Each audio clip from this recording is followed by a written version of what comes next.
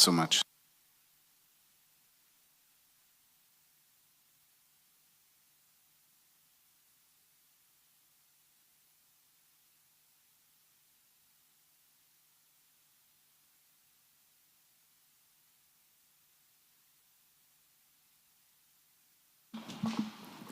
Good morning, Commissioners. Good morning, Ms. Nube. Chair, today we continue with the topic of the alleged interference by the Hawks into the takedown operation that occurred at Mr. KT Molefe's home on the 6th of December 2024. There will be 3 witnesses today, Chair. There ought to be a bundle in front of you, Chair, which has 3 statements, and it is sections 4, 5, and 6. Chair will recall that last week we dealt with 1, 2, and 3.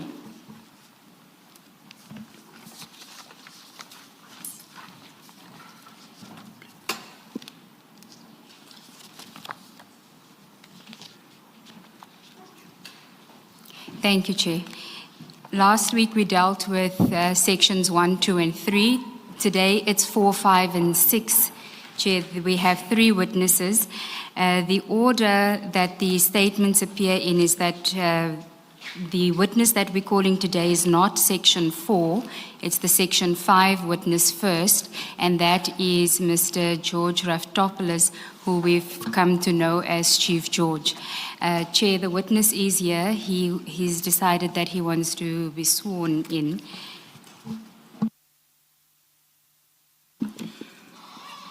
Good morning, Mr.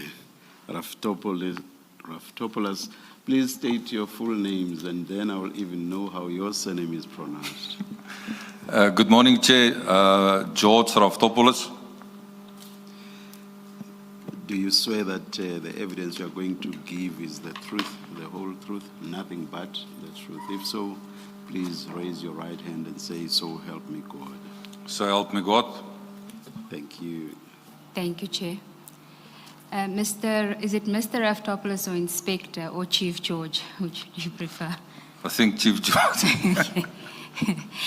Chief George, if you could just confirm that you have a file in front of you with 6 sections, and if you can go to section 5, which should have your statement. I can confirm it's mine, Commissioners. Okay, if you go to page 3 of section 5, can you confirm that the signature on page 3 is your signature? I can confirm it's my signature, Commissioners. And the statement at page 1, 2, and 3 is your statement prepared for purposes of your evidence today? That's my statement, Commissioners. Do you confirm the correctness of the contents of the statement? I confirm, Commissioners. In addition to that, on page 4, there is an annexure GR1. Do you confirm that it's in your file? I can confirm, Commissioners. And there is also what is referred to as GR2, a video clip that you've provided the Commission. Can you confirm that that is so? I can confirm, Commissioners. Okay, can we then proceed with your evidence? And can we start on page 1 of your statement at paragraph 1? 1 and 2, you give a brief description and background of your employment. Can you tell us about that? Commissioners, I've been employed at Gauteng Traffic Police for the past 35 years. In 2017, I was requested by the department to head up a crime unit in the department. They were called Saturation Unit, where we started assisting SAPs in several crime events, like trio crimes, as well as kidnappings and cash and transit robberies. And what is your title? My title is a Chief Provincial Inspector. Okay. Now, you said that you were appointed in 2017 to head up the crime unit. Can you just tell us, you talk about assistance with crimes such as kidnapping, what would that assistance entail? So the assistance will be, SAPs will need enforcement to take down suspects or to infiltrate houses. And this is where we came in to assist. So my unit assisted them with all those, as well as the trio crimes that I mentioned, Commissioners. And what would that assistance look like? So just give us a typical example of how you would assist. Force multiplier, like our members will assist going into the houses, they will assist doing arrests. So it's just a force multiplier to SAPS units or any other law enforcement units that require that. And your members, what are they? Are they police officers? They're all traffic police officers. Okay. And how many people report to you? Commissioners, I must indicate that in 2023, I was tasked to head up the Airwing of Gauteng Traffic Police, and on that unit, I've only got 10 members. And what does that unit do? Also giving support to all law enforcement where needed, Commissioners. And that would be assistance in the air? That will be the assistance in the air as well as ground units as well, Commissioners. What would the ground units of the Airwing division entail? So they will assist also in infiltrating, and then if there's takedowns, they will assist the police in the takedowns as well, and the rest. The air wing is, there will be usually 1 or 2 members in the helicopter, and the rest of the members will then be on the ground, Commissioners. And typically with this assistance, are you arriving at the scene before SAPS or after or at the same time? How does it work? It depends on the task at hand, Commissioners. Sometimes the helicopter will stay a few kilometers away till they gonna indicate that they're gonna do the takedown. Then the helicopter will obviously approach that they simultaneously enter the premises or be at the premises to see if somebody fled on foot or whatever the case may be, Commissioners.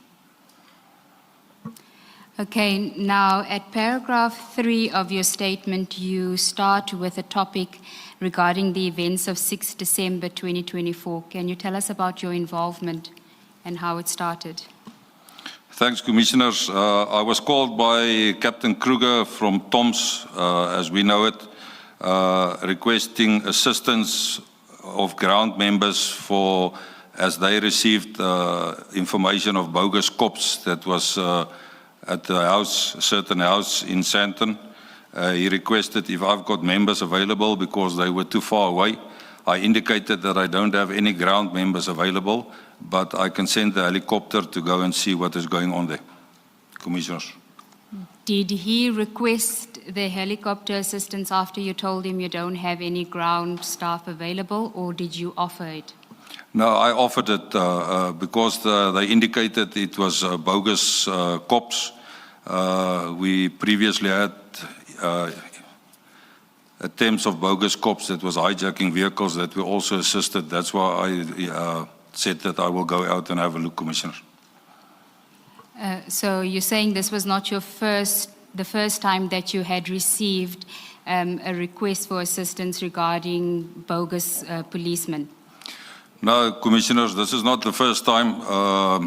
I can just indicate on 2 cases where he arrested 2 traffic officers in Pretoria that was impersonating traffic officers, and they were hijacking trucks. They were arrested in full uniform, but none of them were traffic officers. They were civilian people. And then we had a case in Alberton also where there was a house robbery. Police members impersonating police members. After the arrest, they were in possession of police ID cards, but none of them were registered in the police system. Commissioners. And was this, what you indicated now, was this prior to 6 December 2024? That's correct, Commissioners. That was prior to that, and that's why I took the decision and then volunteered to go out to have a look what is going on. Can you just tell us a bit more about your working relationship with TOMS? Commissioners, we have a good working relationship with TOMS. I've been working with TOMS for the past 8 to 9 years.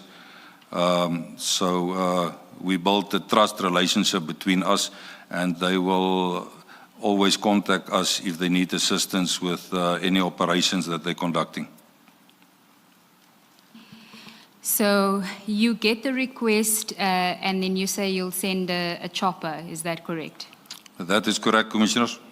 And what is it that you expected or intended would be of assistance by sending the chopper? What would you do? What we usually do is we'll fly to the specific address, Commissioners, then we'll just monitor if there's anything going on the ground. We had previous issues where if it was people impersonating somebody, that they will fled the scene immediately if they see the helicopter, Commissioners. So it was both detection and deterrent? That's correct, Commissioners. Can you go to page 2 of your statement?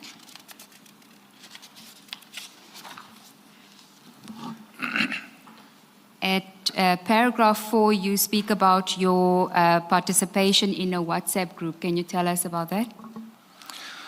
Yes, Commissioners. Captain Kruger said he'll add me to a WhatsApp group and he will send the address when he telephonically phoned me requesting our assistance. So he was sent on the WhatsApp group and then I requested the pilot that we get airborne and fly to the specific address to see what is going on there, Commissioners. Can I just ask you, in that file, if you can go to section 3, there should be an annexure label BK3. And if you could go to page 8 of that.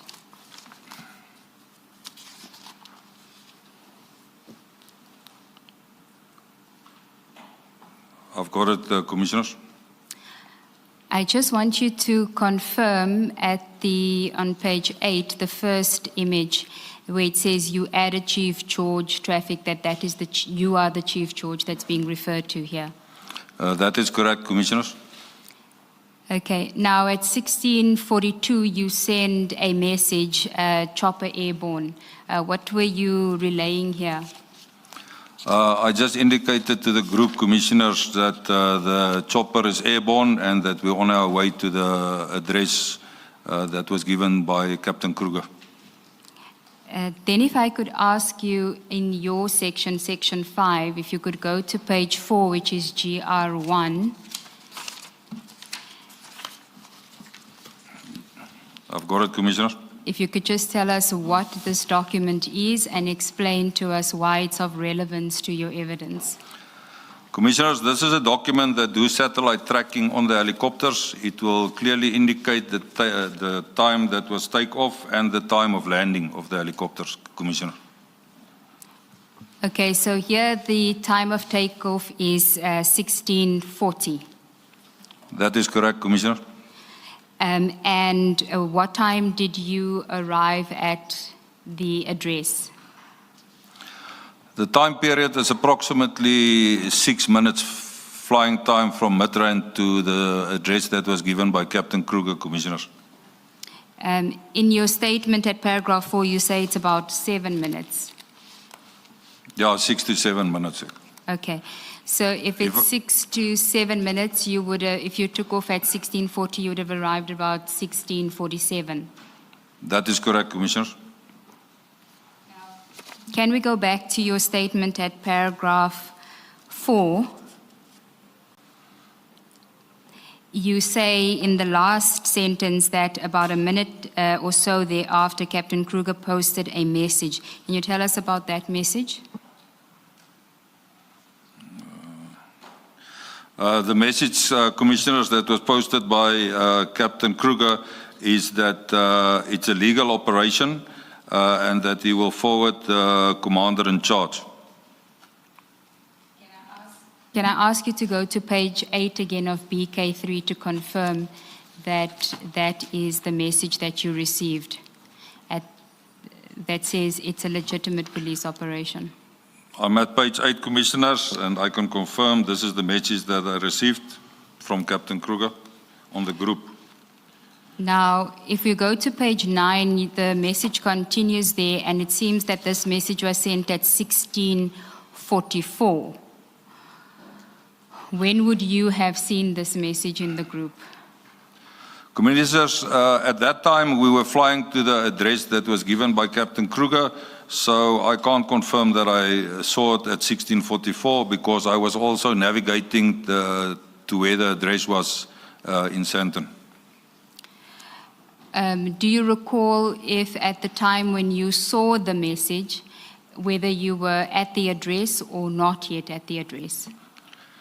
Commissioners, if I recall correct, I was at the address because I telephonically phoned Captain Kruger just to confirm the message that he sent there, as well as the ops commander's number that he will send. And then Captain Kruger indicated to me that it's a legitimate operation by General Kumalu.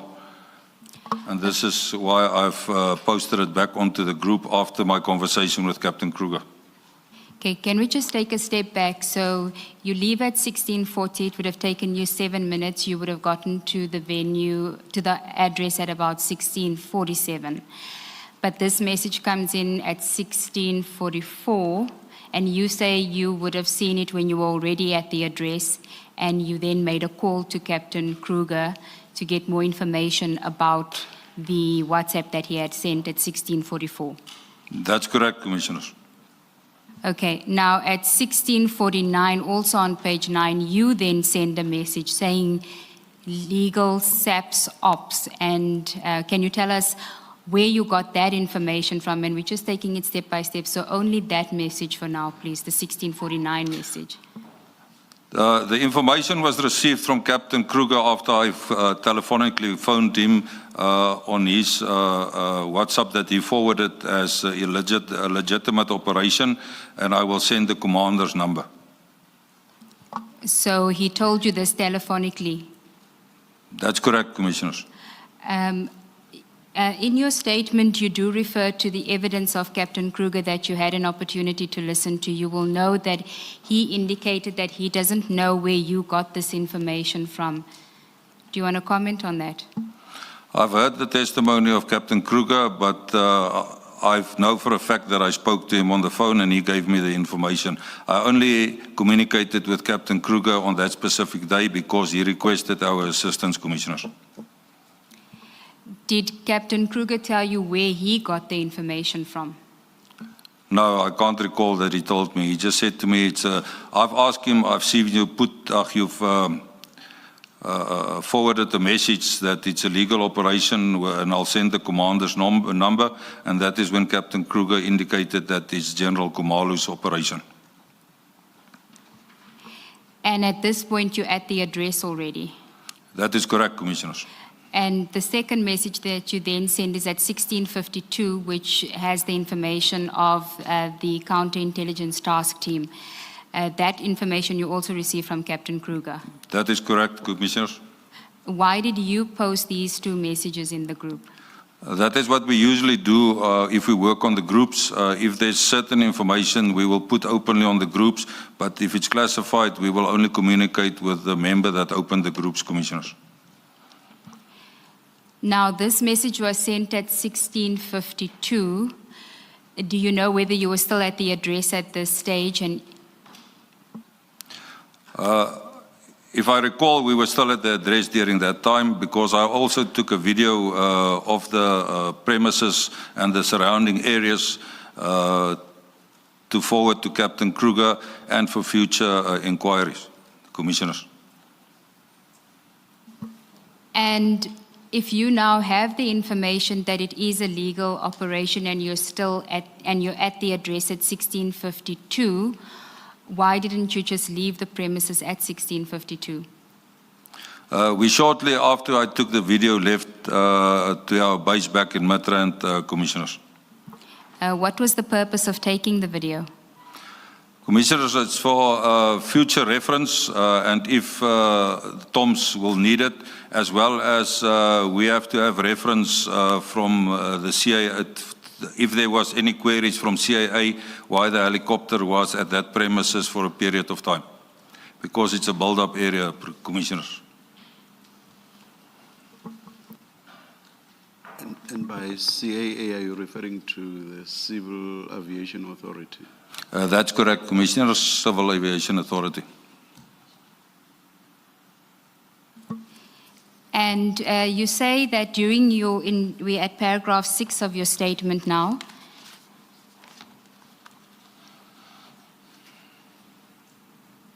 You say that during your call with Captain Kruger, you told him that there was nothing suspicious. What gave you that indication?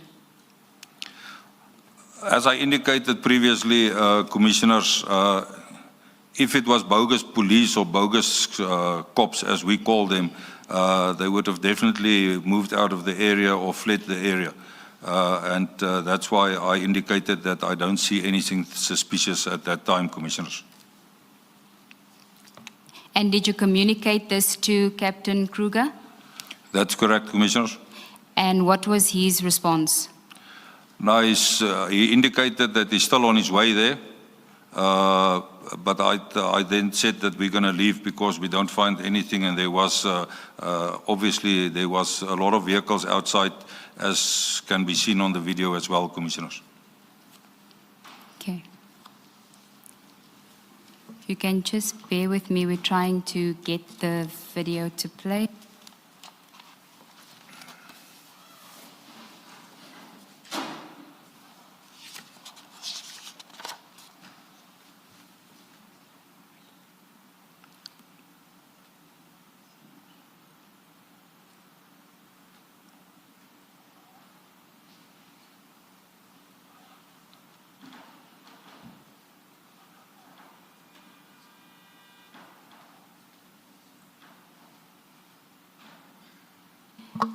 Chair, it seems that I will need some assistance from the IT guys just to screen the video. If we could ask for a short adjournment just to get that set up, please.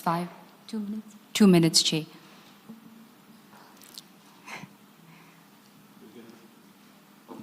If it's only 2 minutes, we can sit here for 2 minutes. Thank you, Chair.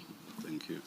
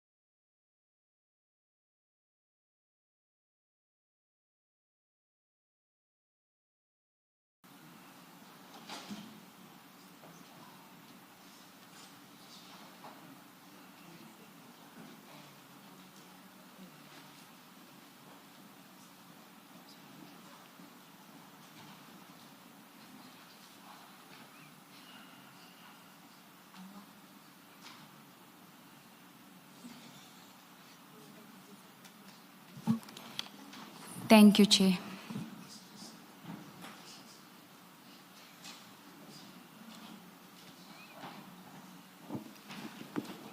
Yes, Ms. Mbotho. We're ready to proceed. Thank you, Chair.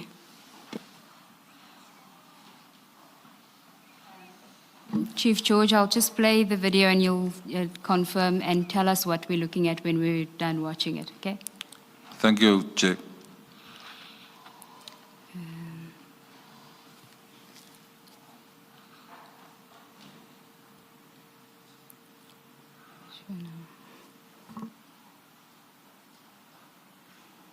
It was playing, Chair, now it's not playing again.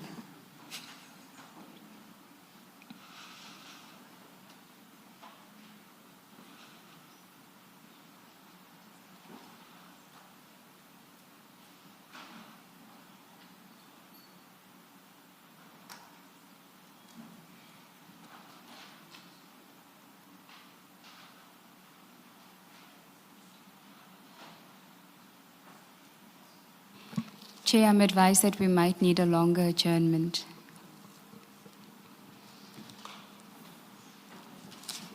We'll adjourn and come back once it's indicated to us that we should. Thank you, Adjourn. Chair.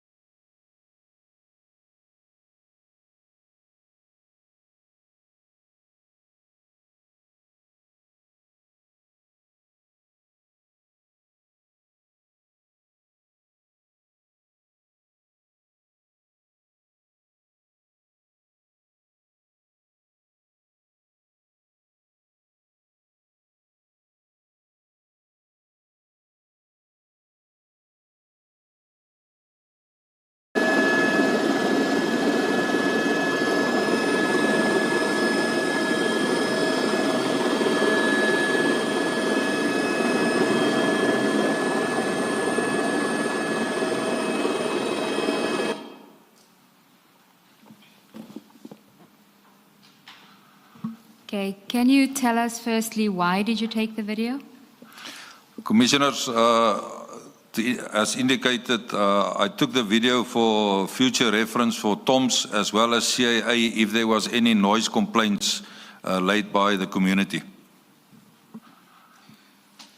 I don't quite see what we are supposed to see. I can't even tell the house at which the takedown was taking place. So, Commissioners, if you look at the video, there was at one specific house, there was 2 vehicles standing, as well as at the gate, there was people standing at the gate, and there was cars in the street. As indicated previously to the Commission, if this was bogus cops, as we call it, they would have definitely dispersed from there, Commissioners. Ms. Ncube, if you see what Mr. Raftopoulos is referring to, can you pause Yes. at the relevant part? Chair, I thought perhaps he can look behind him and tell us when we should pause. So I'll play the video again and you're best able to tell us. Thank you. So, Commissioners, that was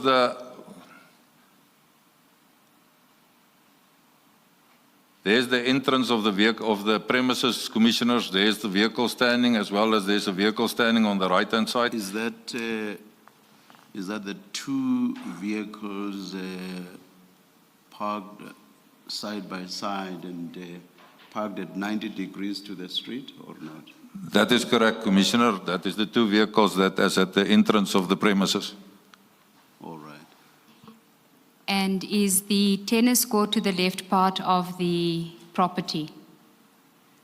Yeah, there's a tennis court on the left part. I can't confirm it's part of the property, Commissioners. Okay. Or is there anything else we should take note of or not really? Commissioners, then only the vehicle standing in front of the garage. If we can just forward the video a bit. That's the one there, Commissioners. There's the vehicle standing there. Or further up, again, it's 2 vehicles, one white, the one on the right is white, and there's a darker one on the left. Am I right? Yeah, it's a dark color, Commissioner. Yes, all right, thank you.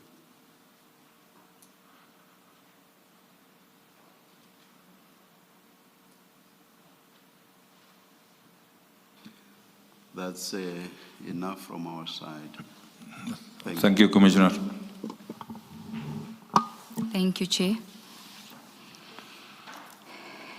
Now, you say that you didn't see anything suspicious, and my question to you was, why did you still fly over for another 3 to 5 minutes on your timeline?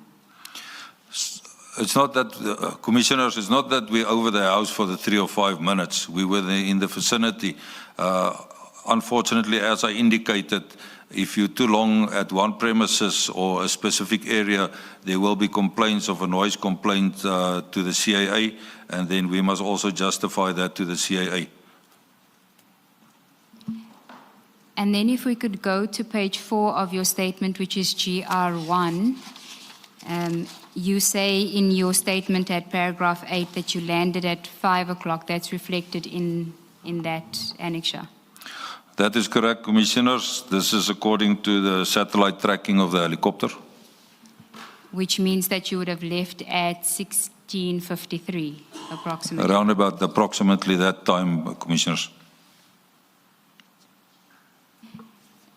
Then at paragraph 9 and 10, you address the allegations of interference. Can you just elaborate on that for us? Thanks, Commissioners. Yeah, I've heard on testimony and in the newspapers and social media that we tried to interfere on a legitimate police operation at Mr. KT Molefe's residence. I'm very disturbed about these comments. They are untrue, as I had no idea who Mr. Molefe is or where he lives. I was merely assisting teams that I usually worked with in the past, and my understanding that was that there was bogus police or bogus cops at that premises, and that is the reason I volunteered to go with the chopper there, Commissioners. Thank you, Chair. That's the evidence of this witness.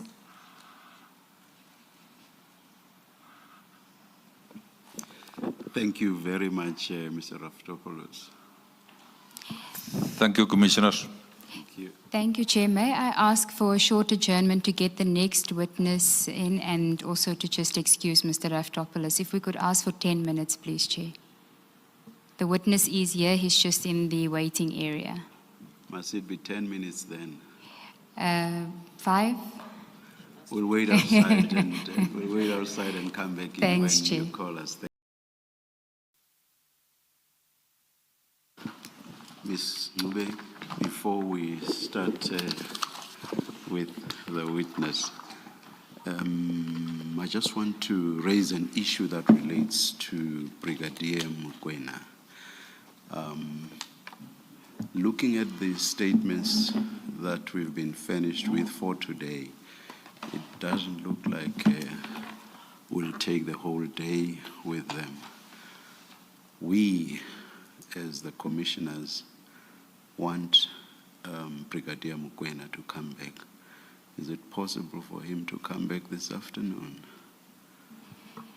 Chair, the indication from Brigadier Mokoena in our engagements with him over the weekend is that he would prefer not to return to the Commission at this stage until he has considered legal advice and considered all the evidence that will be led in this matter. He's not sure if at this stage he is considered an implicated person, having regard to the evidence that was led last week. So he's still considering his position, and my understanding from the DPCI's legal advisor is that they've advised him not to participate at this stage unless the Commission absolutely wants him to come, but even then he'll still consider his position. We absolutely want him to come back. It will just be a question of the timing, but we absolutely do want him to come back. Remember, he had said that if Captain Kruger comes and confirms confirmation that he could not explain. That is the meaning thereof, as he used the word. And Captain Kruger came, but all of this, as you remember, related to whether or not he participated in the group.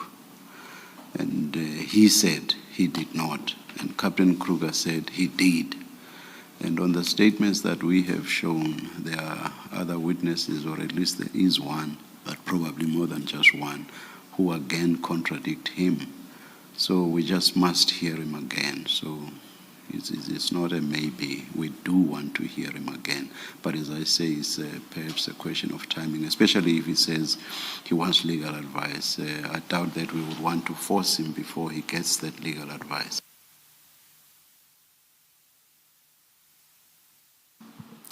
Thank you, Chair. We So will we- engage with him and his legal advisor on this aspect when we're done here today.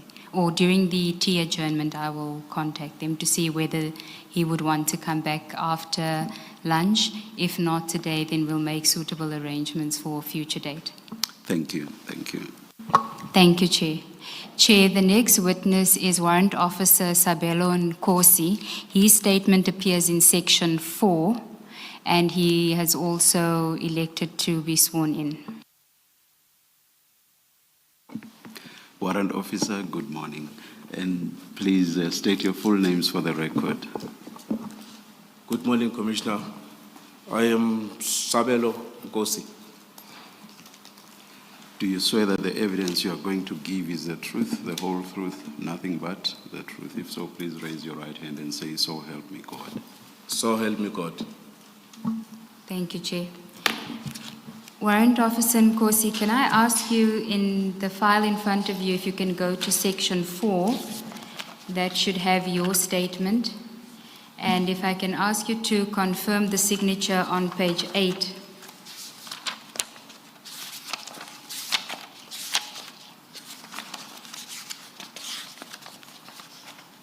Indeed, is my signature, Commissioner. And do you confirm that the statement at page 1 to 8 of Section 4 is your statement prepared for purposes of your evidence today? That's correct. Do you confirm the correctness and truthfulness thereof? I do. Thank you. Warrant Officer Nkosi, can we start on page 1 of your statement, the introduction? You give a very terse introduction about your life as a police officer. Can you just expand on that for us, please? Okay. I joined the South African Police on the year 2000. Currently, I'm holding the rank of a warrant officer. I'm currently based at head office, Directorate for Priority Crime Investigation, at the section called TOMS. TOMS meaning is an abbreviation, meaning that Tactical Operation Management Section of the DPCI. And how long have you been in TOMS? But that's from 2020. And who do you report to? Currently reported to Brigadier Mkweno as a section head. What does TOMS do? I think someone explained previously, but can you please just remind me, what does TOMS do again? Thank you, Commissioner.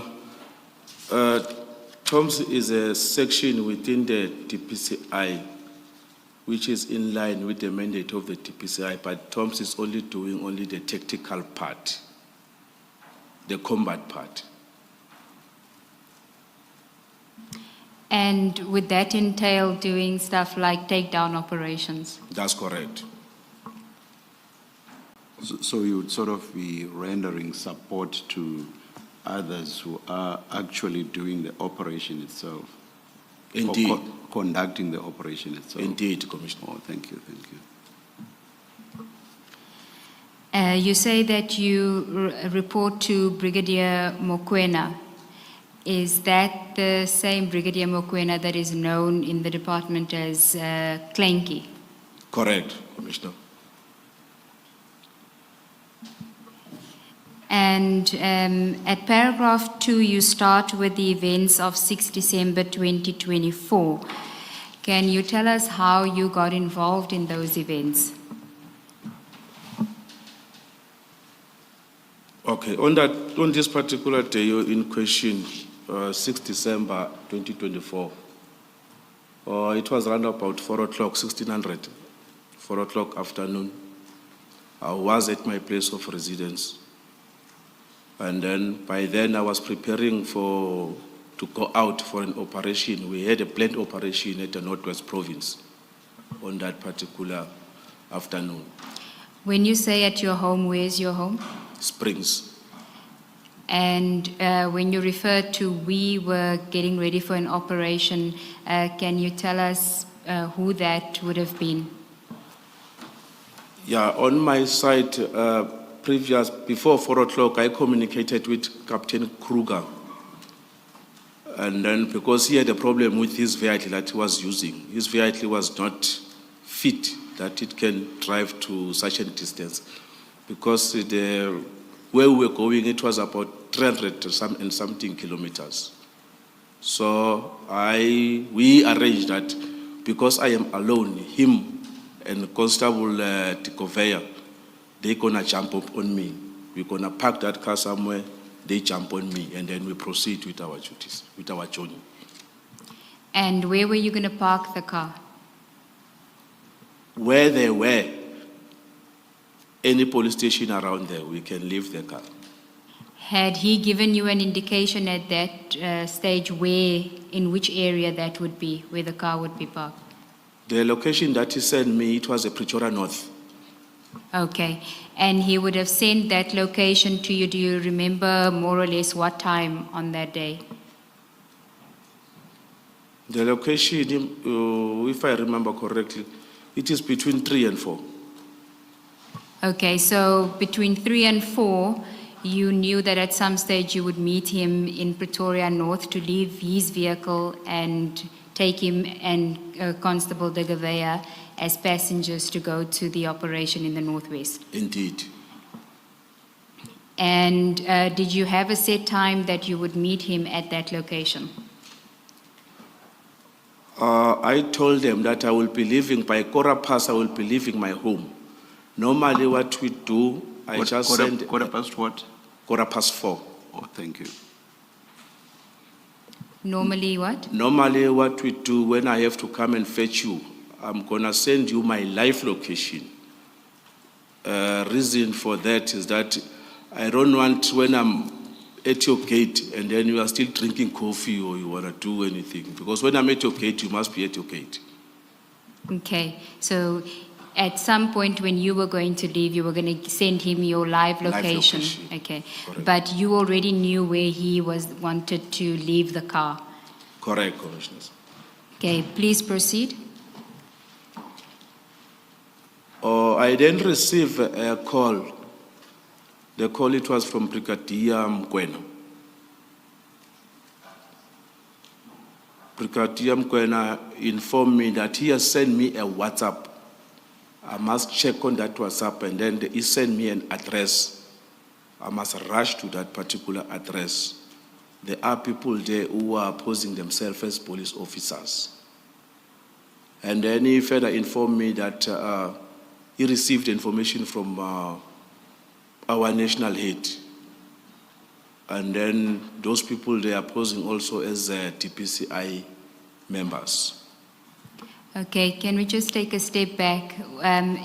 You, at that stage, are getting ready to go to meet Captain Kruger, but you're still at home, and then you receive the call from Brigadier Mokwena. Do you recall what time this would have been? It could be between 4 o'clock and quarter past, somewhere there. And he then tells you that you need to go there to the address in Sandton. He's going to send the address to you. Correct. And at that stage, did Brigadier Mokwena, was he aware that you were preparing to go to the Northwest for an operation? Correct, he was aware. How do you know that he was aware? We don't go out on the operation without the approval of our commander. To your knowledge, did he know what time you would be leaving for the operation? On that one, Commissioner, I will not have any idea.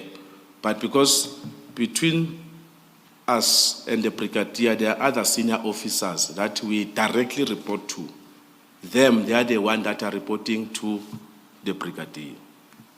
To your knowledge, could he have had any reason to believe that around that time, that is the time you are referring to, you were already back from the operation?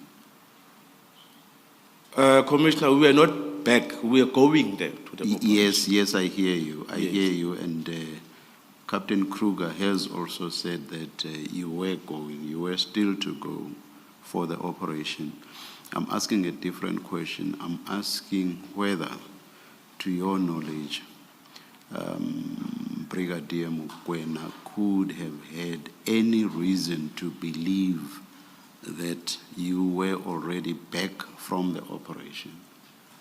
To your knowledge, I know you were not in his mind, but knowing what you knew at the time and based on what you could have thought he also knew, could he have had any reason to think that you were already back from the operation?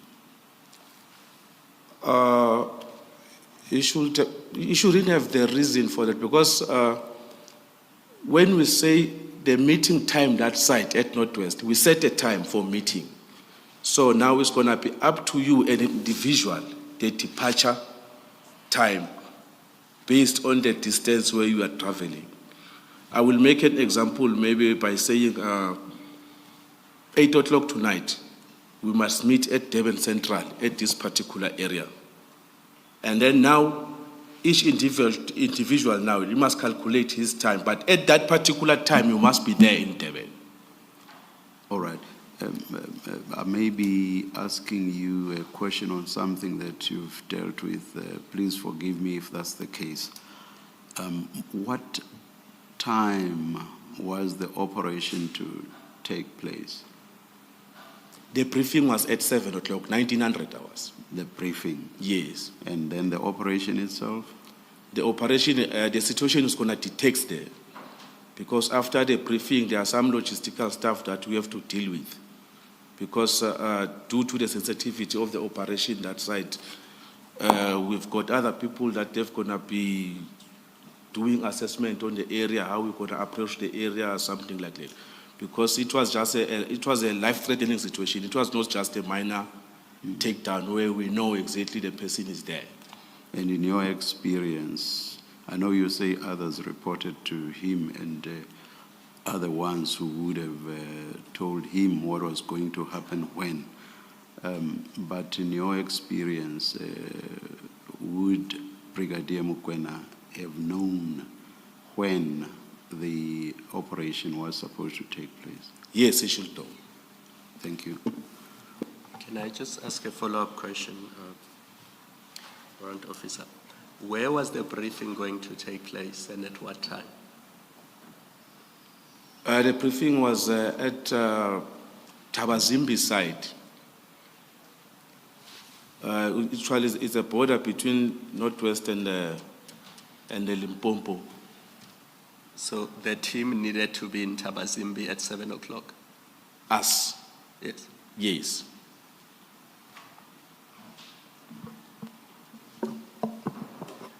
Sorry, Warrant Officer Nkosi, when you say that Brigadier Mokoena should have known what time the briefing in Tabazimbi, where you were going, would happen, the time when it was scheduled for, where would he have gotten that kind of detail from? How does he become aware of that kind of detail?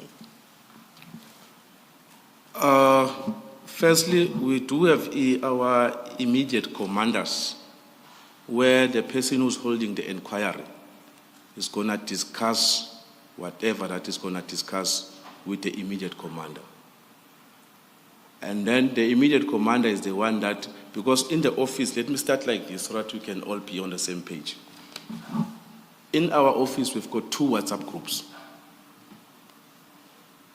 Is one WhatsApp group where everyone, even the administration personnel, they are there on that group. And then the officers from captain upwards, they've got their own group where they are doing all the reportings. So, and then when we do the operation, we open a group, a separate group, where we're gonna involve even the external stakeholders on that particular group, including the management. Even if the brigadier is not there, but you will find that he's gonna be there on that particular group. When you say external stakeholders, that would be who? Who would be the external stakeholders? Like the people who are not from DPCI. For instance, if we were here in Gauteng, we were gonna involve Gauteng Traffic Airwing. Normally we got a relationship with Chief George. We're gonna just add him. Him is gonna see who's available that's gonna assist on that particular days. And then we've got also a working relationship with the private security companies. Thank you. Thank you, Commissioners. Can I just take you back to paragraph 2 of your statement and deal with the instruction that you received from Captain Mokoena during the telephone call? In your statement, you say that he wanted you to go to the address to confirm if a legitimate police operation was underway at the address. Do you recall what his exact words were to you? Well, he just said, I sent you a WhatsApp, check on the WhatsApp, you rush there to that address. There are people there who are imposing as police officers, and then I have already informed other officers from our office, because he even said that I phoned you guys that side, because when we are that side, that side means that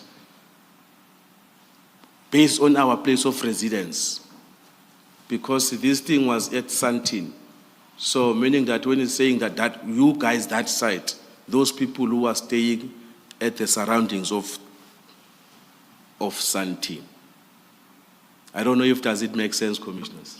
Yes, and what do you mean by the surroundings? Would that be the East Rand or the West Rand? East Rand, Joburg, even we've got someone who's staying at West Rand. And then they normally call us, you guys, the Joburg team, because some of them, they are at this Pretoria side. That we call them Pretoria team. Doesn't matter whether you're at Mamelodi or you're at Soshanguve, we just call them Pretoria team. So that's why on us, it's just an informal name that we're calling one another. And did he tell you who these other TOMS members were that he had also instructed? No, he didn't. Okay, and then at paragraph 3, you deal with what you refer to as a request from Brigadier Mokoena. You say that it was strange. Can I just ask you firstly, why do you refer to it as a request here, but earlier on you said it was an instruction? Yeah, the instruction part, it's a wording when the commander tells you something, even he requests you or what, in the police language, that is an instruction. So are we to then read where you say at paragraph 3 that you found the request strange, that it was you referring to I found the instruction strange? Correct. Okay. Can you tell us why you found it strange? Yeah, firstly, for the reason why I have to go, what I have to do there, where he sent me the address, compared to this life-threatening operation that we are going to. A normal person, a reasonable person, let me put it like that, a reasonable person would have thought that no, the priority here is this life-threatening operation. Because by so doing, You are removing me there, you're removing others there, that team becomes weak now. Is no longer now according to the operational plan of that particular operation. So that is why now it didn't make sense to me. Thank you,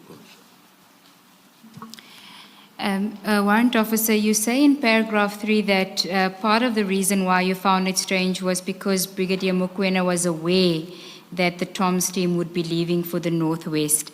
I think that aspect has been addressed by the commissioners, but are you saying that he was aware for the reasons that you stated earlier, that it would have been communicated to him either by your direct commander or within the WhatsApp group? Indeed, Commissioners. Then if we can go to paragraph 4 of your statement on page 2. This is where you expressed your frustration, which you had just indicated now, and you referred to the exercise of going to the address as an insignificant verification. Can you just tell us about that? Why do you characterize it as insignificant verification? Yeah, Commissioners, to me, that area where the address is, we do have local police station there. And then if it was such an agency, because compared to me driving, because when I opened the GPS to that particular address, it was 60-something kilometers. And then I don't think that there is an area or a suburb where the police station is got a police station that is more than 20 kilometers away.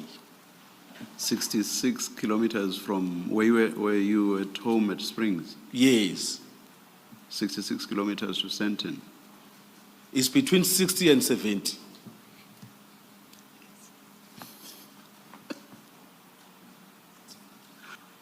Oh, Commissioner. I stand to be corrected, Commissioner. No. Yeah. My co-commissioner who will put to the witness stand says it's far, it's quite far. I'm kidding about putting him in the witness stand. Okay. And you also said something about it was traffic, that there was heavy traffic. Yeah, on that particular time, the traffic was congested on the freeways. Okay, you can continue with the insignificant verification.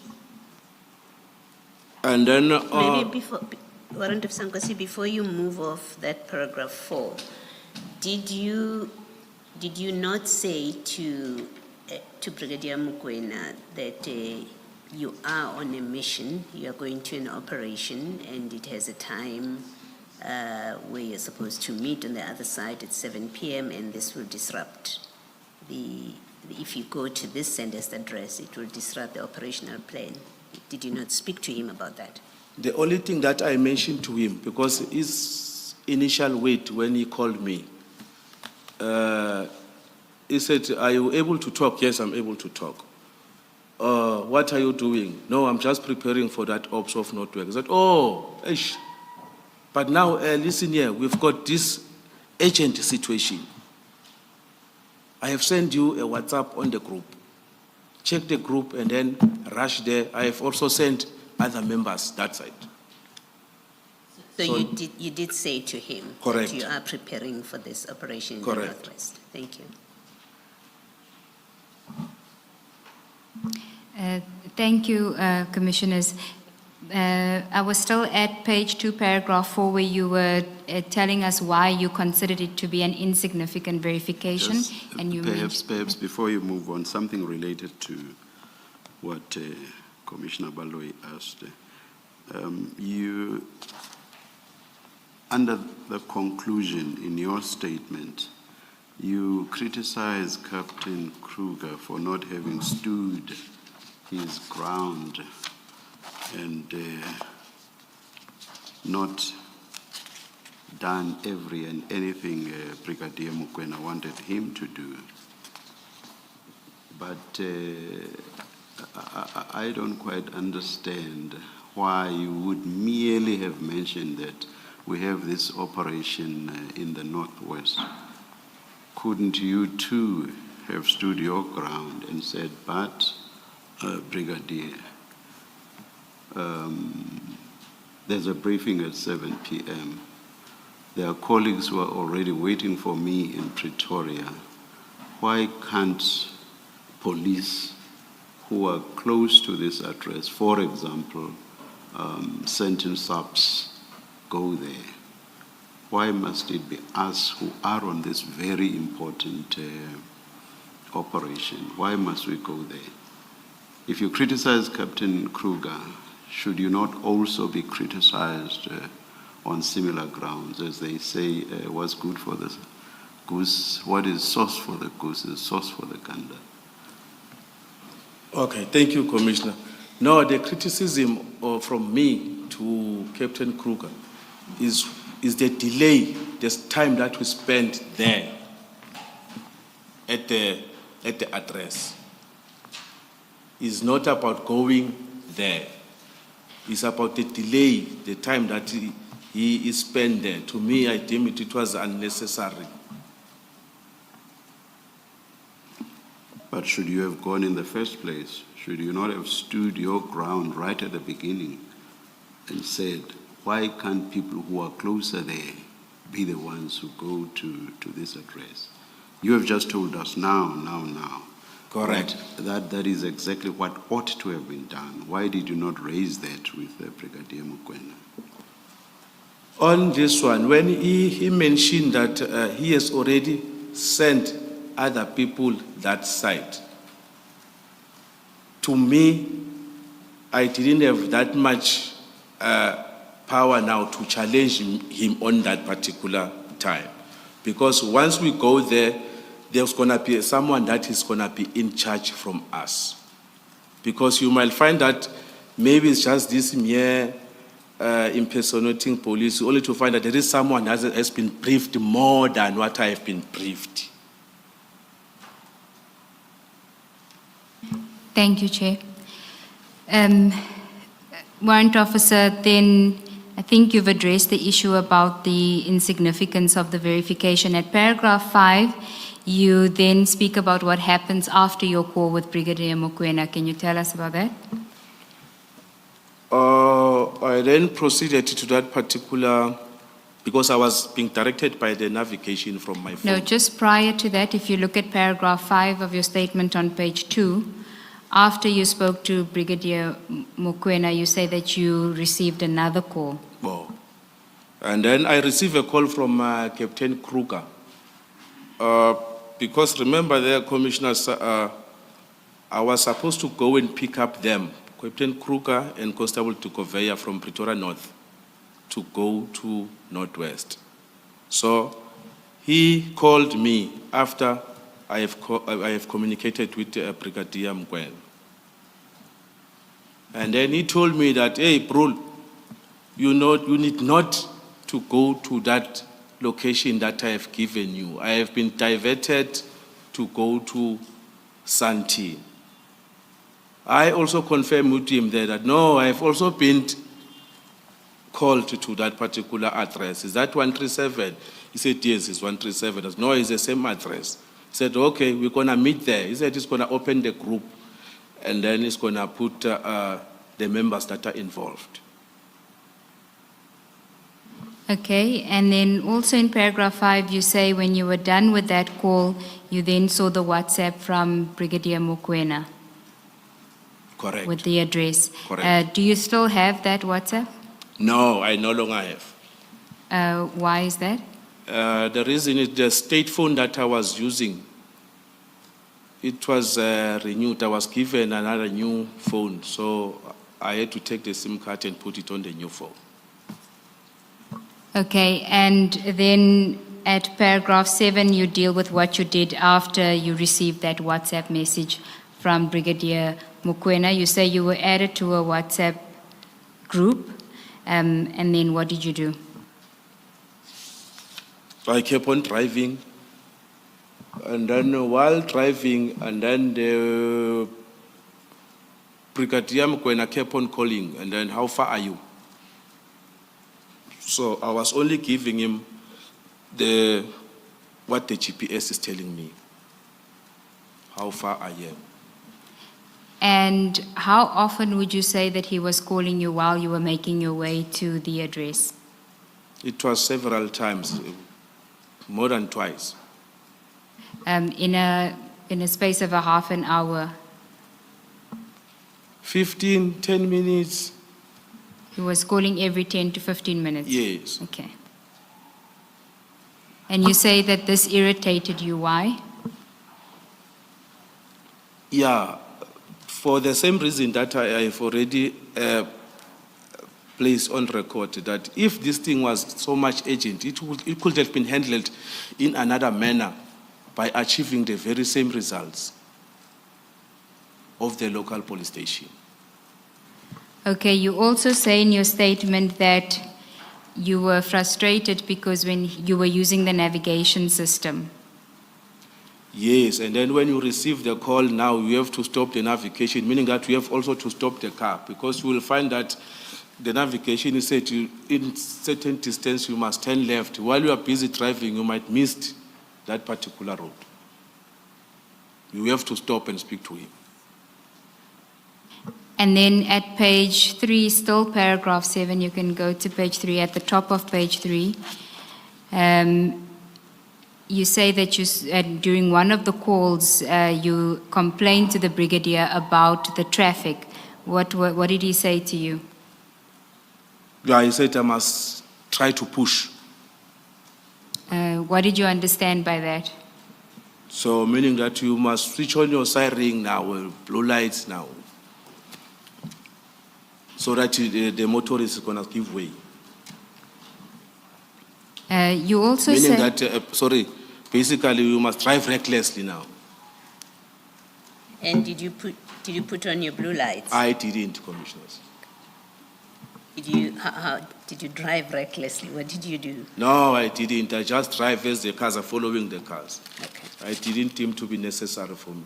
You didn't drive on the yellow line? No, I didn't. Thank you. So you did have a blue light? I do have. Okay. And you decided not to use it? Not to use it.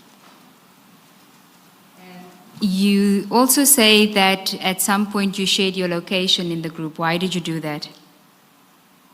To avoid these constant calls.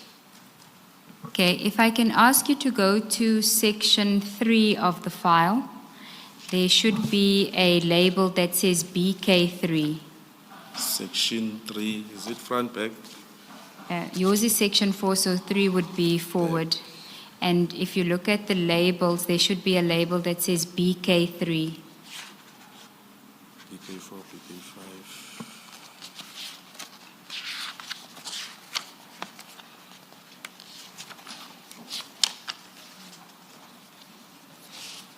Somebody will assist you now.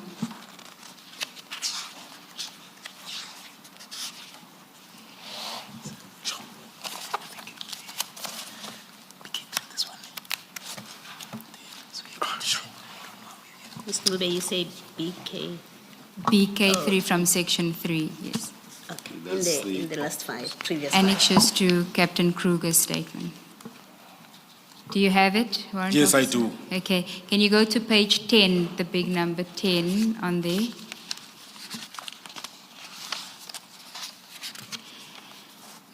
Do you have it? Yes, I do. There's a message there from W-O Malume TOM. Do you know who that person is? That's me, Commissioners. Okay, and at this point at 17:06, you're sending a message that you are 8 kilometers to the location, and then there's a live location. That's correct. Now, if we go back to your statement at page 3, at paragraph 8,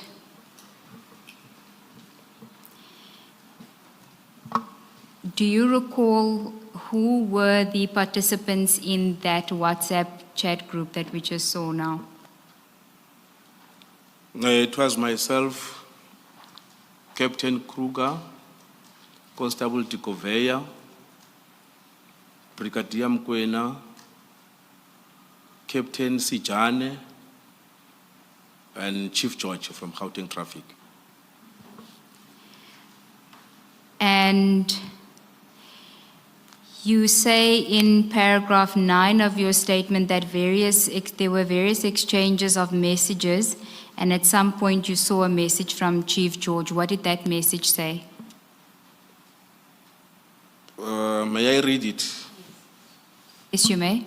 Okay.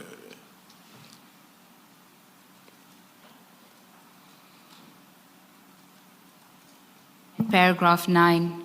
Okay. It's a legitimate SAPS operation conducted by a counterintelligence task team appointed by General Khumalo, with Lieutenant Khumalo in charge. If I can ask you to go back to BK3, and if you can go to page 9.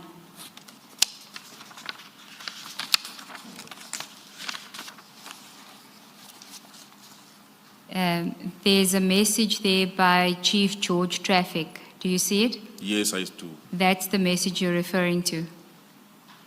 Correct, Commissioner. Okay.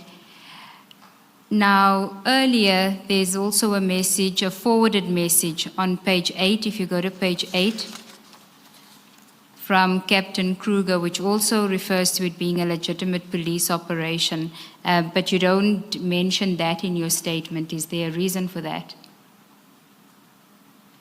You only mention the message that comes later from Chief George. Do you recall that that Captain Kruger had also sent a message that it was a legitimate operation?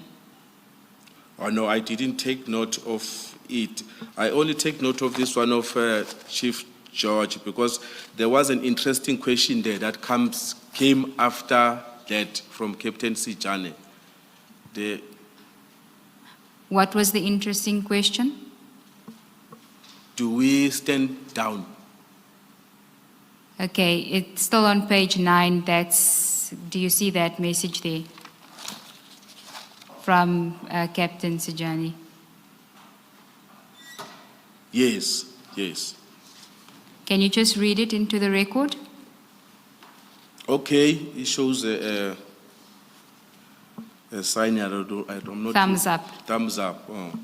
And should we stand down? That's why I got interested now. I even park on the side of the road.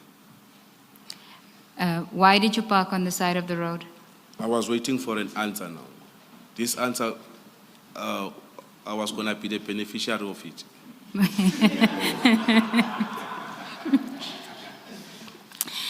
And who were you expecting an answer from?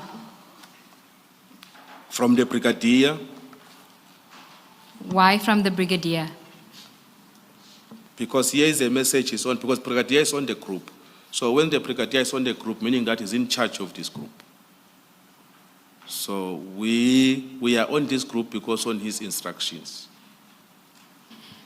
So you were waiting for a response from Brigadier Mokoena to Captain Sijani's message to say whether you must stand down or not? Yes, it's going to depend. It's either brigadier communicate with Captain Kruger, because I don't know what they were talking about behind the scene. And then one of them could have given us an answer there.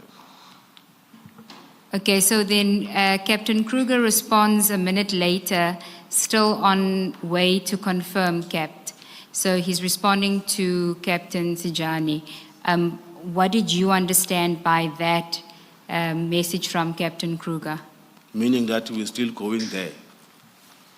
Did you understand that to be an instruction from him that you must still go there? Yes, because why I will say that, besides this WhatsApp group, there were communications on the radio that we were communicating amongst ourselves. The two-way radio. Is that the Halo radio? The Halo radio, that's correct.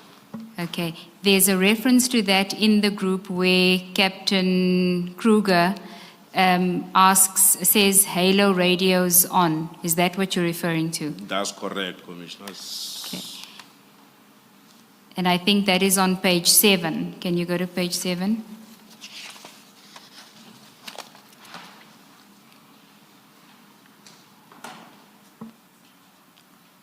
That's correct. Hello radio's on, meaning that this is an instruction that everyone that is responding there, you must switch on the radio. And these are not just people that are in the WhatsApp group. If somebody else had received the instruction, perhaps, would they also be able to hear that, or is it only for participants in the WhatsApp group? Yeah, each and every member of our office, he got this radio. It's a portable radio where we speak. Even if you are in Cape Town, we can communicate, me and you. Okay, so there was communication going on outside of the WhatsApp group and the phone calls. Correct. And did Brigadier Mokoena also have a halo radio? But on that one, I'm not sure. Okay. Because previously we used to be with him on the field. He used to have one, but now he's no longer on the field. I don't know if he's still on that one now.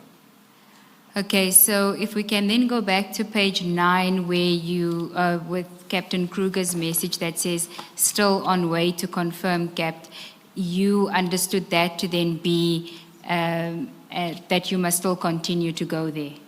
Yes, because on the radio, prior to this or after this message, we were saying that, and then whoever comes first now, meaning that we have to stop somewhere so that we can get a briefing, exactly briefing, what there has to be exactly done there.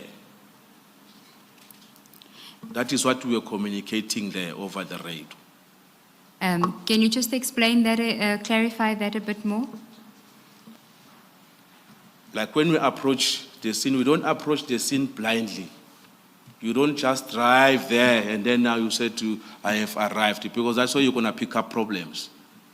Because you might arrive there and then hear the bullet, now they are mooring you. Excuse the language, I'm just trying to... I thought we had this conversation, Warrant Officer. Yeah, sure. You're betraying me now. So basically, you don't approach it blindly. There must be a strategic to approach that particular. So there was an expectation from your side that at some point there would be a briefing before everyone arrives at that address. Yes, correct. Because I even remember mentioning on this radio that the time that we have spent on the road, and then there is still saying that there are people in the house. There is no criminal who can spend that particular time at the address. The criminal just come and do, and then he goes.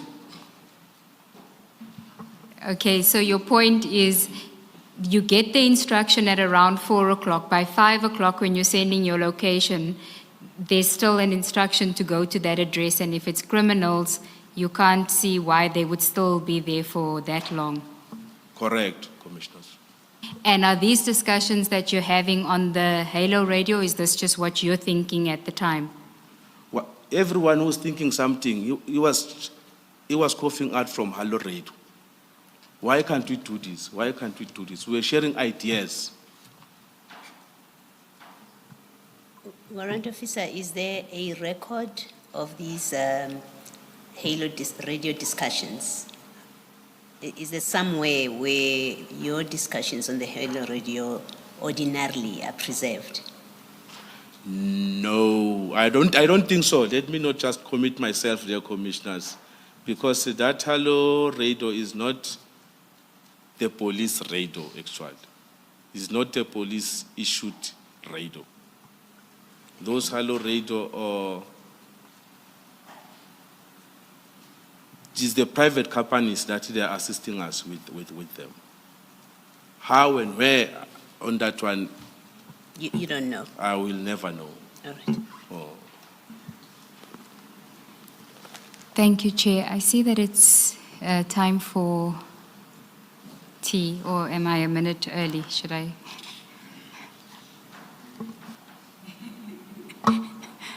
I heard that.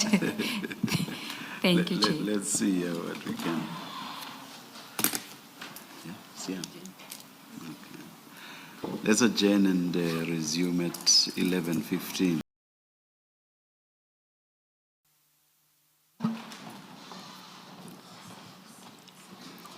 Thank you, Commissioners.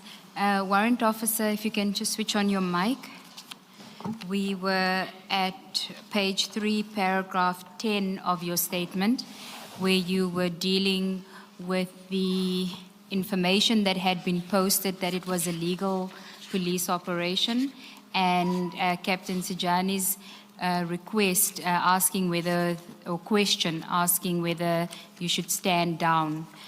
Now, we dealt with with Captain Kruger's statement that he said that he's still on his way to confirm, and you understood that to mean that you also still had to go to the address.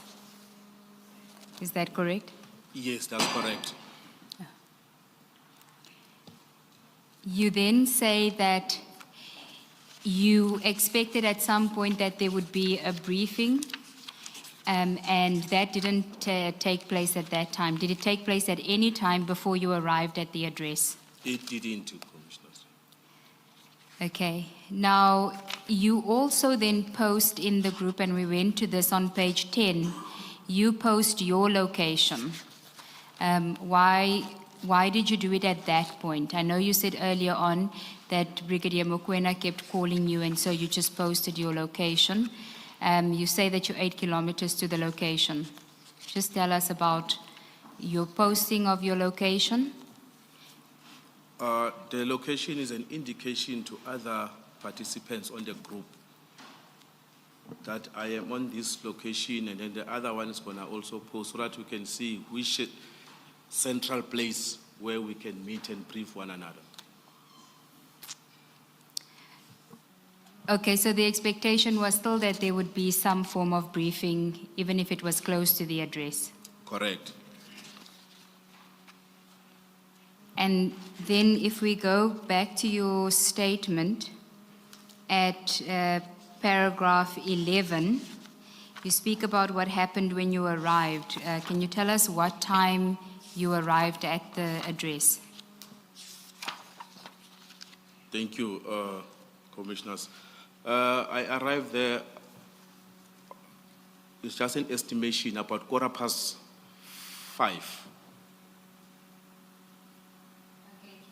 Can we go to page 10 of BK3?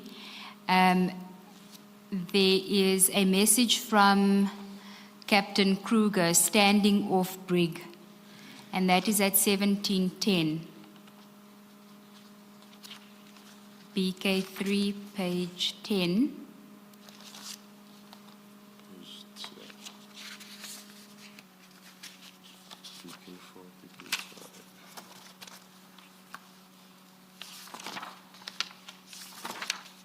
Yes, I'm there.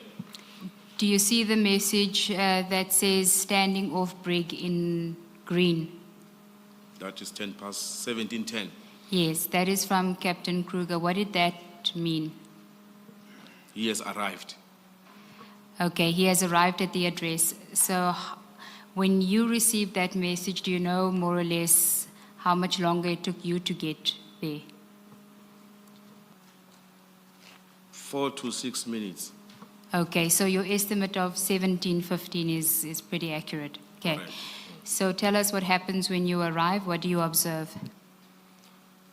While I was on that particular street, because my live location and live location of Captain Kruger, it was showing that we are at the same place. But I couldn't see their car because there were a lot of cars that were parked. Captain Kruger, the car that was driving, it is a sedan. And then the cars that were lining up on the street, there were some other cars that the SUV-shaped like cars. So I scanned around, I couldn't see their car. And then what I did, I parked at the rear side of that lineup of those cars. While parked there, trying to see where exactly they are. And then I decided to leave my car there to take a walk. And then before that, I realized that I had my tactical belt with all the equipment like a firearm, magazine, pepper spray, handcuff, everything. They were exposed. So I had to take off that belt and only take my pistol and hide it in my body so that anyone cannot see me with any weapon. And then I walk towards the gate. Now, at paragraph 12 of your statement, if you can just go there, and you addressed this earlier, you speak about the number of vehicles at the scene an hour after the initial call. Why was that peculiar to you? If you look at your statement, paragraph 12, starting on page 3, at the bottom of page 3, and going to page 4. The sentence starts, however, it struck me. Must I read it or must? You can just tell us what it is about the number of vehicles that were on the scene an hour after you initially received the call that was strange to you. Yeah, it's because if there was any criminal element that was happening there, I would have found everything cleaned. The alleged suspect or the bogus cop, they would have been long gone. Or at least when they see you coming, they would try to disperse. They wouldn't continue with what they are doing. Commissioners, where I parked, no one could see me because I parked at the rear side of the back of the car, of the cars that were parked on the side of the road. So the distance, it was about 20 to 30 meters. Even if I parked there, no one could have noticed me. Why did you park like that? What was the purpose for that? That was for safety precautions for me because I couldn't see where was Kruger and Captain Kruger and Constable Tikoveya. So, but the location is stating that they are around me there. So now I decided that let me walk so that I can scan. As I've already mentioned, you don't approach information like this blindly. So I had to use my own strategic way to approach the gate.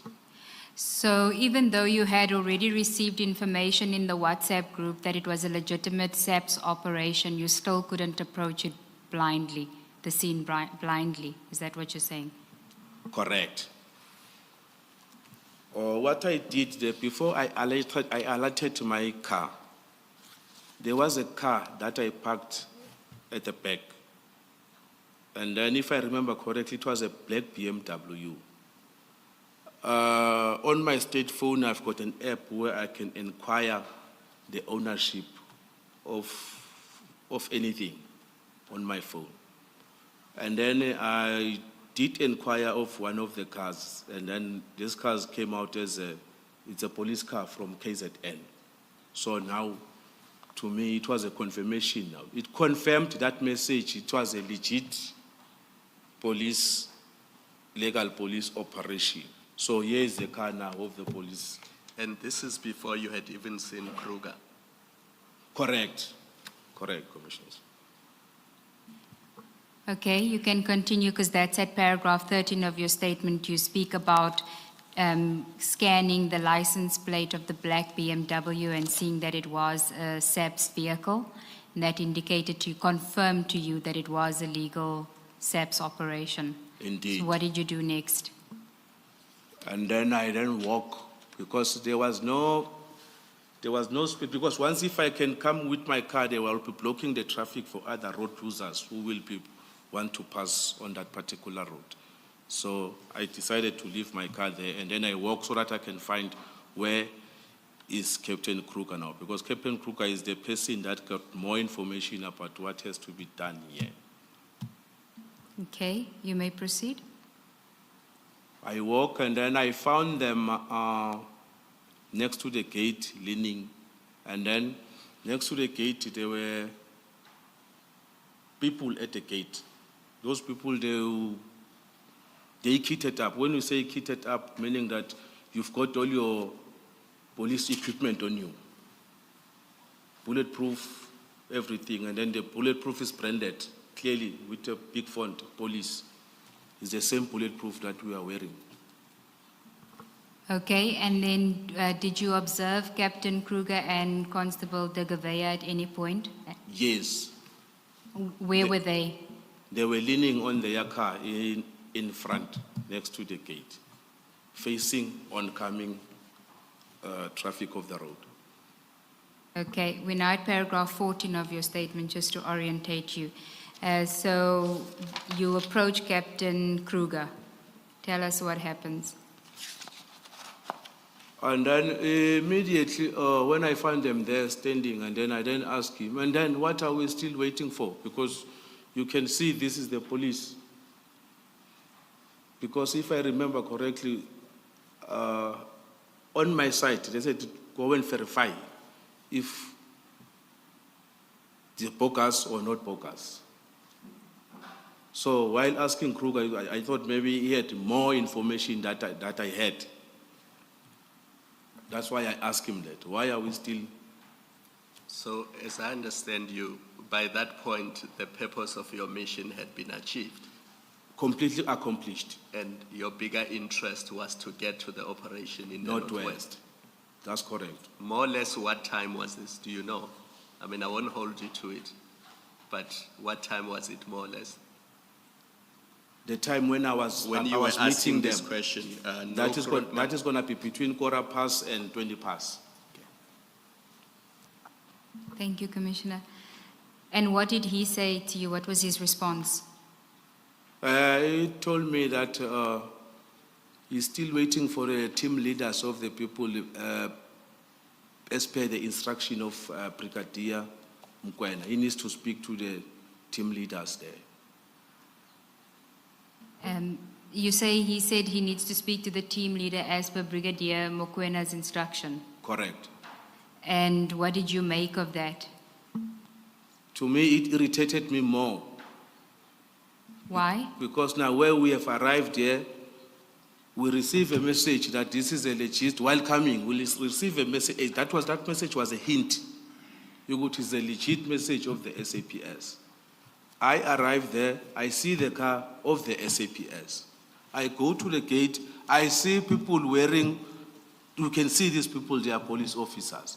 What more now need to be verified? That's what irritated me. And do you know if Captain Kruger was aware that the black BMW was a SAPS vehicle I did inform him, when you saw him that first time? correct. And what was his response? He told me about Brigadier Mokoena. What was it that irritated you about him referring to Brigadier Mokoena all the time? Yeah, because to me, it shows that now, as far as I know, if you receive an instruction from the commander, they give you a task, go and do this task. The how part to do that particular task, the commander got nothing to do with that. The how part is solely on you, the executor.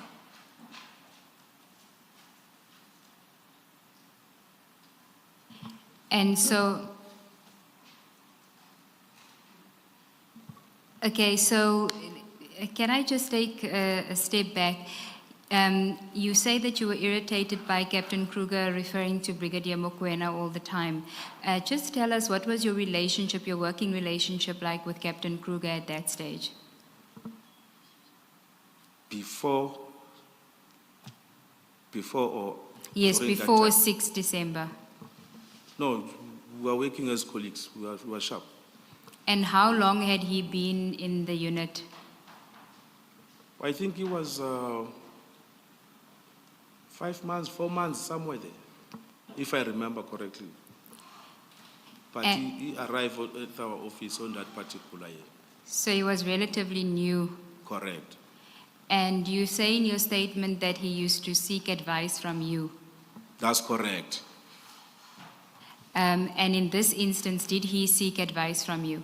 He didn't. He just told me about Brigadier Mokoena. Because normally, on a situation like this, and then here is the police, we confirm it's the police, and then we combine our heads together, and then what to do now? we share suggestion amongst ourselves, not someone that is not here. But instead, he decided that no, the only weight that is going to take is the weight of Brigadier Mkwena. So that is why I said, no, if it's like that, let me leave him to do whatever, what he thinks that is all right on that particular time. If that was your position, why were you still on the scene? Why didn't you just leave? Because I have to wait for them. I have to go with them to Northwest.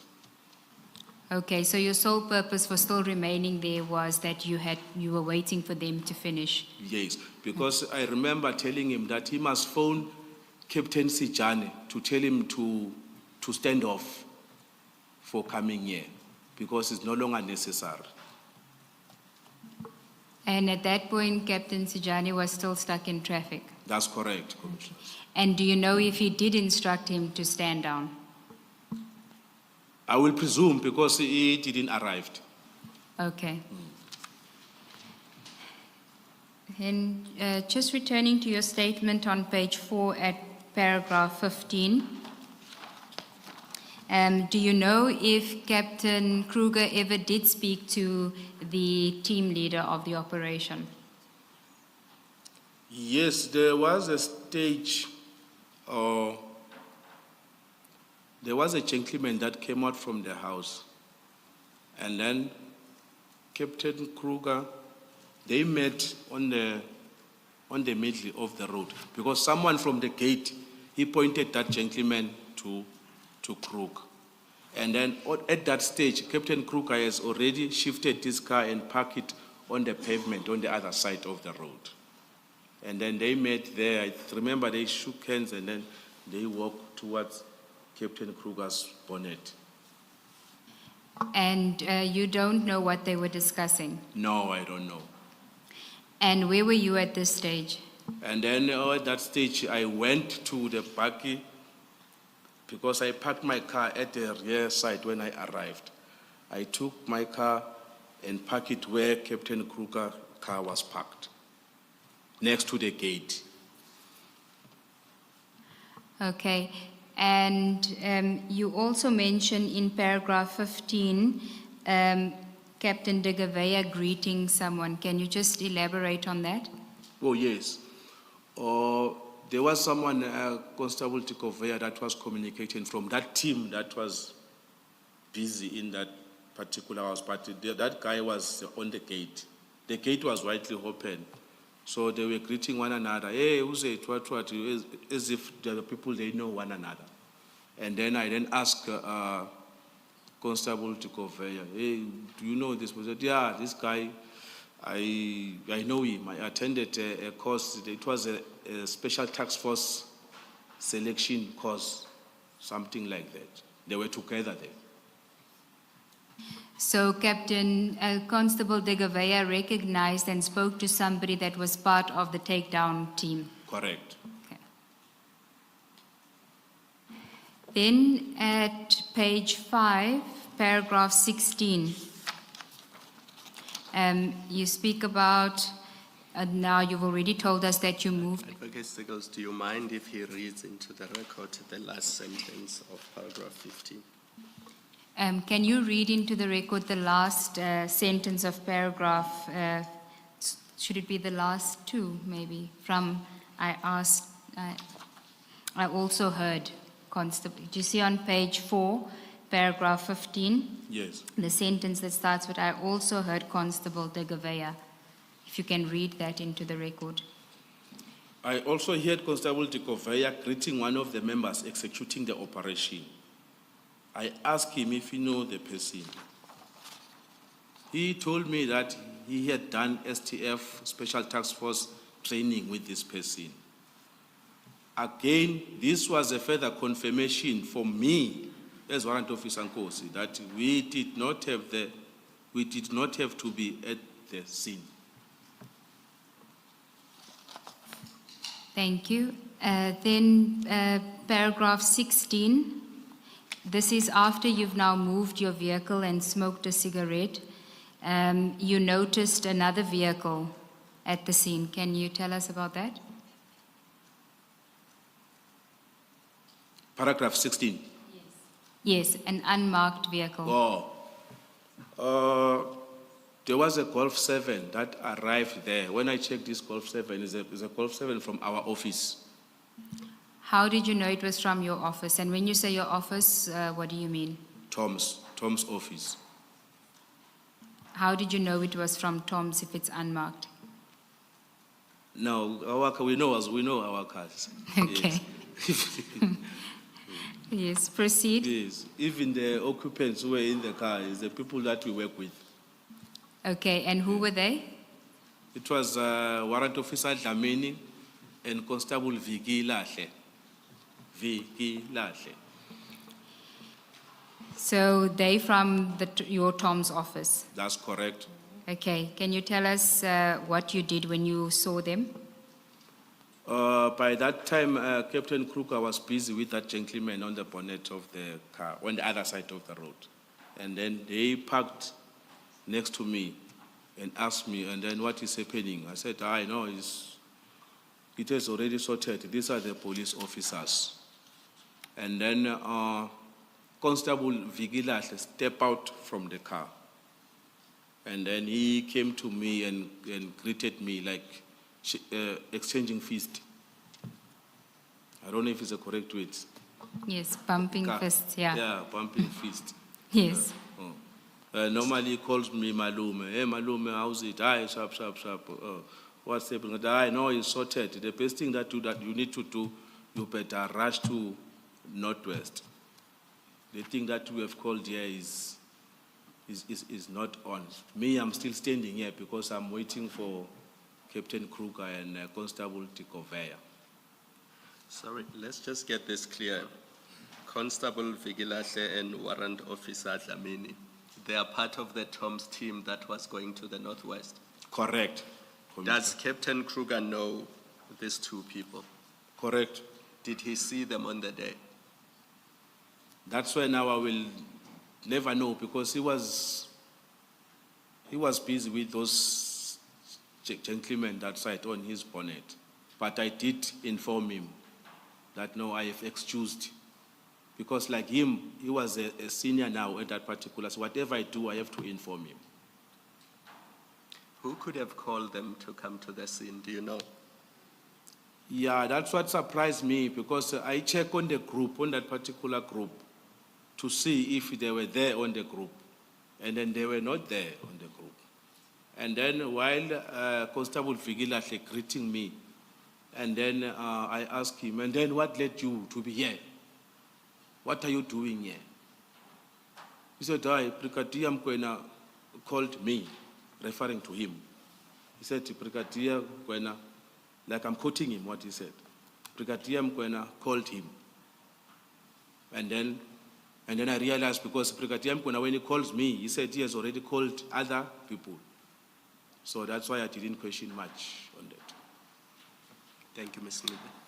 Thank you, Commissioner. And do you know whether Brigadier Mokwena had called Warrant Officer Dlamini? I will not know. I will not know. Okay. But he was in the same vehicle as Vigilahle? Warrant Officer Dlamini was the driver. He was the driver? Correct. Okay. Warrant Officer Nkosi, do you know which side Constable Nkosi and Vigilahle and Warrant Officer Dlamini belong to, Johannesburg or Pretoria group?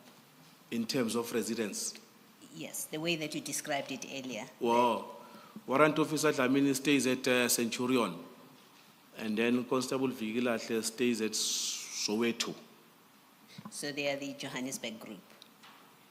No, Warrant Officer Dlamini falls under Pretoria's group. I don't know on that particular day what happened for them to be together. I don't know that one. Thank you.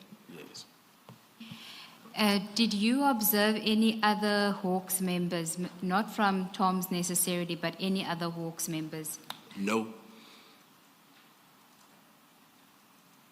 Then if we can go to paragraph 18 of your statement. You say that you didn't interact with anybody from the takedown operation, except No, greeting them. Except greeting them, yes, correct. And do you know if Warrant Officer Dlamini and Constable Vigilahle interacted with any of the members of the takedown team? No, because Warrant Officer Dlamini didn't step out from the car. And then after Constable Vigilahle stepped out from the car, Warrant Officer Dlamini went into the gate to make a U-turn. And then after making a U-turn, he parked next to me, facing the other direction now. Do you know how long they were on the scene from the time that you observed them? So this would be Warrant Officer Dlamini and Constable Vigilahle. It was less than 5 minutes, because I told them that we need to rush that side. Warrant Yeah. Officer, sorry. After telling them that, no, they need to rush that side, because here it's already confirmed that these are the police, and then Captain Kruger is still busy on the, as per instruction of Brigadier Mkoen. I don't know what is he talking about, because they asked him, so who are those people that he's with, and then what are they talking about? I said, no, on that one, I don't know.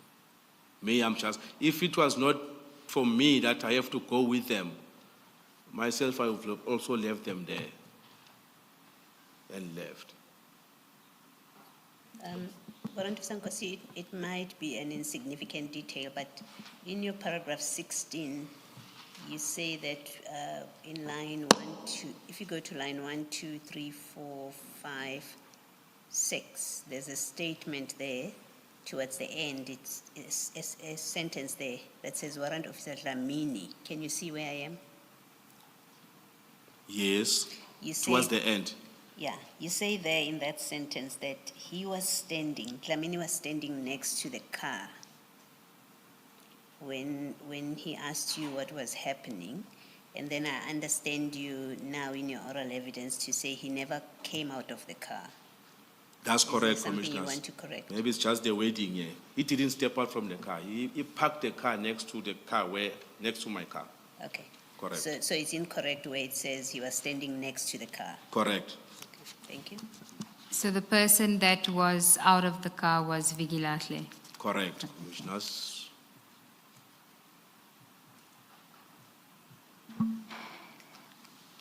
You also, while we going back, you also describe the attire that was being worn by Constable Vigilahle. Can you just tell us about that? Yeah, the only attire that I could remember is a top that he was wearing. He was wearing a golf T-shirt with the branding of the DPCI. With the branding of the DPCI, the golf T-shirt. Correct. Okay. Can I ask you a question? We had evidence on Friday that Tom's team, Thursday, sorry, Friday was an off day, that the Tom's team does not have vehicles that are marked. But that was one of the people who gave the evidence. The other one said something different, of course. So can you maybe just assist us with that? So you're saying the very Tom's team that you are part of has cars that are marked Hawks, and they have T-shirts that they wear that are also marked Hawks? No, Commissioners, we don't have a car that is branded Hawks. Our cars are plain, yes. But we do have the T-shirt caps of the Hawks. And you say the 17s, you just know them? You know them because you know the Hawks cars? I know our office cars. Yes. Yes. I'm with you. Oh. Thank you, Commissioner. Okay, now we back at paragraph 18 of your statement. You speak about something that occurred while you were standing outside. You were outside and leaning on the bonnet of your vehicle waiting for Captain Kruger and Constable de Gavea. Correct. Please proceed. at paragraph 18. 18. After they have just left, Constable Vigilahle and Warrant Officer Dlamini. And then I was approached by a gentleman unknown to me. He was coming on the other side of the road. Because when I arrived there were other people who were standing on the pavement on the other side of the road. I presume that it was just the inquisitive people. When there is something like in a township, when they call it normal abondaba, when something is happening there, then they want to see what is happening. So I presume that it was those type of people. And then that person crossed the road and walked towards me. And then he greeted me, I greeted back, and then he asked me, are you guys from the Hawks? I said, yes, why? And then he further told me, he's the one that, like I'm gonna quote, I'm the one that called Patrick, unquote. And then I asked him now it was getting interesting to me now. And then who's Patrick? And then he said, Patrick is General Mbotho. Can you just go back? In your statement, you say that he approached you, you introduced yourself. Who did he introduce himself as? He said he's Mr. Mtetwa. Okay. And you, as you said now, he said to you he's the one that called Patrick. You asked him who's Patrick. But before he gave you the answer, you say that he made a request to you to move. Correct. Can you tell us about that? He told me that if you can step out from, because I was standing next to the team that was, the team that was doing operation in that particular house. Because we were about 3 meters away, they were about 3 meters away from me. That I presume that whatever the guy is saying, they could hear. And then he asked me that if he can speak to me privately, and then of which I refused. Why did you refuse? Yeah, I think now it was on my side. I just made my mind that it's going to be unfair to these people that were encroaching on their operation. Now, yes, someone is coming, he wants to speak to me privately. The better way here is to be transparent to them. Okay, proceed. That is a thought that came to me. It's better to be transparent. Whatever the guy want to speak, he must speak in their presence. Continue. And then I refused the request. But I didn't tell him the reason. I said he can speak, and then just never mind these people. He can just speak to me. And then he said, no, the reason for me to call the general is because I wanted to know this police, they've got a right to be in this house, and then they've got a warrant of arrest to arrest this person who's inside the house. Sorry, Warrant Officer, can I just ask you, who is General Mbotho? General Mbotho is a Divisional Commissioner at the DPCI head office. Sorry for interrupting you. You may proceed. And then I further asked him, do you stay in this house? He said, no, he doesn't stay in this house. And then this house belongs to his family member.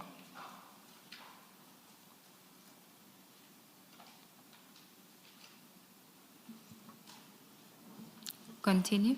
And then, if I remember correctly, while I was explaining, I asked him before that, you and General Mbotho, who are you? And then, like basically I was asking you, what is your connection, you and General Mbotho? And then he told me, he spoke in Zulu, no, ipraya yakudala leyo. So basically in the township lingo, ipraya yakudala is your old friend, old pra. And what was your response to that? If I remember correctly,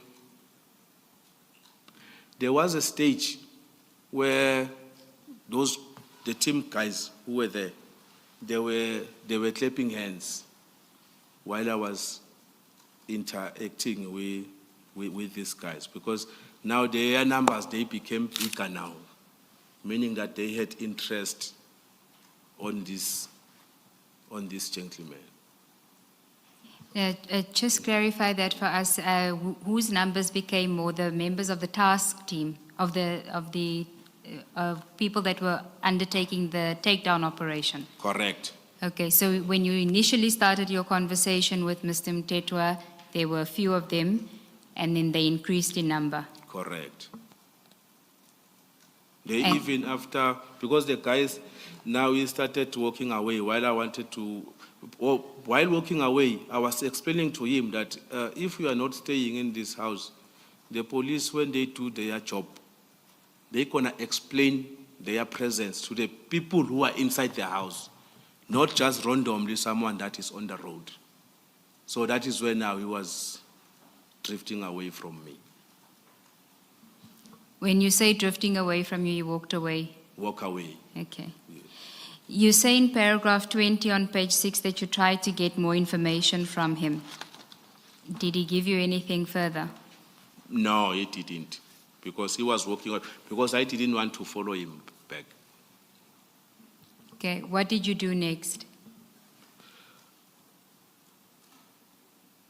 And then I went to Captain Perry and informed him about this guy.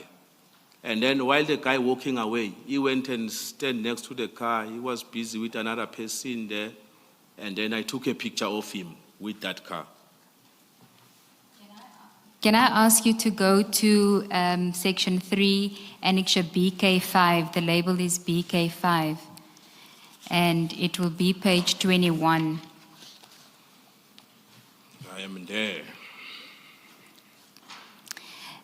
Sorry, before you do that, you mentioned Captain Berry. Is that Captain Kruger? Oh, I'm sorry, Commissioner. It's his first name, so it's Captain Kruger. Thank you. Captain Kruger. I'm sorry for it. Thank you. Are you there? Yes, I'm there. Can you tell us who took this photograph? That's me. You Myself. took it. You took that photograph. I took it. Okay. Why did you take it? Yeah, this person became a person of interest to me, Why? because all those frustration that I had and the irritation now, it became now, because now we were there to serve the interest of this gentleman, not the interest of the police. Why do you say so? First, tell us who this gentleman is and which one are you referring to? He's the one that is holding his hands at the back. With the dark T-shirt. Correct. And who is this gentleman? He introduced himself as Mr. Mtetwa. Okay. So why do you say that you were serving his interest? Because we were there for him, basically. Why do you say that? Based Because on what? he's the one that made the call, and then that call made us to run around to this place. Is that what you thought at the time, based on what he told you? Correct. Okay. But you don't know whether Brigadier Mokoena, as a fact, instructed you because of this gentleman's call. You're just assuming. Now, Brigadier Mokoena, he said he was also instructed. Yes. Yes. But you don't know what the basis for whoever instructed Brigadier Mokoena was. You don't know that it was the call from this gentleman. No, I didn't know. But he did say to you that he's the one that called General Mbotho. Yes, he just said this out of volition. I didn't request him any information. He just told me. Did Brigadier Mokoena tell you that he got his instruction from General Mbotho when he called you?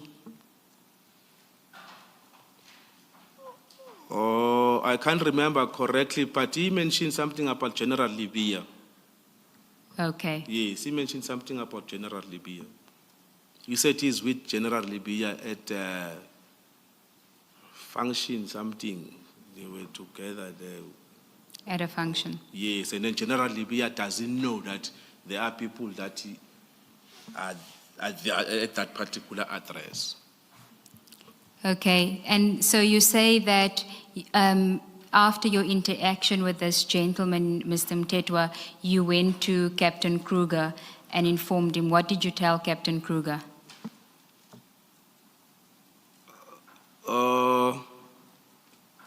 Even though I cannot use the exact word because sometimes we speak datimus on the field. Basically, I'm trying the words that I will filter them so that it's going to suit the purpose. Because the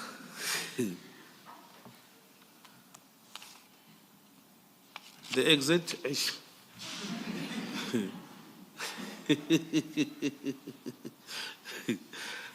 No, I was saying that this is the person that made us run around like fools. I show him and then I send these pictures to him. Because now, remember, when he's there, he's the one that he must give feedback further upwards. You shared the picture in the group, not so? No, I sent it You to gave it to, or you Captain sent it to Kruger. him, all right. Yes. Yes, you sent the picture to Captain Kruger. Correct. And then you say that you also did a motor vehicle search. On that car, yes. Oh, is that the one in the photograph? Yes, it had a personalized registration number. Please don't read it into the record. Yes. And what did it indicate? What was the result? And then the surname the gentleman he gave me when he introduced himself, it came out with the very same surname. Mtetwa. Yes. So the owner of the vehicle in the photograph is also Mtetwa. Correct. Okay. And you then put two and two together that he must be the owner. Indeed. Can I just ask you, what did you tell Captain Kruger? I know you said this is the person that made us run around. Did you tell him the details why you were saying that? Yes, I told him that I just spoken to him now. And then before that, I asked him about Dlamini and Vigilash story. I asked them that. Dlamini and Vigilash, they were here. You have any knowledge about why they were here? He said, no, he didn't have any knowledge. He said, oh, they were here. I said, yes, they were here. Okay. And then insofar as what you told him about your interaction with this gentleman, Yes, with and Mr. then I Mtetwa. then told him about this gentleman. And then this guy was still also standing there speaking with this gentleman. And then I said, don't look at him. I'm going to send you on the phone. Because I didn't want this guy to see that we were speaking about him. We were gossiping, actually, about him. What I'm trying to get to is whether you gave him details about your conversation with Mr. Mtetwa, if you told Captain Kruger what Mr. Mtetwa told you. Yes, I did. What did you say to Captain Kruger? I said he's the one that called, the guy told me that he's the one that called General Mbotho. By the looks of things, looks like these people, they are friends because he is even calling him with the first name. That's what you said to Captain Kruger. Yes. And what did Captain Kruger say? No, he got surprised, but obviously that was confirming to me, that was confirming to him that we are here for something that is baseless. And then we are still keep on spending some time here. Did you also share the motor vehicle screenshot with him that showed that it was Mr. Mtetwa's vehicle? Correct, You sent that to Captain Kruger as well? correct. Okay. Do you know what Captain Kruger did with those photographs? While we were driving away, we were on our way to Northwest. That is where he sent those information on the group. When you were leaving the scene? I think we had already left. Okay. Yes. Can I ask you to go to BK3 in section 3, which is the WhatsApp messages that we've been dealing with, and can you go to page 11?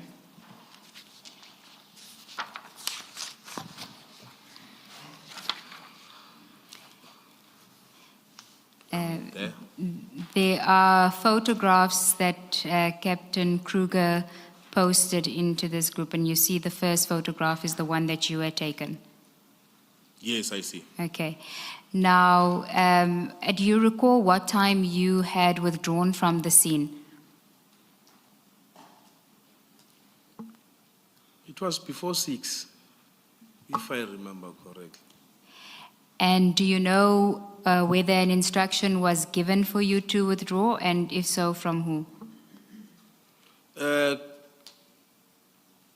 Captain Kruger asked on the group.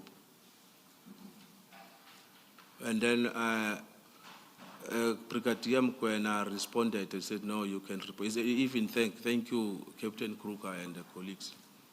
Can I ask you to go to page 11 of that same BK3? Yes. This is a message from Brigadier Klenki, where he says, Captain Berry, thanks a lot, you can withdraw, bro. But there's no previous message from Captain Kruger asking to withdraw. Do you know why Brigadier Klenki would have sent this message in the group at that stage, at 1746? Yeah, maybe because of their communication that I don't know what they were communicating about there. Maybe there was some communication over the phone or something like that. Okay. And so you would have withdrawn round about that time, as you say, just before 6? Correct. Okay. So you say that while you were on your way, Captain Kruger then posts the photographs in the group. Correct. One of those photographs that he posted, if you can go to page 12, was the motor vehicle document, that the screenshot that you had sent to him. If you see there at 1804, there's a MCD that says surname Mtetwa. Do you see that? Correct. That is what you had taken. Indeed. Okay. But sending to Captain Kruger. Yes. Yes. And in response to that message, if you go to page 14 of that bundle, there's a message from you. Can you just read it into the record at 1807 and tell us what you were referring to here? Yes, I was responding to that motor vehicle ownership, that site. With Mtetwa's. Correct. This is the person that called the Gen. Gen is an abbreviation for general. And which general were you referring to here?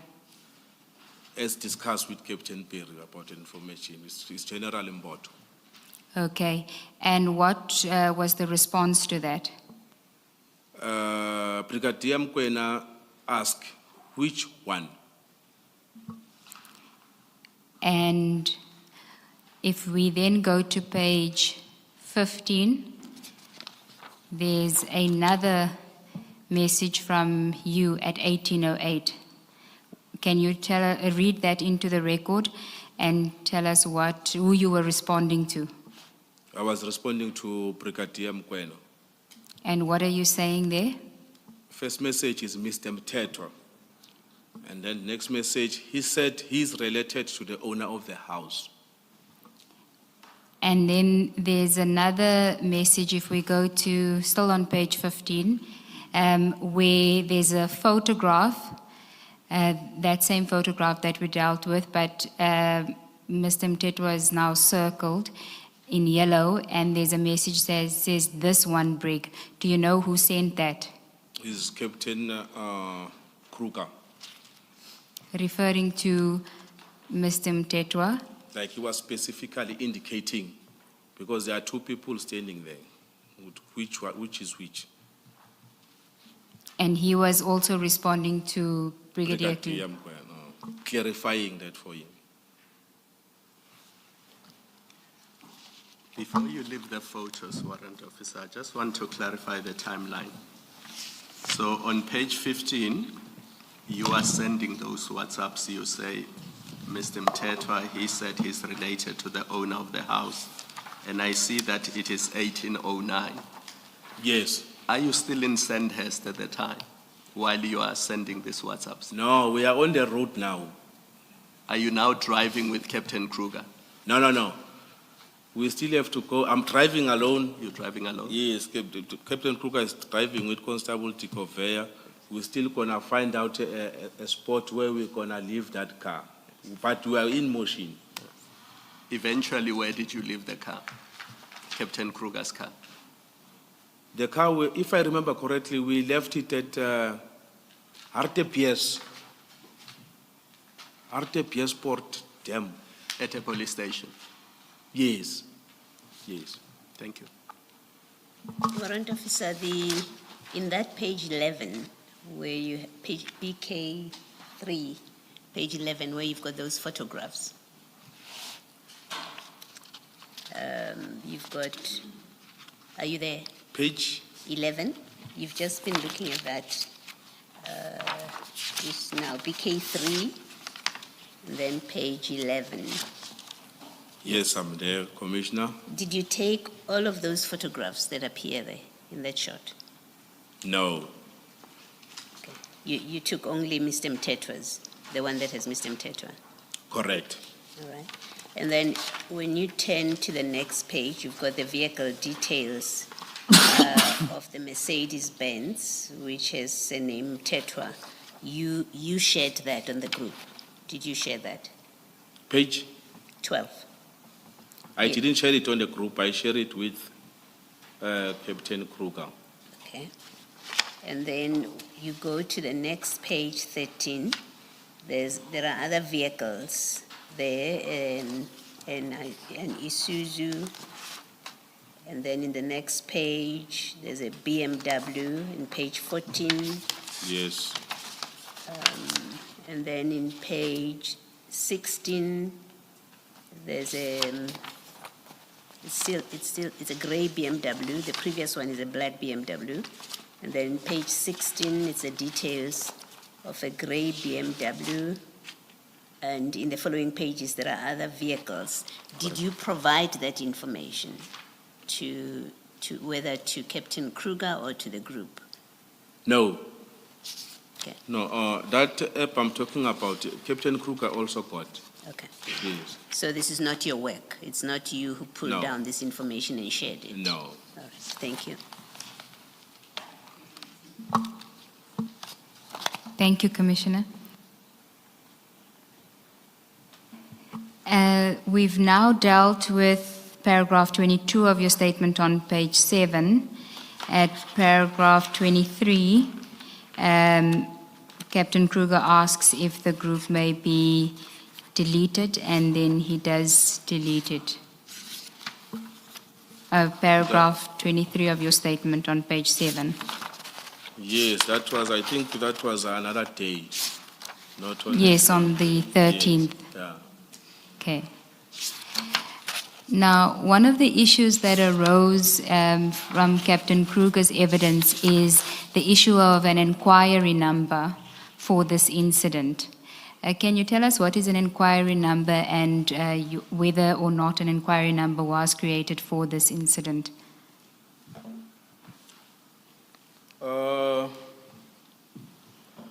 Okay, let me start, Commissioners, and explain what are they mean when they say inquire. We've got 3 types of docket in the police. We've got an inquest docket. We've got an inquiry docket. We've got a case docket. A case docket is the one that goes to court for trial. The inquiry docket is for investigation purposes. Like if you are still busy with your investigation, you take 1, 2, you combine together. Once you are done with that, and then the inquiry docket can turn into a case docket. So let's start with the question. What is the question exactly? Whether there was an inquiry docket, I guess, created for this incident, and should there have been one? No, it was not created. It wasn't created. Yes. In your view, should one have been created? I will go 50-50 there. Initially, if the verification process was done in such a manner that there was no contact between us and that team that was executing there. Like, for instance, we go there, we verify these are the police, and then this is just a verification. We don't need an inquiry for that. It's like, I will make more example to break it down for you so that maybe you can understand, Commissioners. You get a task to go and see a source at this certain place. By then, there is no anything that is opened. You go and see a source. You hear what the source is saying. And then based on the assessment, what you get on the source, if there is let's take for instance, you see that no, there is information that we can work on. That is where now you're gonna go and open inquiry. If you see that no, this source is talking something else that doesn't make sense, I have already driven to the source and speak to the source, but now meaning that the inquiry is not necessary there. And so in this instance, why do you say 50-50? Based because now of what happened, I don't know what transpired between Captain Kruger and the team leaders there and the calls, because there was a stage where they are making some calls, exchanging phones, that I couldn't understand what was happening. Taking selfies, I don't know what was that for, because I was seeing this thing in a distance. So if there was something there that maybe was really necessary, it's up to Captain Kruger and Brigadier Mokoena if there was an inquiry to be opened. But basically, on the face value of it, there was no need for an inquiry. Okay, so in your view, there wouldn't have been a need for the inquiry? No. Do you say that even though we know now from the evidence of Captain Kruger that he submitted a copy of his diary which recorded what happened on the day, and he took photographs and he ran the registration details of these vehicles, and they are shared amongst the group? It seems like that's gathering information. Do you still say that there wouldn't be an inquiry number? Where would that information sit in the DPCI? That's where my other 50 goes. But as I said, it's 50-50. Because that is why Captain Kruger went beyond. I will put it like that. He went beyond, because now, we verified these people are the police. And then our job there after that was supposed to go. Even those people, they were not supposed even to notice us that if there were other people that they were there. So now this interaction, the contact between him and those people, that is what now it requires an inquiry. A file, because now all those documents need to be documented. Yes. Yes. And is it fair to say even his communication with the leader of the team, of the operational team that he found on the scene, that would go into part of the record that he puts together. Correct. Thank you. Thank you, Commissioner. Warrant Officer, we're now at page 7 of your statement, which is the conclusion. Can you just take us through your conclusion in your...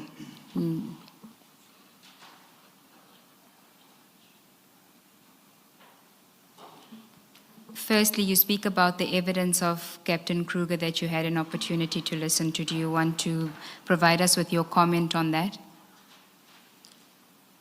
Yeah, because there was a stage where he said he didn't know the people from TPCI that arrived there. Because if he saw them that they did arrive, the people who arrived there is the people that he know. On my side, I presume that he didn't see Warrant Officer Dlamini and Vigilahle when arriving, because he was still busy with that gentleman that side. But now when he says that he saw the TPCI car comes and then from Joburg, what, these people are from the office, they know one another very well. That is where now I couldn't understand why was he saying that. And then another aspect that you deal with is insofar as Captain Kruger executing Brigadier Mokwena's instruction at paragraph 24. Do you want to deal with that? Yes. Yes, Commissioners, as I've already mentioned on this part, that we prolonged our stay there unnecessarily. As I've said, that once you receive the instruction or a task, the executor, you as an executor, is solely up to you how to execute it. And then you're going to give feedback after. You were supposed to give feedback after we have left the scene and said, no, we saw is the police, the very same message that is there, it is confirmed. It's like that, without even speaking to those people. Because if Brigadier Mkwena wanted to speak these people on the phone, what. So now, that's why now I find it strange. Because now if you want to speak to them, you better drive here almost to come and speak to them directly.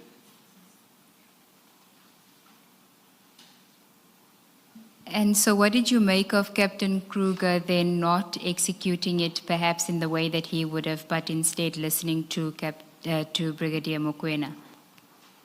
He failed to stand on his ground. Just elaborate on that. I'm going to use another word now. I don't know if it's a little common word. Like he didn't have balls. That is the common word that we...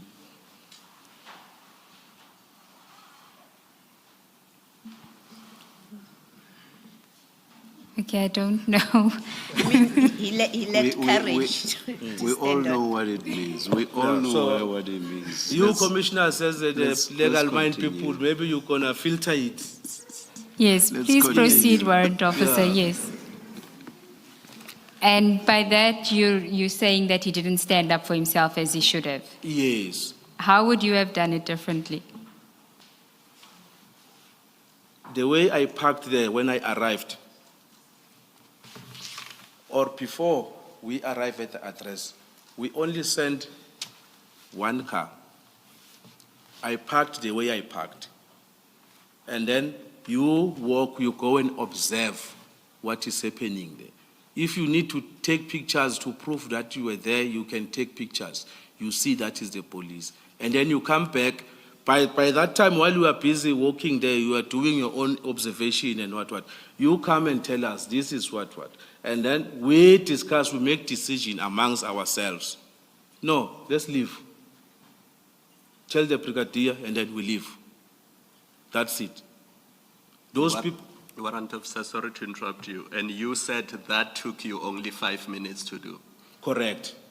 So you don't understand what the other 40, 50 minutes was for. What is that for? Indeed.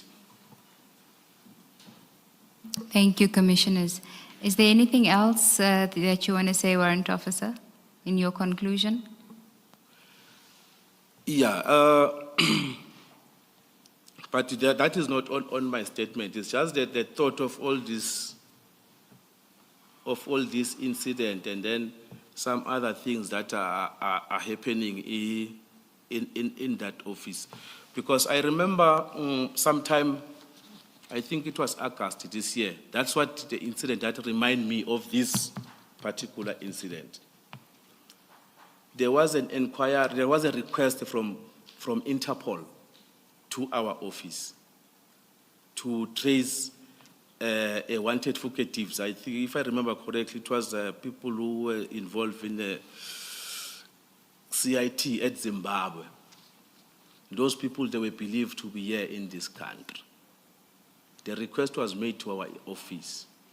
And then the handler of the inquiry from our office traced those guys, because two of them, we successfully arrested them.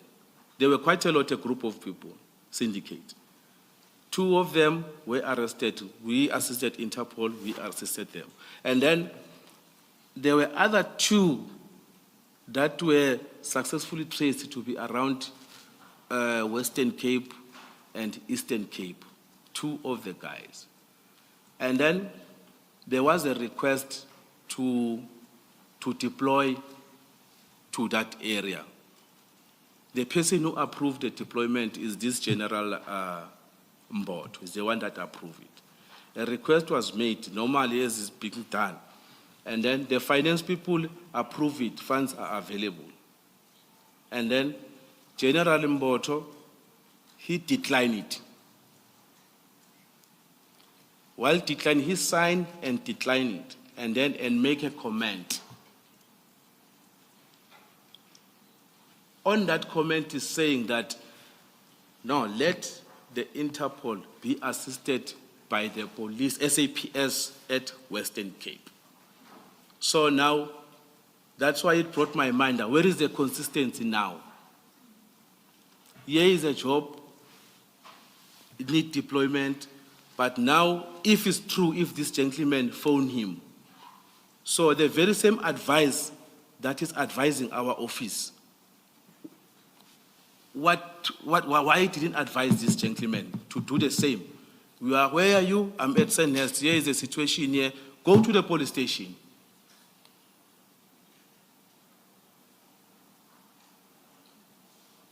This is what I just wanted to bring to your attention, even though it's not on my statement, but consistency looks like it's not the language that, which means somehow it works.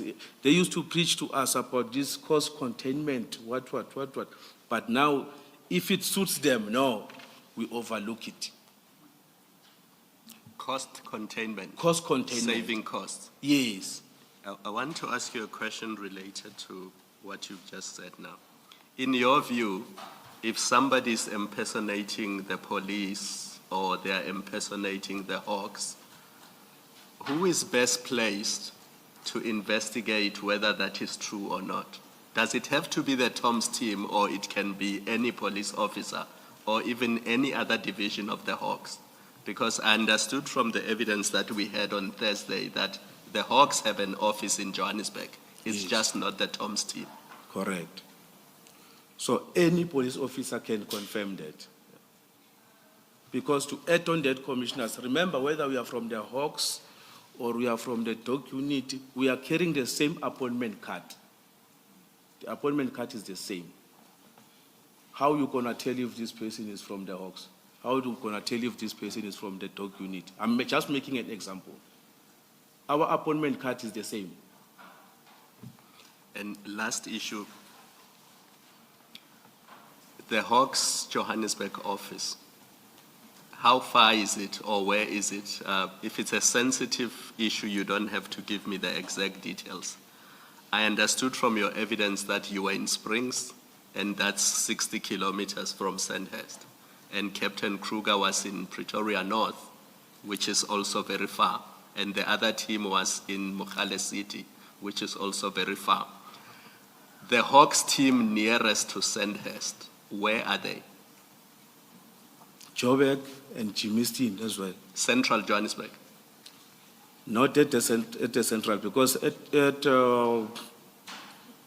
me remember correctly. The old Johannesburg Stock Exchange, Yes. yeah, not at the police station. Is it in Newtown? Yes.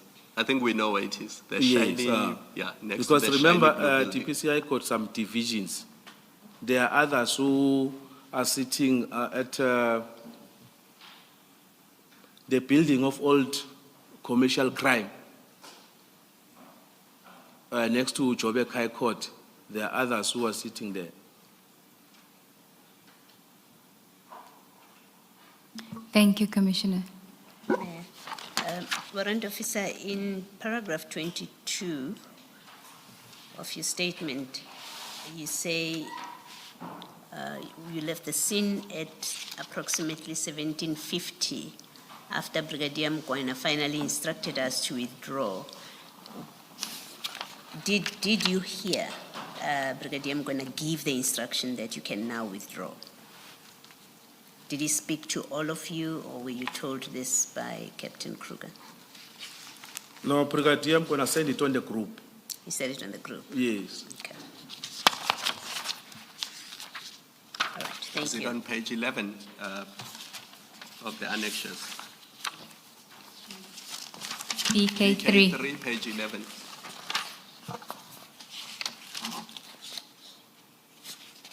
Yes, this is, are you at page 11, BK3? I think you've already spoken to this. All right, you don't need to go there, Warrant of Nkosi, thank you. Okay. Thank you, Commissioners. Thank you, Warrant Officer. That's the evidence of this witness, Chair.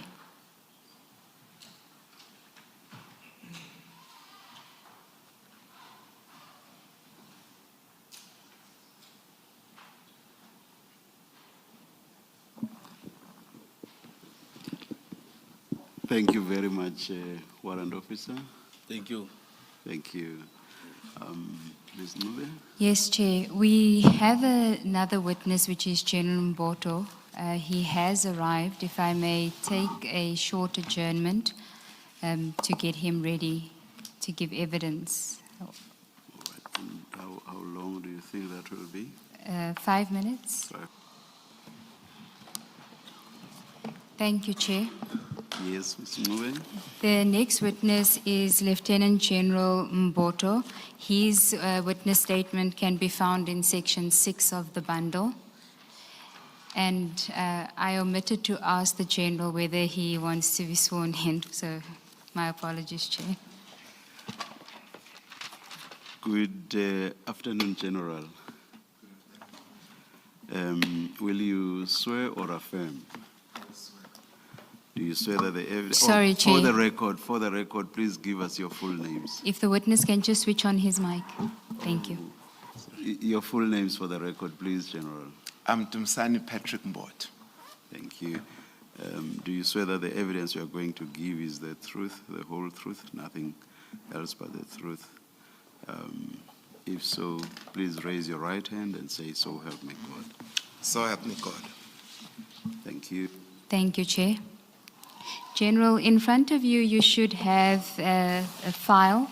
There's section 6, which should have your witness statement. Can you go to page 8 of that section and confirm that that is your signature that appears on page 8? I confirm that it's my signature. And do you confirm that the statement that appears at page 1 to 8 is your statement that has been prepared for purposes of your evidence today? I confirm that. And do you confirm the correctness and truthfulness of the contents of your statement? I confirm that. Thank you, General. General, can we start on page 1 of your statement, paragraph 1, 1, 2, and 3, which is your introduction, where you outline your career in SAPS, and can you just give us a brief background of that? Thank you.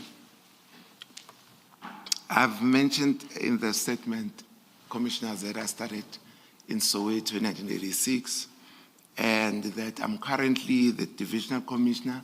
I started in October last year, and prior to that, I was the provincial head of the DPCI in the Northwest Province. I was there for 6 years, from 2018 until I started in Pretoria, 2024. At paragraph 3 of your statement, you say that you are, as the Divisional Commissioner, you're responsible for various components. Can you tell us what components are and then deal with the components? All right. I'm in charge of serious organized crime component. The second one will be the serious commercial crime component. The third one will be serious corruption component. In addition, we've got 2 support components. Those components do not investigate cases, but they support the operational environments that I've mentioned. And the first one will be the financial accounting investigations. They do financial flows and things like those. And the other operational support would be the priority crime specialized investigation. These will include the cyber, the asset investigation sections, and the likes that relates to the assets, and the cyber and digital forensics, and those will fall under this specific one.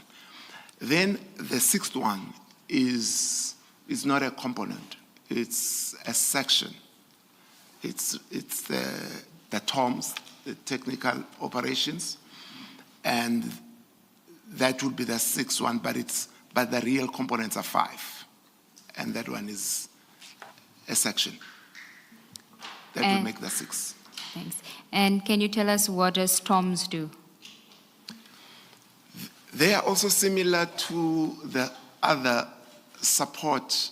They also don't investigate. These are the teams that we use to escort prisoners from court to the prison.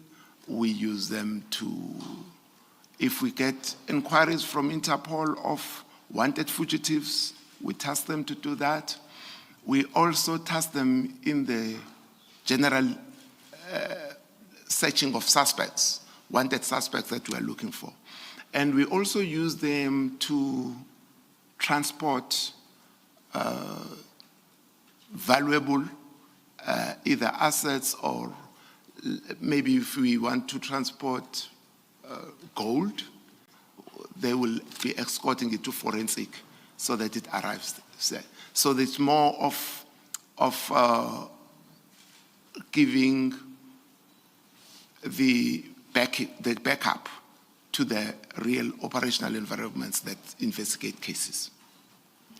Would they also be responsible for takedown operations?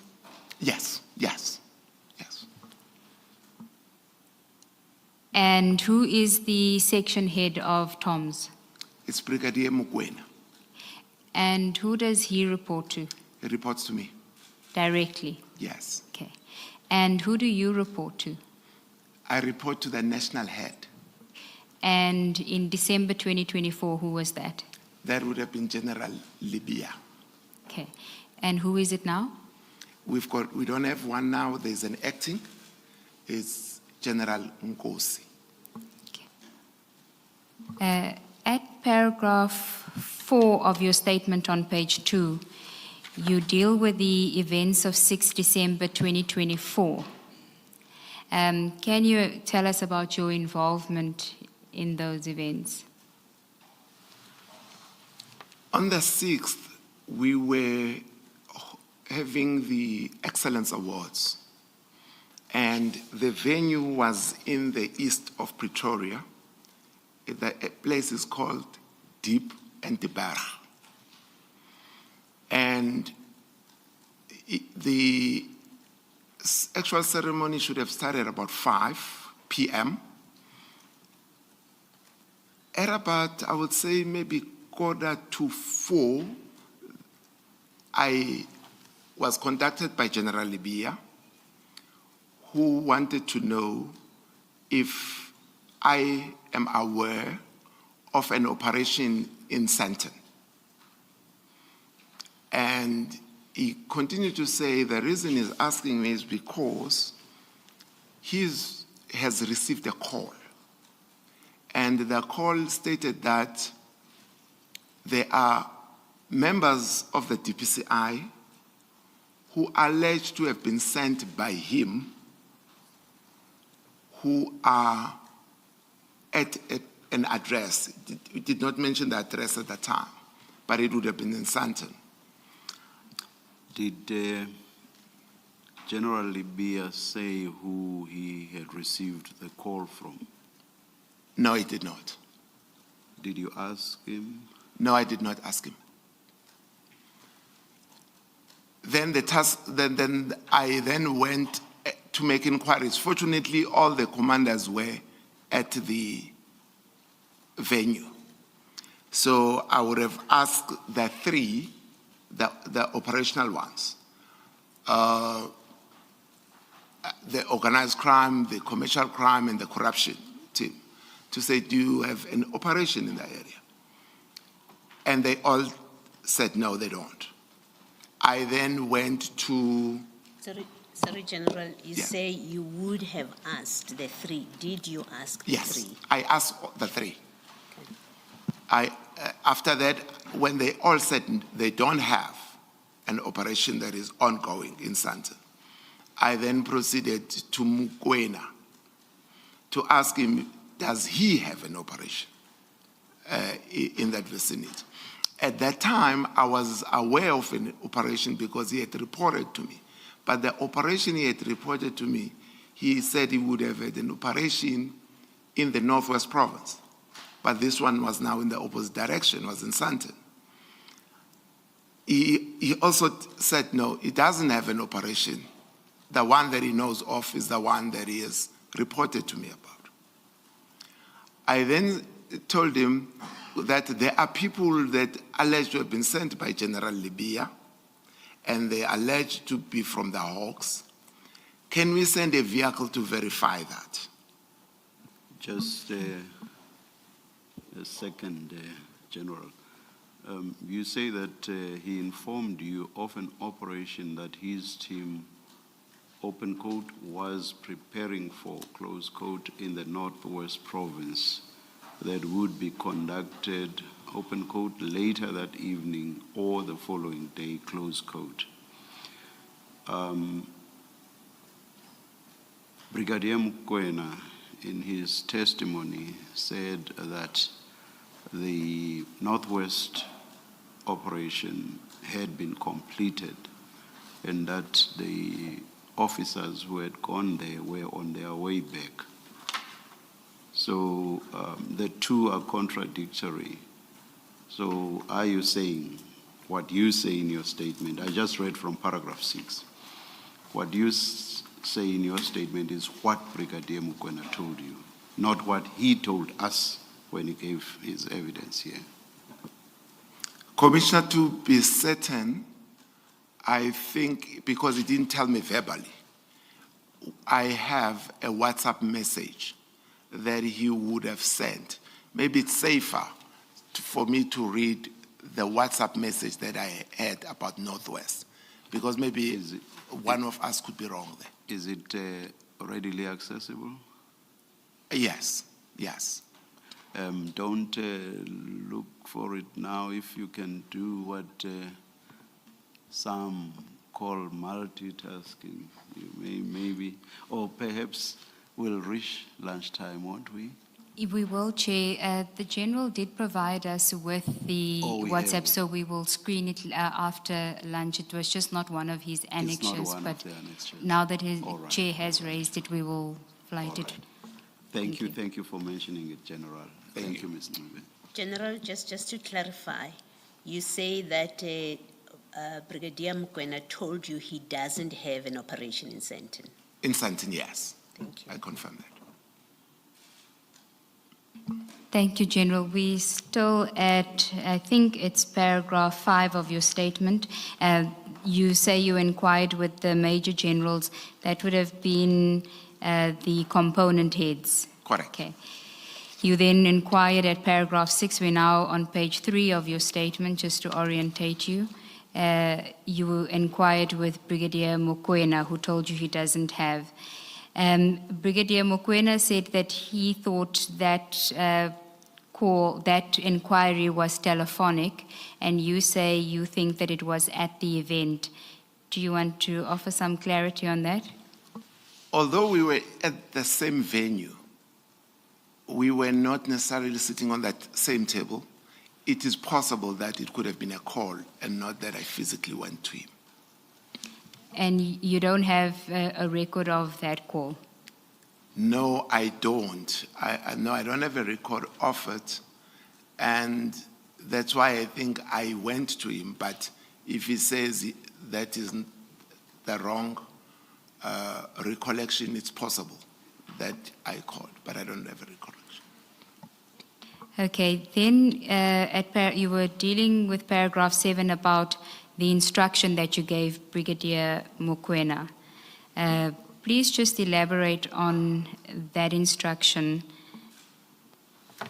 Yes, I asked the brigadier to find a vehicle that was closer to the area that we could send there, one vehicle that could go and verify for us who those individuals were. And my thinking was that we were going to use colleagues that reside, I don't have colleagues that reside in Sandton, but in the vicinity of Johannesburg. And what was the rationale behind just instructing that it be one vehicle? You're very specific about that. All right. The purpose of this vehicle that was supposed to go was just to go and observe. It was not to interact because I did not have sufficient information. So what I would have wanted to see, I would have wanted a vehicle that will just scan the area for us so that we can have better information than the one we have. Because when I was tasking them, we did not have the number of people that are possible at that address. And at the time when I was even sending him, I did not even have the address at that time. And, but I wanted a vehicle that will start moving in that direction so that when I go back to General Libya, I then request the address and see if he can have, is he able to answer a few further information. But the vehicle that I wanted to send there would have been just to check around the vicinity. What do they see? My expectation would have been they would have done surveillance on it to see if indeed we've got such activity taking place.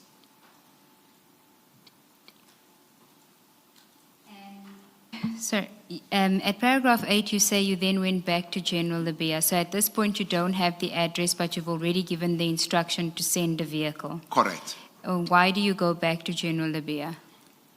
For two things. The first one is to tell him that, give him feedback that I've made inquiries on the operational environments plus Brigadier Mokoena, and we do not have, at least at head office, the operation that is taking place in Sandton. So that's to respond back. But in addition, I now need the address where the vehicle that should be on the way should be going to. And if possible, more information about what to expect where they would be going to. Can I ask you to go to page 9, which is DPM1? It should be labeled DPM1, and it's page 9. It's a WhatsApp screenshot. Do you have it? Yes, I do have it.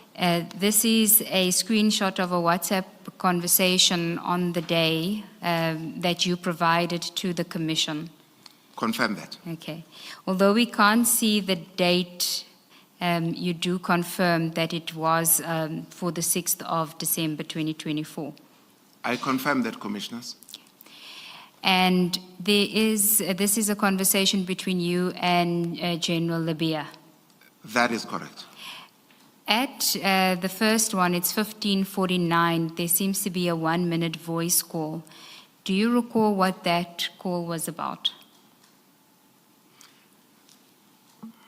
I am no longer sure what it was about, but I do know that what happened after it is where I see him sending me the address of where the guys must go to. When he initially approached you to ask you if there was a team that was doing an operation, was that in person at the event, or was it telephonically?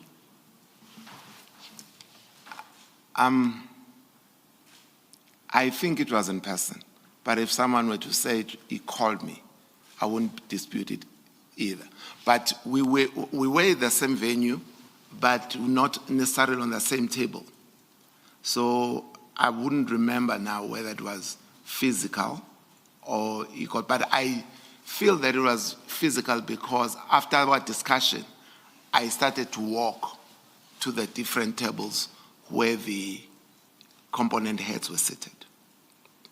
Okay, so you can't really tell us why he would have called you at 15:49. I wouldn't be sure. I wouldn't be sure on that one. When you went back to him, to General Labia, after you made your inquiries, did you know where to find him? Yes. Yes. He was still in the same venue? Yes. Okay. Yes. Just different tables. So there would have been no need for him to call you? There could be. It was quite noisy. He could call me if I was in a different corner to come to him. It's possible. Okay. Then at 15:52, this is the WhatsApp that you're referring to where he sent you the address after you made the inquiry. That is correct. Okay. What did you do after you received the address? I sent the same message to Brigadier Mokwena.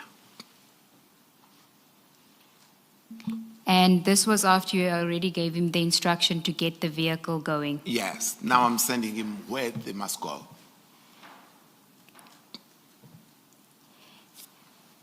I just want to confirm that message as well to Brigadier Mokwena. And that would be DPM3, page 16. If you could go to DPM3, page 16. DPM3.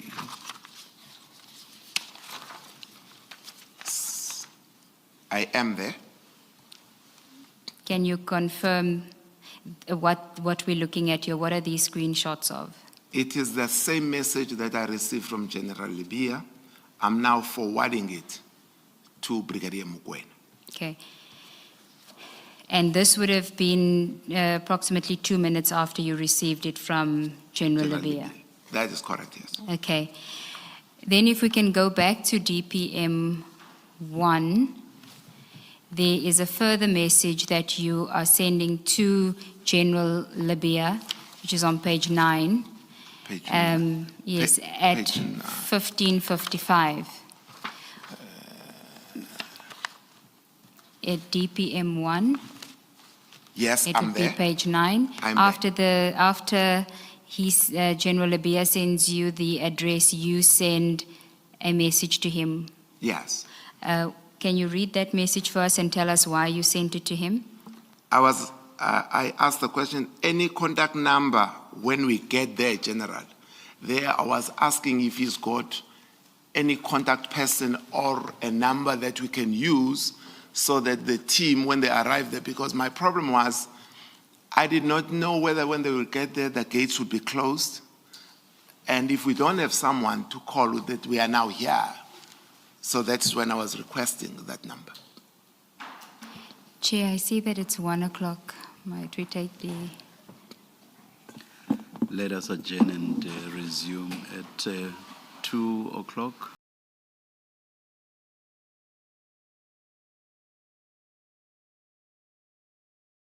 Yes, Ms. Nube. Thank you, Chair. Chair, if we could start with the WhatsApp message that Chair had requested from General Mbotho before the adjournment.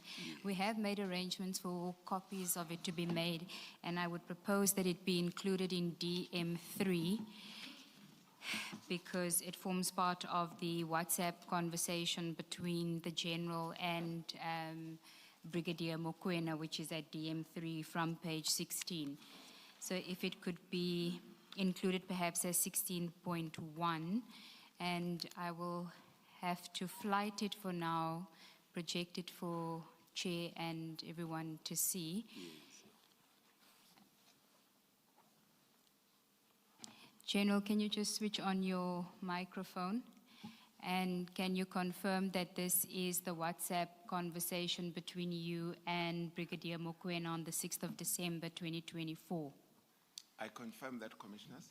Can you read into the record the message that you received from Brigadier Mokoena at 15:07 on the 6th? Good afternoon, General. Then the team will deploy again for ATM bombing in Northam this afternoon. Then the team went out for the same information, but was postponed for today.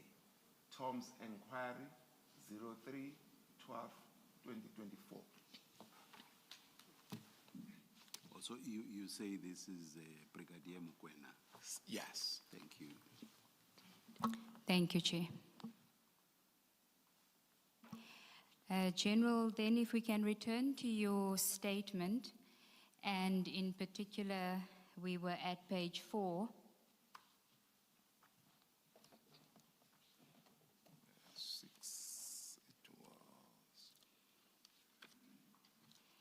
And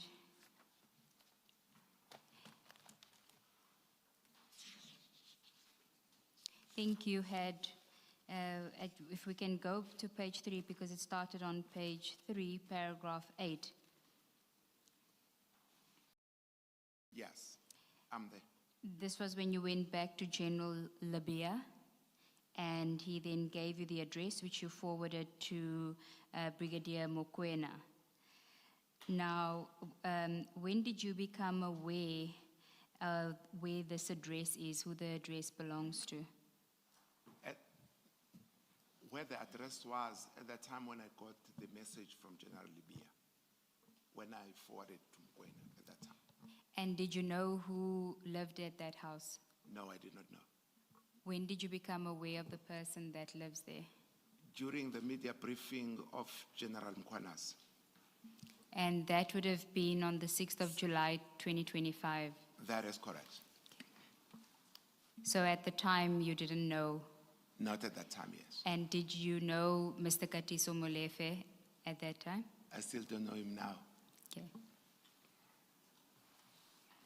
Then if we can continue, you say at the end of paragraph 8, you don't know where General Labia got the address, and that was the question that the chair had asked you earlier. That is correct. And you say you didn't ask him.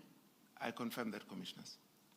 You also mentioned asking about the contact details, which we've looked at.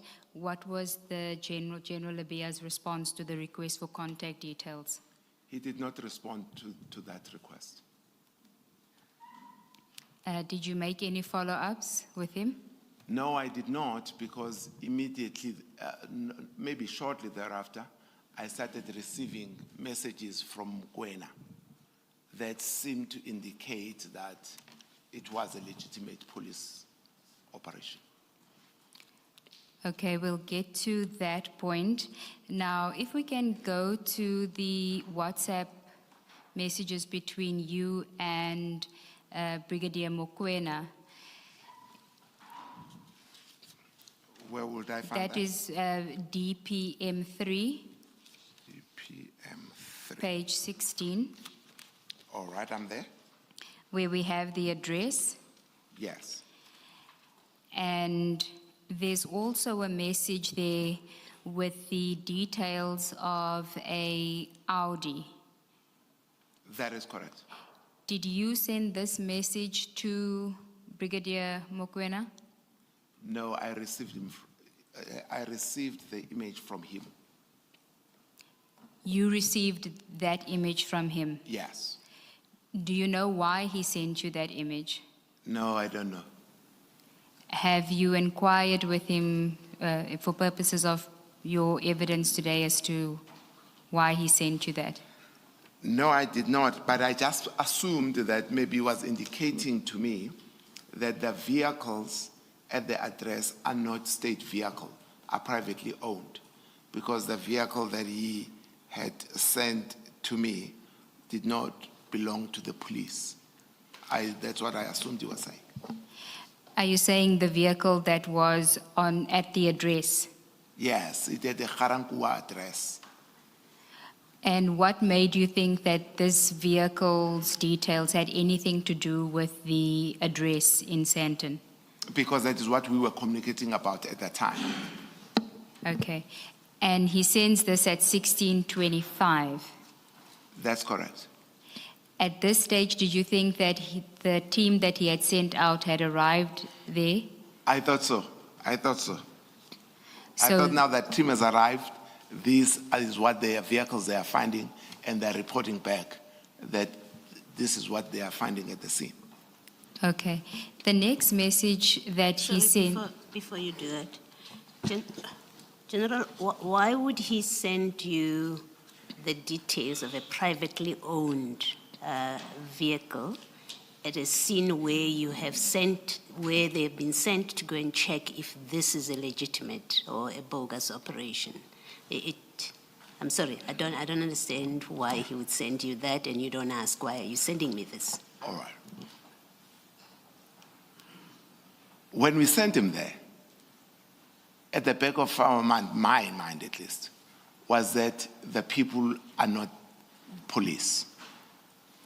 And when he sends me this now, and the vehicles that are in my head at the address do not belong to the police, it is now confirming at least that I'm waiting for them to call now so that we can hear if this vehicle is the vehicle that is used by the people who were pretending to be hawks. That was my understanding. But General, where does he say that the vehicle is at the address? I don't see that in the WhatsApp. No. There is no, he did not send us with a covering message. Just send the picture. Now I'm looking at the picture. I'm thinking maybe this is the vehicle that is at the address. This is an assumption, because I'm thinking that vehicle that he would have found around Joburg has arrived at the scene, hence he's sending this. Otherwise, I wouldn't understand why he would be sending it. So was your instruction to him that he must find a vehicle in Johannesburg to go to the address? Yes, that was my instruction when I said I want the vehicle in the vicinity of Sandton, not necessarily in Sandton, but in the greater Joburg. And maybe you'll get to it later. When did you subsequently become aware that the people he sent to the address were not in Joburg, but came from Pretoria North and Mogale City? During my interaction with the commission. With the commission, this Yes. commission? Yes.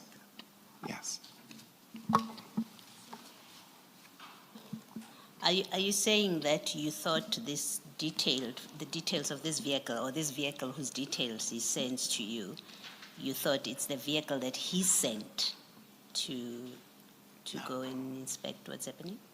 No, I did not think this is the vehicle that he sent, but I thought this is a vehicle that the vehicle that he sent has found at the address. Yes. Not that it's the vehicle that the police. This would have been my car, so it wouldn't have been a Harangu address.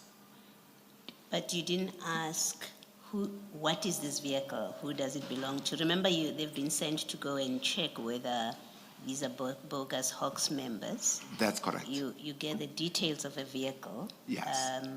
Nothing, it's not accompanied by a message at all. You don't ask, why are you, who is this? Whose car is this? You don't ask that question, which to me appears to be the next reasonable question to ask. Why are you sending me this? What I was expecting to happen was that they are now at the address so that we could speak to them, so that they can brief us. Maybe then that would have come to make sense, would have started to make sense. Okay. But at the time when I received it, you will see I would not have responded to it because I would not have understood the context. And up to today, you don't understand why he sent you this? You No, don't understand the context? even more so now that when I was interacting with the commission, the vehicles that the commission seems to think were at that place did not include this car. Yes. So it's more confusing now than it would have been at the time. So Brigadier Mkwena would really be the person to explain why he became interested in this vehicle and why he thought you would be interested in it. He's Indeed. the person that must provide that explanation. Indeed, Commissioner. Thank you. General, I just want to clarify your answer regarding what you understood this screenshot to mean when you received it. In your statement in addressing the next message, which says 17 kilos towards, you say that you understood this to mean that the vehicle that he had sent was 17 kilometers from the address. Yes. Now, that is not consistent with saying, I thought that the vehicle that had been sent was at the address and the team was now sending this. Because the message at 1640 is that the vehicle is still 17 kilos away, and that's how you understood it. So do you just want to clarify that for us? Right. That would have been my thinking at 1625. Because there is a gap between 1625 and the 17 kilos.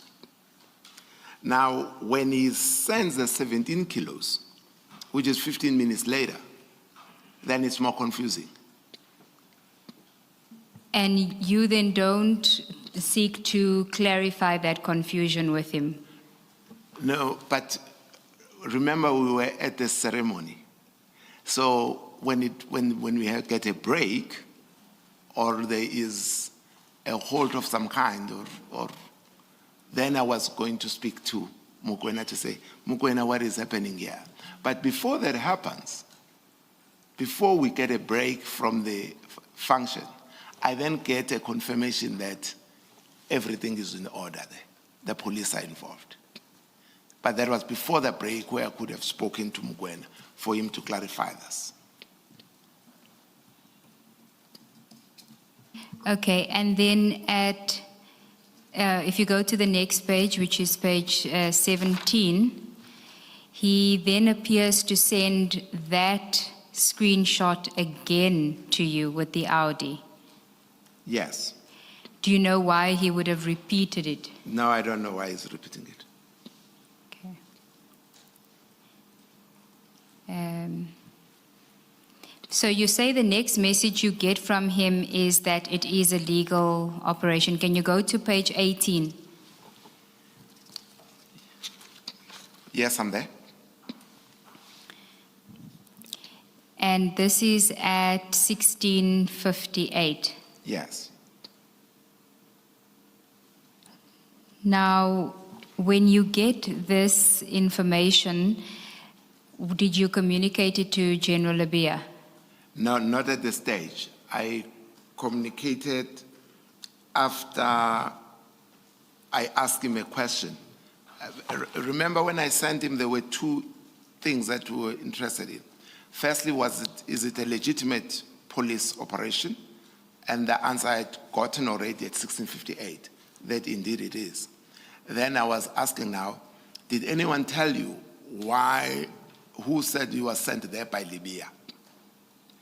And then when I eventually respond to General Libya, I'll be responding to both, to say it is a legitimate police operation, and that the leader there is Captain Wanda is confirmed that he never mentioned the name of General Libya.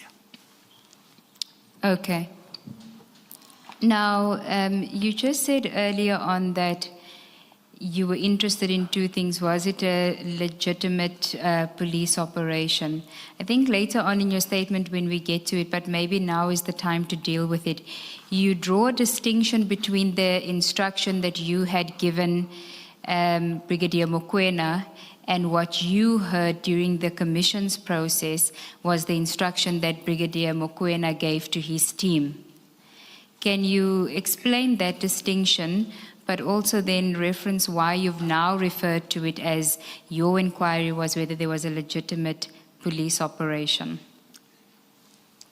Yes, Commissioners, my instruction to him was in relation to whether the human beings that were on the door, were they real police or not real police, right? Because someone has gone there, said it's from the Hawks, and the Hawks has confirmed they do not have an operation. Two was, if they were police, they further stated that they were sent by General Libya. So I wanted to find out, did those members who were there state that they were sent by Libya?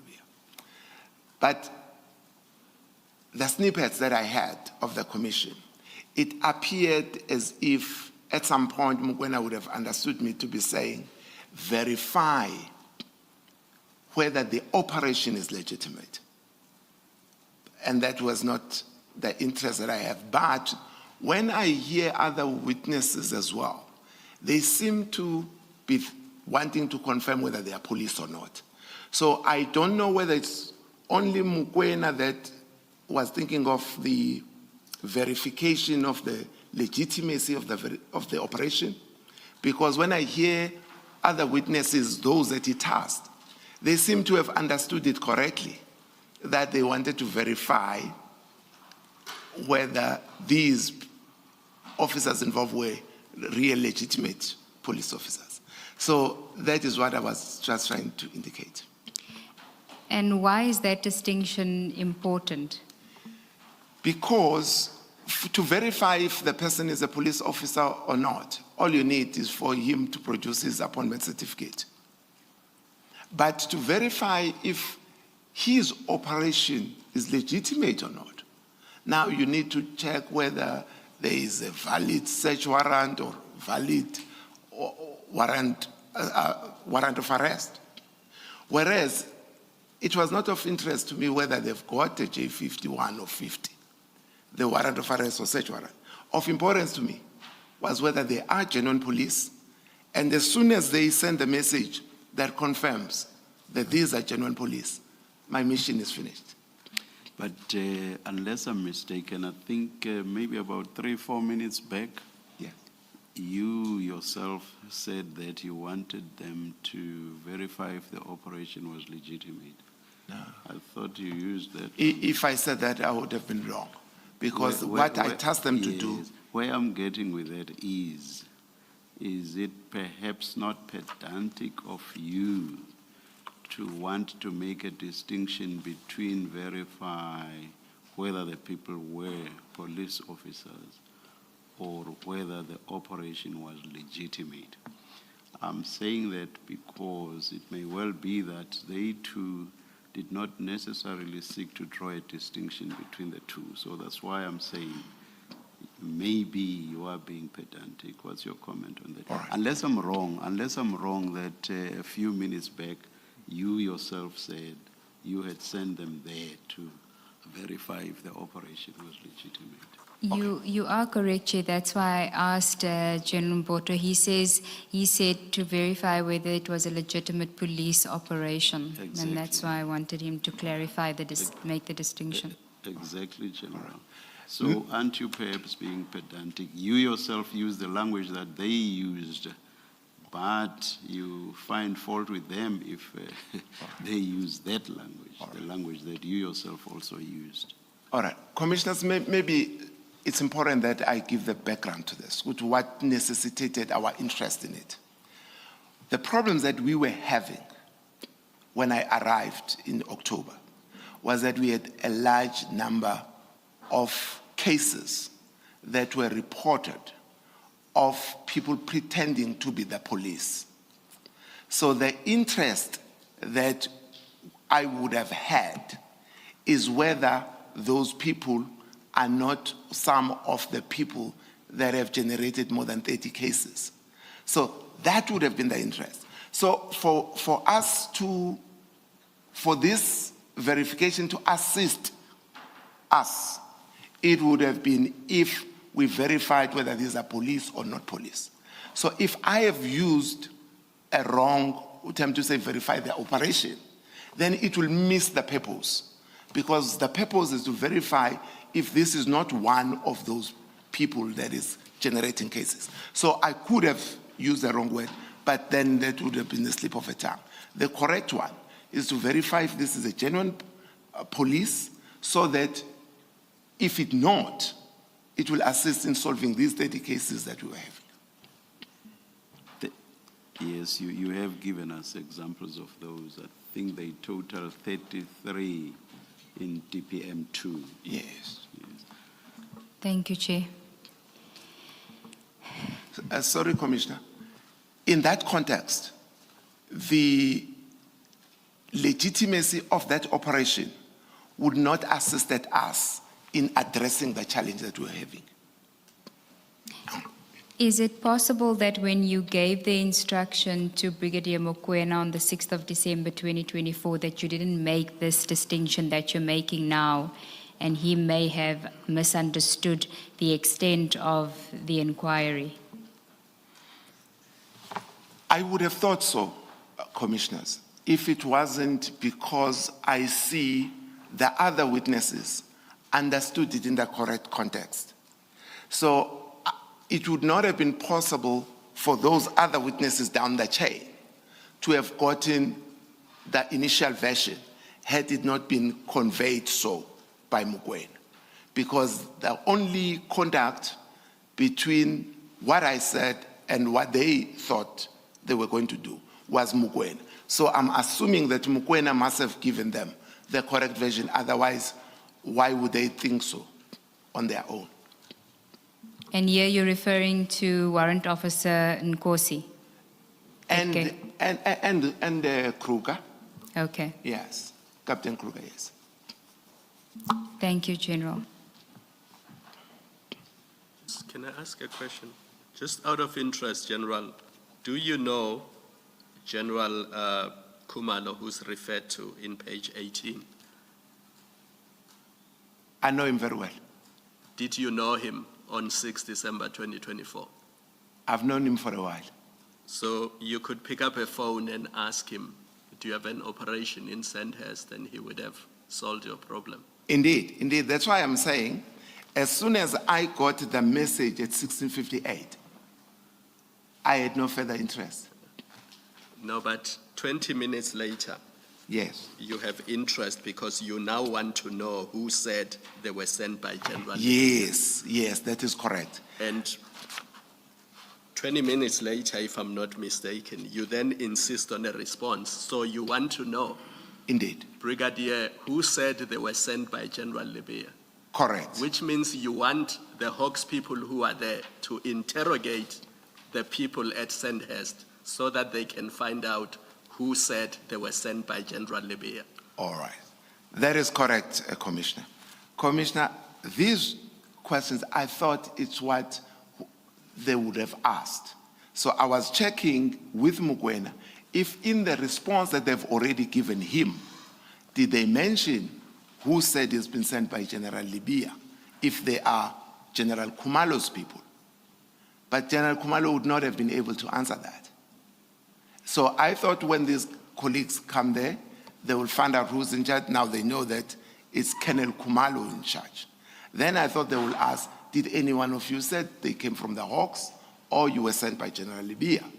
So when I'm asking this, I'm asking on the feedback that Mokoena has received.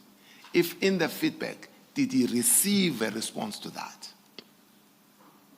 No, but you are saying, Brigadier, establish for me who said that he was sent by General Libya. Correct, but that is immediately when he is sending, you look at the timelines, 1658, he's saying Khumalo is in charge. Yeah. And then I'm sending him a message back at 1704, 6 minutes later. I'm assuming that they are still together where they are to establish if there is anyone who informed the owners of the premises if they were sent by General Libya. But this is where your statement does not make sense to me. You said earlier that you just wanted a car to go there and scan the area. Now, scanning the area is different from saying you now want the people who are there to be interrogated so that they can say who said they were sent by General Libya. That's the part I don't understand. All right. Commissioner, let me move slowly. The first portion is when I did not know that the police are real or not. Because we only sent 2 vehicles, we did not expect that vehicles to go into the premises. So the first vehicle, my expectation was that it will scan and then report to us to decide what do we do next. But it appears now that that process has passed because they've gone to a point where they now confirm it's the police and Colonel Khumalo is in charge. Now, since they are now saying that, that means they're no longer just scanning and moving they've confirmed now that this is a real police operation. We are now comfortable with each other. We are police. Now, I want to know now, because the people the initial information that we received was saying there are people here who say they're from the Hawks and they say they're sent by General Libya. Now, I'm saying since now Khumalo is there, they are with him. He says he's in charge. Can you tell us now who said he's been sent by General Libya? So that we could have, by the time I give feedback to General Libya, I should be able to say it's a legitimate police operation, and the response is that no one mentioned your name, meaning whoever would have said to General Libya that they were sent by the Hawks would have been misleading him. That's the feedback I wanted to give. Thank you.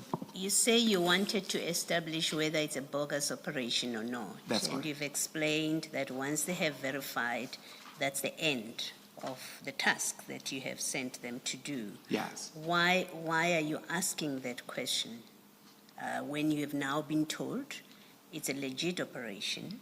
You've been told Lieutenant General Khumalo is in charge. You can speak to General Khumalo and raise whatever concerns you have. Why are you asking that question about who said they were sent by General Libya? Thanks, Commissioner. Because I just needed a confirmation from them that they did not say that, so that I can convey the same message. Because the general who spoken to Khumalo or whoever it is, I think it was Wanda, who said, but we never mentioned General Libya's name. So that when I give the information back, by that time we are relaxed now, because we already know now it's the police now. So these are my colleagues. So we need just a confirmation from them. Did you say you were sent by Libya? So the most important part was whether this was a police operation or not. But once we've now determined that it's a police operation, we are no longer under pressure now. So it's my colleagues, but who said you were sent by Libya? so that we can give General Libya the feedback.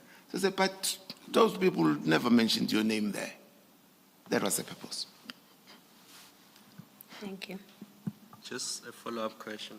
When did you become aware? Because you say by 1704 you are relaxed because you now know that it is the police at the Sandhurst address. When did you become aware that 50 minutes later, the Hawks team that was sent to the Sandhurst address was still there? Because at 1754, they were still at the Sandhurst arrest, 50 minutes after you became comfortable that this police operation. No, I did not follow further as to whether the colleagues are there. But for me, I never had any further stress about this matter now, because now I know this is a genuine police operation. So I'm relaxed now, I'm not worried about it. So I would not have followed up to find out what time they left. Yes. Having had the evidence in this commission, are you not bothered that 50 minutes after you became comfortable that this is a police operation, your Hawks members were still at the Sandhurst address while a police operation was going on? Does that not concern you now? It did, because I couldn't, maybe I should use the word, I don't understand why they were still there. I'm not really worried because there could be a reason that they possibly have that I don't know. Because as far as I'm concerned, after 1658 or 1704, they would have been done with the mission that they were sent there to do. But if they're still there, it's just that by that time I became aware, it was during when they are supposed to be testifying in the commission, and I did not want to interfere with that process. Hence, I haven't found out from them, because there's a lot of other things that I would have been concerned about that I had on the commission, but I would not want to engage them until they finalize the giving of evidence in the commission. So you did not want to interfere with the work of the commission? Yes. Thank Yes. you. General, you say that after they told you that it's a legitimate operation, at 1658 you relaxed. But when you look at page 18 and 19, these texts, at 1741 you're still asking for a response on who mentioned General Libya. And you ask that even after you are given the telephone number of Captain Wanda, who is in charge of the operation. So there's a good nearly 30 minutes when you, in fact, are interested in who mentioned General Libya when you have long been told this is a legitimate operation. Sorry, Commissioner Baloy, that is not a message from the General. It is from Brigadier Mokoena. His message is sent at 1718, which says any response to this, I and then apologize in for that. response. Okay, I apologize. You can disregard my question. Thank you, the Commissioner. So maybe if we can just stay with that WhatsApp messages at page 19. You've explained that you asking who said that General Libya sent them, and then you at 1718 ask for any response to this. A response comes back at 1721, which just mentions Captain Wanda and J51 operation. Had you asked for any information about the operation that's being undertaken? Just repeat that. If you see the response from Brigadier Page 19. Mokoena, yes, page 19 of the text, Yeah. where it says Jen, the members in charge, do you see that? Yes. Of the team at the address is Captain Wanda, and then a telephone number is provided, J51 operation. Yes. Had you asked for information about what operation was taking place? No, not interested in it. Okay, so the response that you're interested in is the one that comes at 1741. That's correct. And can you just tell us what that response was? I spoke with Captain Wanda on a video call and confirmed J51 operation, but deny mentioning General Libia's name, Jen. And this is Brigadier Mokoena now confirming that he spoke on the video call. Yes. Is there any further communication between you and Brigadier Mokoena after 1741 on that day that you haven't shared with us? I don't think there was any further information because this is the message now that I forwarded to General Libia to inform him. Because for me, this response is now complete. And if we look at your response to General Libia on page 9, Yes. if you can go to page 9 of the bundle, Yes. DPM 1. Yes. You only forward to him the message that references his name. You don't forward the earlier message as well. No, no. Why is that? Because that is the issue that he has raised with me. He has raised two issues. So there are people that say they are Hawks members. To that question, I've already explained to him before I dispatched the vehicle that we confirm that our component heads are not having an operation. Now I'm giving him a feedback to say, we have established that it is a genuine operation by the police. Captain Wanda is in charge there, but he denies ever mentioning your name there. And for us, for me at least, that has answered these two concerns. And after your message that you forwarded from Brigadier Mokoena, General Libia responds much later that evening. That's good. Was there any communication between the two of you between 1743 and 2145 regarding this issue? No, there wasn't. And his response to you is, can you tell us what it is? I usually assume that emoji to be meaning thank you. And then was there any further communication between you and Brigadier Mokoena after he told you, he sent his response to you, which you've already confirmed there was nothing after 1741? I just want to make sure. Yes, that was the last thing that was of importance to me about this whole thing. When he reports that it's a police operation, Wanda never mentioned a name of General Libia, that ends our interest in the matter. Thank you, General. If we can go to page 6 of your statement. 6.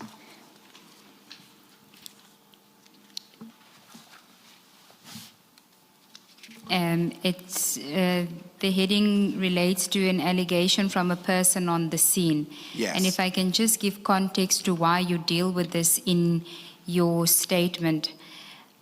During preparation of your statement, you were made aware by the Commissioner's evidence leaders that there was an allegation by another witness at the time, his identity was not disclosed to you, and you now know that it is Warrant Officer Nkosi because he gave that evidence, that when he was at the scene, a gentleman approached him by the name of Mr. Mtetwa, who said that he was the person that called Patrick, and Patrick was identified by that Mr. Mtetwa as being General Mbotho, which is you.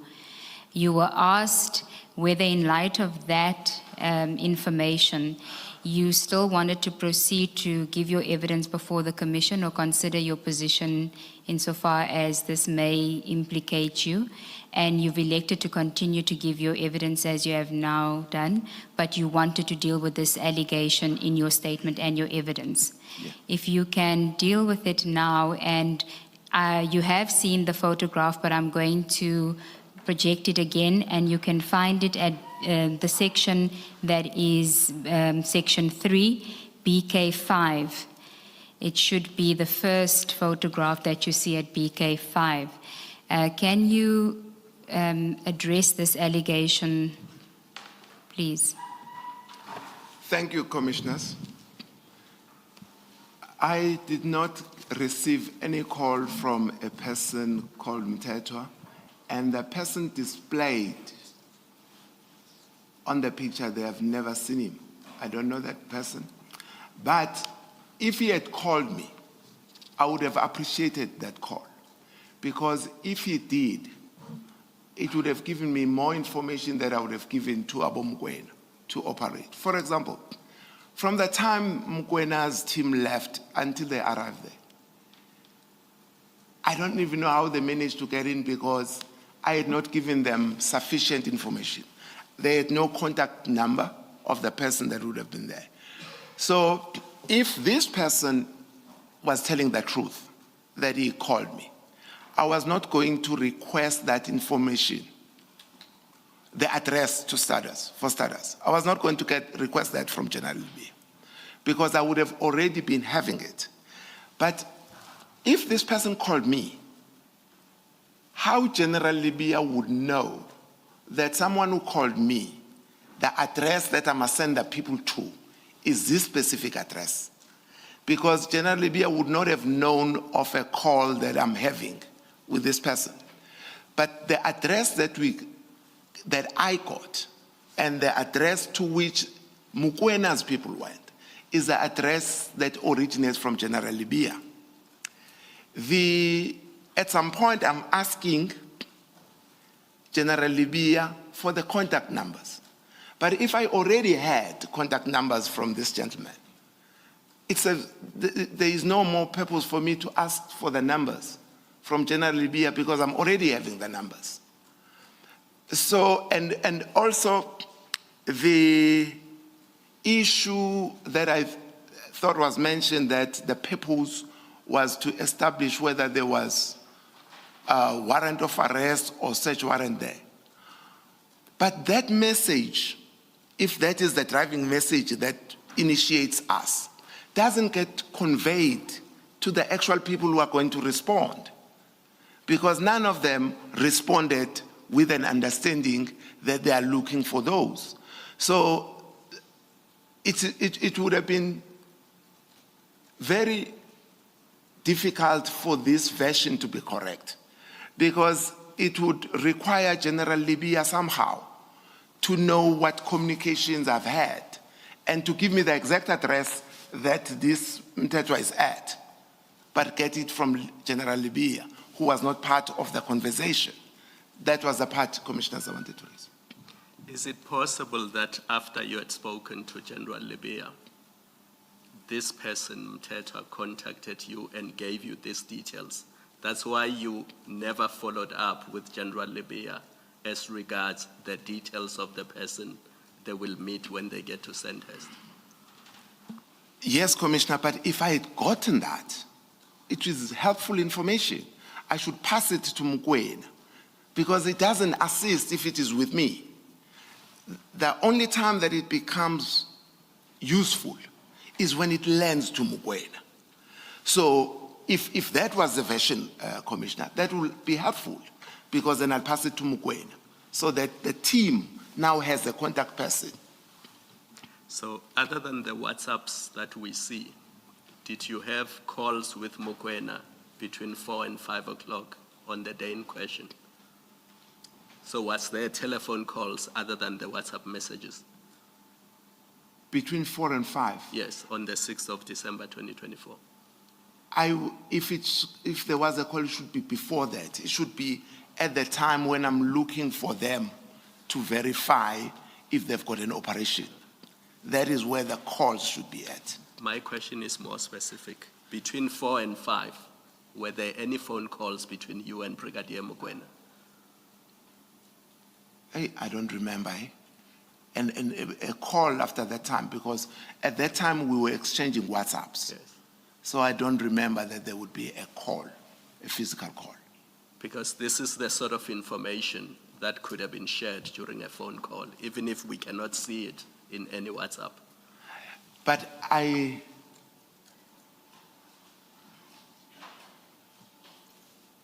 would have thought that if there was a call, it would be on a WhatsApp call.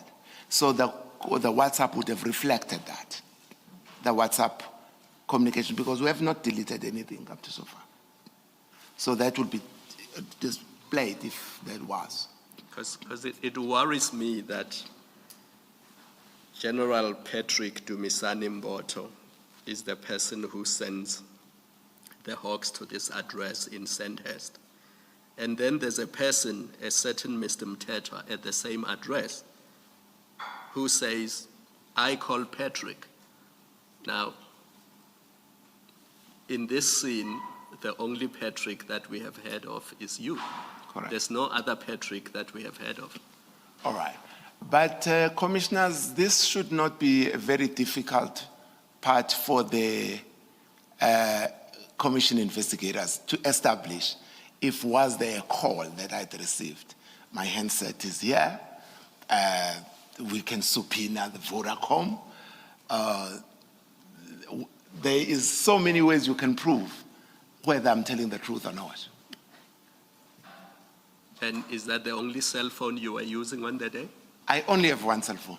No, on the day, not Yes, now. yes, on the day. Still the same number. I've had it for more than 15 years.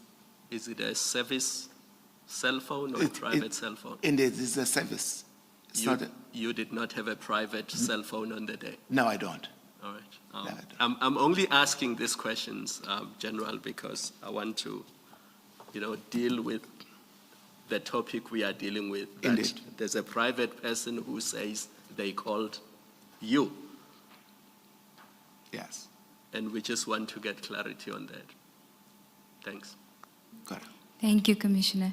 If I may, I think adding to that, General, there is the difficulty of the improbability of a member of the public who is standing witnessing a police operation and then approaching a member of the Hawks to say, I have called Patrick. And I must say, until I read your statement, I didn't know that your name is Patrick. But this person says to a member of the Hawks, I've called Patrick, but in fact, on the evidence that we have, Mokoena spoke to Captain Wanda on that person's phone, on Mr. Mtetwa's phone. That's who Mokoena spoke to. He spoke through Mtetwa with Wanda. And it's difficult to understand how this Patrick, this Mtetwa, would not have had the kind of connection that he has claimed to one of your people. And even if you heard about it during your engagement with the commission, it would be a curiosity, to me at least, that you have the information about Mtetwa, you have his name, his full names, you have his car details. You must therefore have his address, and that you actually do not investigate who is this person and why would he say that he spoke to you, because it's quite serious that he invoked your name, and if you haven't investigated it, it would be a question of curiosity. Do you have any comment to that? Yes, I do, commissioners. Commissioners, let's start on the day in question. What would have been the harm if I had received a call from Mtetwa? What is it that would require to deny? Because I don't know who Mtetwa is. I have not even heard of allegations that are horrible about him. So I can't see a motivation for denying having received a call from an ordinary member of the public. Had I received this call, it would have required not denying, because Mtetwa is not one of those people where there is an allegation of wrongdoing or has been arrested. So I've never heard of Mtetwa, but of importance is that I have the interest, indeed, but I could not start a parallel investigation with the commission.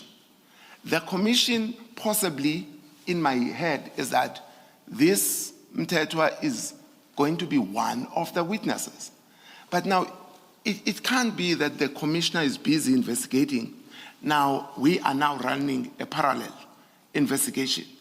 For ours, if we want to do an investigation, the commission will be finished with theirs first. Then we can investigate who this person is. But if it were to happen now, parallel to the investigators of the commission, it could have a very wrong interpretation. Without saying that's your reason, that would be your reason in this case, can I suggest this possible explanation why there would be an incentive to deny? It is, we now know that the person at that house is Mr. KT Molefe, Correct. who is implicated in very serious allegations. We also know, or allegations at least have been made, that he is connected to police officers, senior police officers. Correct. With those allegations, that in itself would provide an incentive to distance yourself from him, without saying that's what you're doing. I'm answering you're asking the question, why would you deny it? Well, there would be an incentive to deny it. Surely that's a fair proposition to make, that now that we know what we know from other witnesses, or what has been alleged, let me say that, what has been alleged by other witnesses and what is in public media, there would be an incentive to distance, for any senior police officer, in fact, to distance themselves from any association with Mr. Molefe. And I would be surprised if that was not the case. Commissioners, I would have agreed with the commissioner if the commissioner was saying I would have an incentive to distance myself from Mr. Molefe. I would understand that.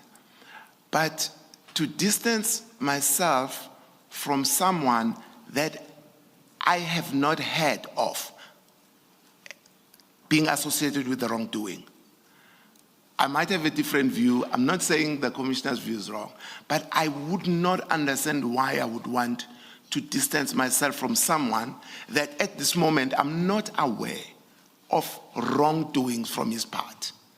So, yeah, so that's my response. Thank you. I've heard your response. Thank you. General, in fairness to you, the information that your name was used, was referenced at that scene, only became available last week when we were consulting with Warrant Officer Nkosi. You had not been informed of that prior to that. But just to follow on what the commissioners were saying is that, and I would not put it any higher than it being peculiar, that Mr. Mtetwa was identified by two people on the scene for two different reasons, and those two people didn't interact with each other, being Warrant Officer Nkosi and Captain Wanda. According to Warrant Officer Nkosi, he didn't engage anybody of the takedown team, so he wouldn't have spoken to Captain Wanda. And they both identify Mr. Mtetwa. Captain Wanda identifies him as the person whose cell phone who gave him a cell phone to speak to Brigadier Mokoena on the other end, which suggests that Brigadier Mokoena certainly knows Mr. Mtetwa. And on the other hand, it's that Warrant Officer Nkosi identifies him as the person that said he had called you. So I think there is certainly a basis for us to engage you on this as to whether you know the person and why now there would be, if you do know him, why there would be an attempt to distance yourself. But I accept what you say is that if you did know the person, certain information you would not have been privy to. You would have had certain information which you were requesting actually from General Abia, which you say supports your version that you didn't know him. I confirm that. But also maybe to take it a point further, if I had received this call, I was going to get more information that I would have passed to the team of Mugwen, because they would have needed it. I would have given them the phone number. I would have given them an indication as to what to expect where they are going. Thank you, Commissioners.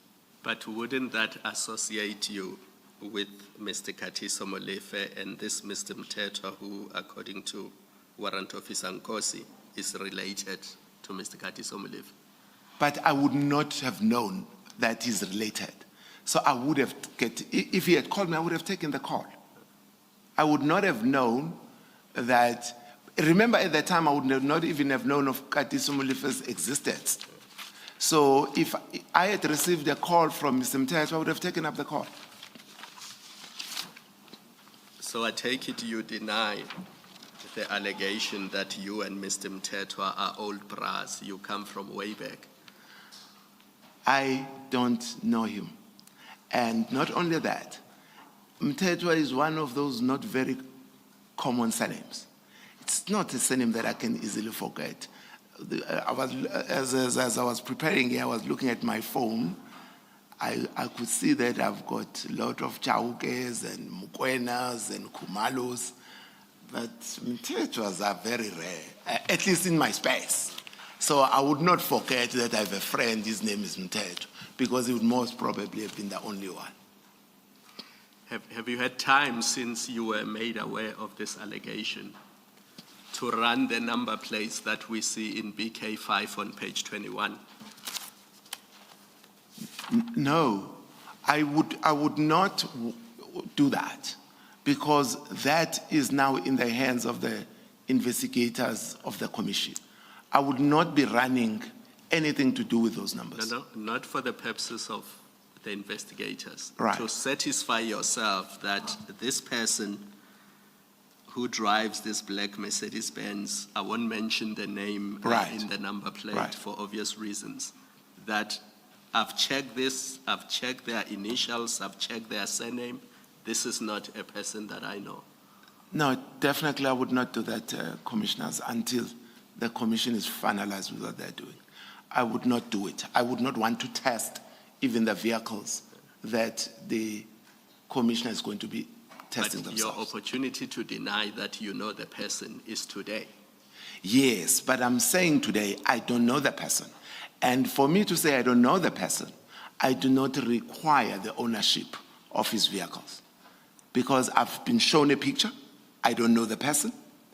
And also, as I've said, my phone number or anything on my phone is available for the downloading or analysis to say, here you've communicated with this gentleman, and the commission investigators are most welcome to anything that will satisfy them on it. General, does it happen every day in the DPCI that someone calls and says, oh, there's something going on at a house and people are claiming to be the Hawks, and you just dispatch people, you have no information whatsoever, according to you.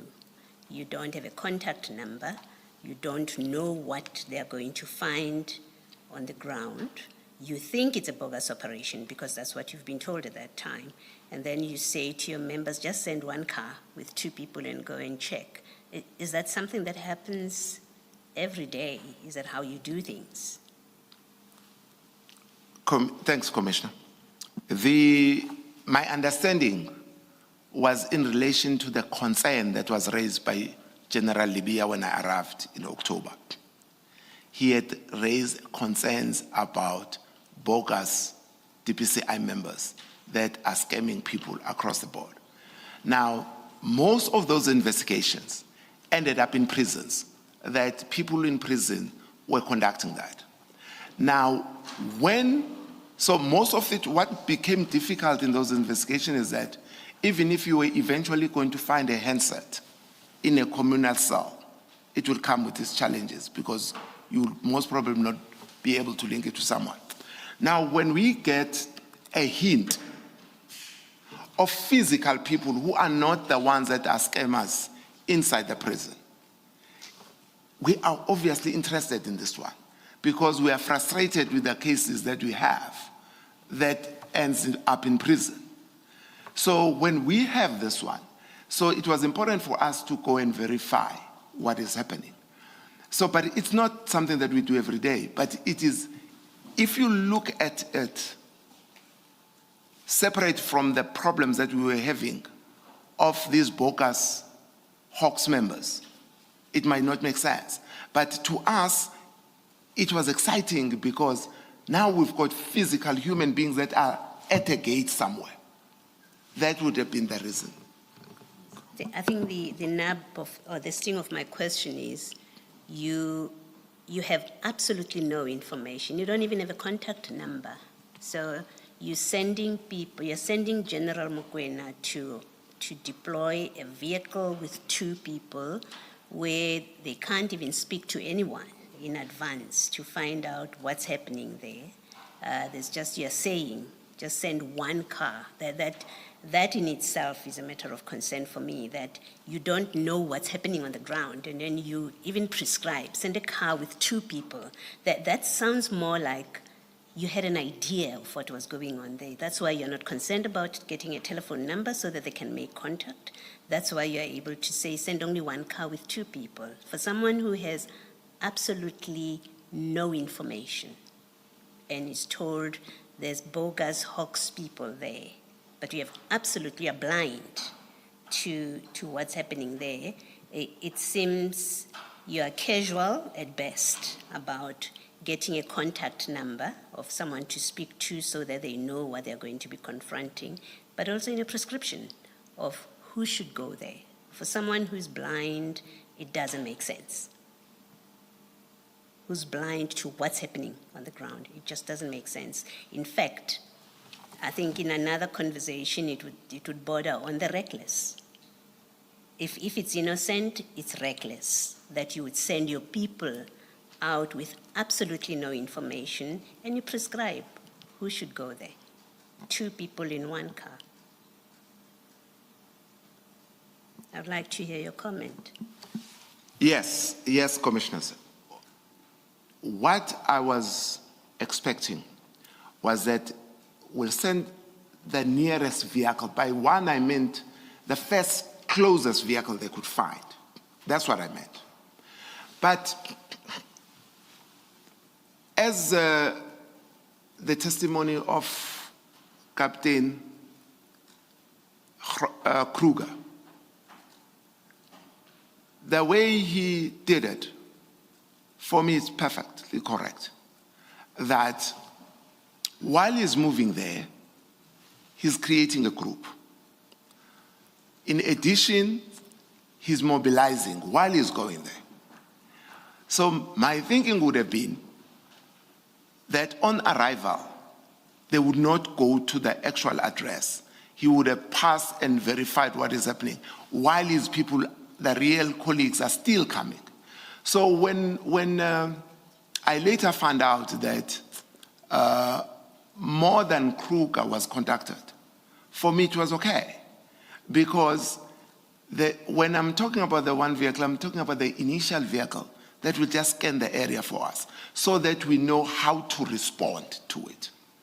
So I can't seem to see the harm in this first vehicle scanning the area for us so that he's able to brief the others who will come later what is happening, or even dismiss them. To go there, oh, there's nothing, guys, go back. So I could not, Commissioner, share your view on this one, because we can't have started with all cars at once, because there will be that one that is closer to the place. So, but that vehicle that you can find that's closest to the point, send it so that it can brief the rest of us so that we know how to respond further. Thank you, Commissioner. When did you become aware that Captain Kruger was mobilizing others? During the commission. So at the time, when you say they must send a vehicle with 2 people where they don't have a contact number, you didn't know that he's mobilizing people, or he will mobilize people? It's a standard practice that, you see, one of the questions from the evidence leader to me was, do I think Kruger was wrong in mobilizing?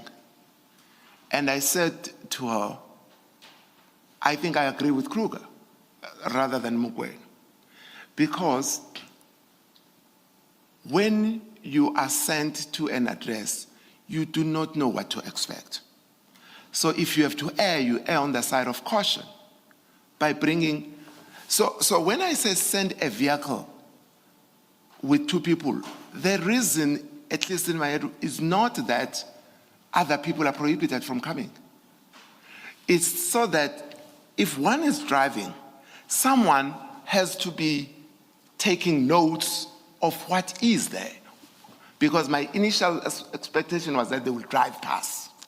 So when this one is driving, maybe someone is taking pictures or things like that, or video of what is there, so that when they find a safe spot, they can now plan with what we have, what do we do? But the approach of Kruger, for me, was correct. And I do not think that even that Kruger needed authority of anyone to reinforce the team that is going to respond. Because that would have been a safer approach.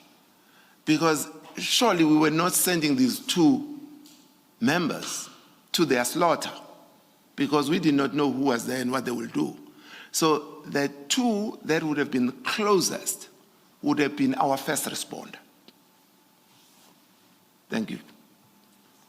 Well, maybe just to complete, you also, when you said a car and 2 people should go there without any contact details, you didn't know at that time that Kruger will set up a group, a WhatsApp group. He will mobilize and he'll set up a group. You didn't know, as a matter of fact, you didn't know that. No, I didn't know that, but that's what they do, usually. When there's an operation, they form a WhatsApp group for that operation that they're involved in, generally. Thank you. Yes. Did you expect that the vehicle that you say should go, and now you're describing they will pass by and they will take videos, you expected that 2 in the vehicle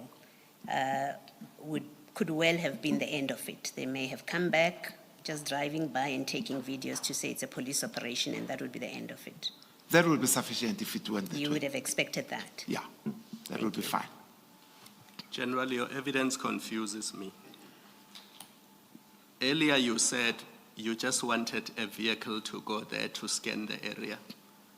You now know that before any vehicle had been there to scan the area, Kruger had already mobilized private security, had mobilized other hawks from Mogale City and other people that have not been mentioned to us. And you say now that is perfect. That's how he should have done it. Yes. But then that's not scanning the scene. All right. Commissioner, let me explain again. I want the first vehicle to go scan the scene. But while it is scanning the scene... Just pause there for a moment. Right. We now know that before any vehicle had scanned the scene, Kruger had already mobilized people and told them to go there. Are you saying that is perfect, that people were mobilized before any vehicle had scanned the scene? Because if a vehicle had scanned the scene and saw that there were policemen there would have been no need on your version to mobilize anybody, because then you would have been satisfied that this is a police operation. So you're dealing with a situation where there's a normal hawks operation, and a situation you described earlier where you said you simply want to scan the area. Now you are mixing the 2, and that's what's causing confusion. All right. Commissioner, if Kruger has delayed letting other people know, remember the people he's calling Commissioner is not someone that will arrive there within minutes. They are coming from wherever they have to come from. He will still get there before everybody else does, even if he informs them. But if we were to amend this and say it according to how the Commissioner is phrasing it, It will require Kruger to get there, scan the scene, see that it requires additional manpower, then call the manpower.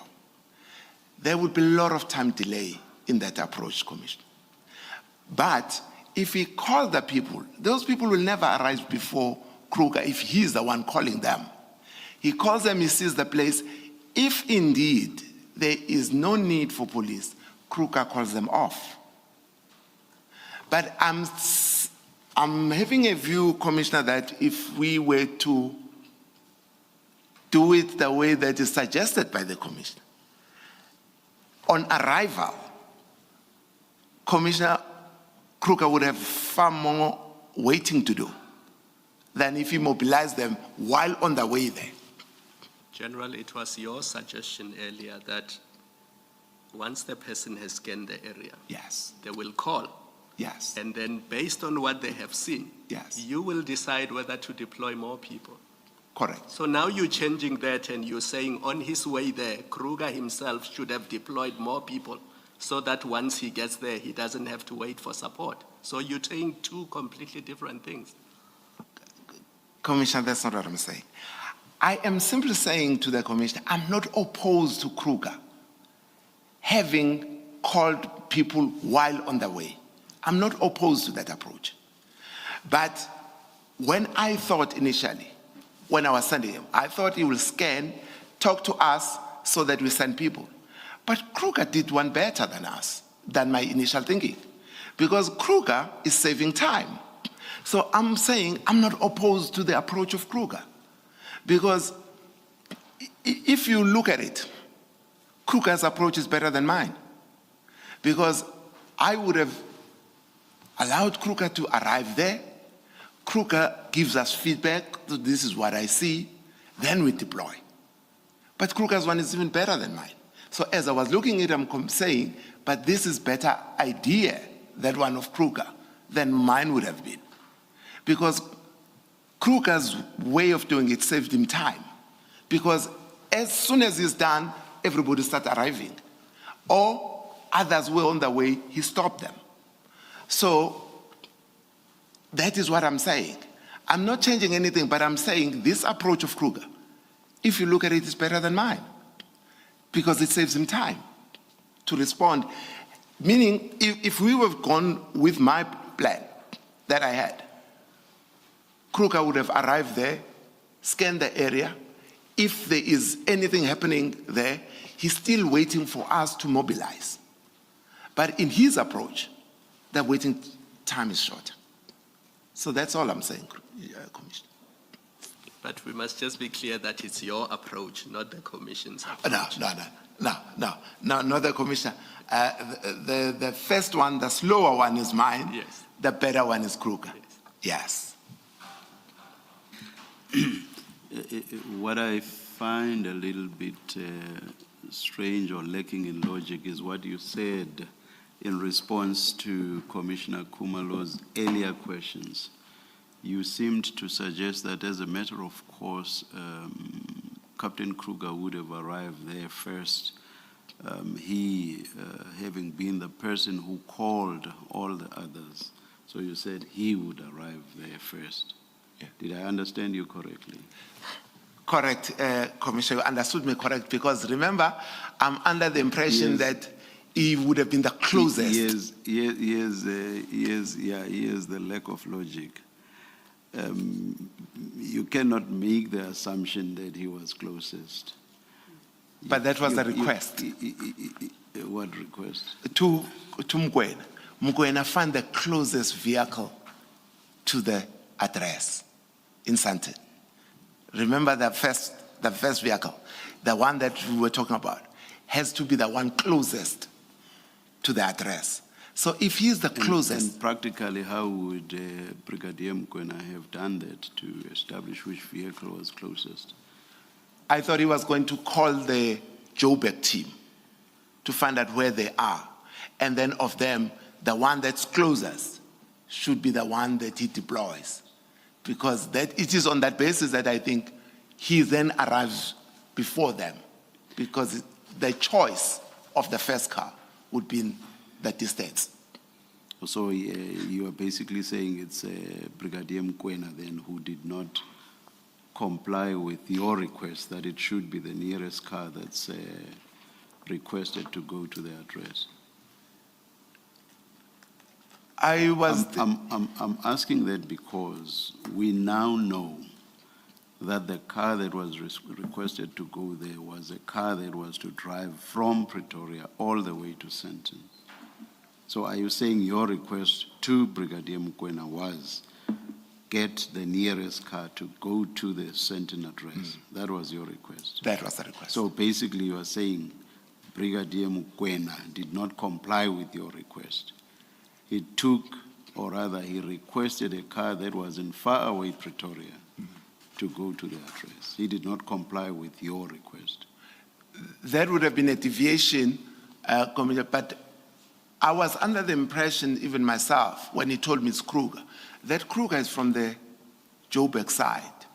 So when he informed me that he sent Kruger, I was comfortable because I didn't know that Kruger is from Pretoria. I thought Kruger was from the Johannesburg side. So when I heard that Kruger is the one responding, I thought that was reasonable. All right, thank you. And General, just to clarify, this would have been during a telephone call with Brigadier Mokoena before you had given him the address. You knew then that he had sent Kruger. He informed me.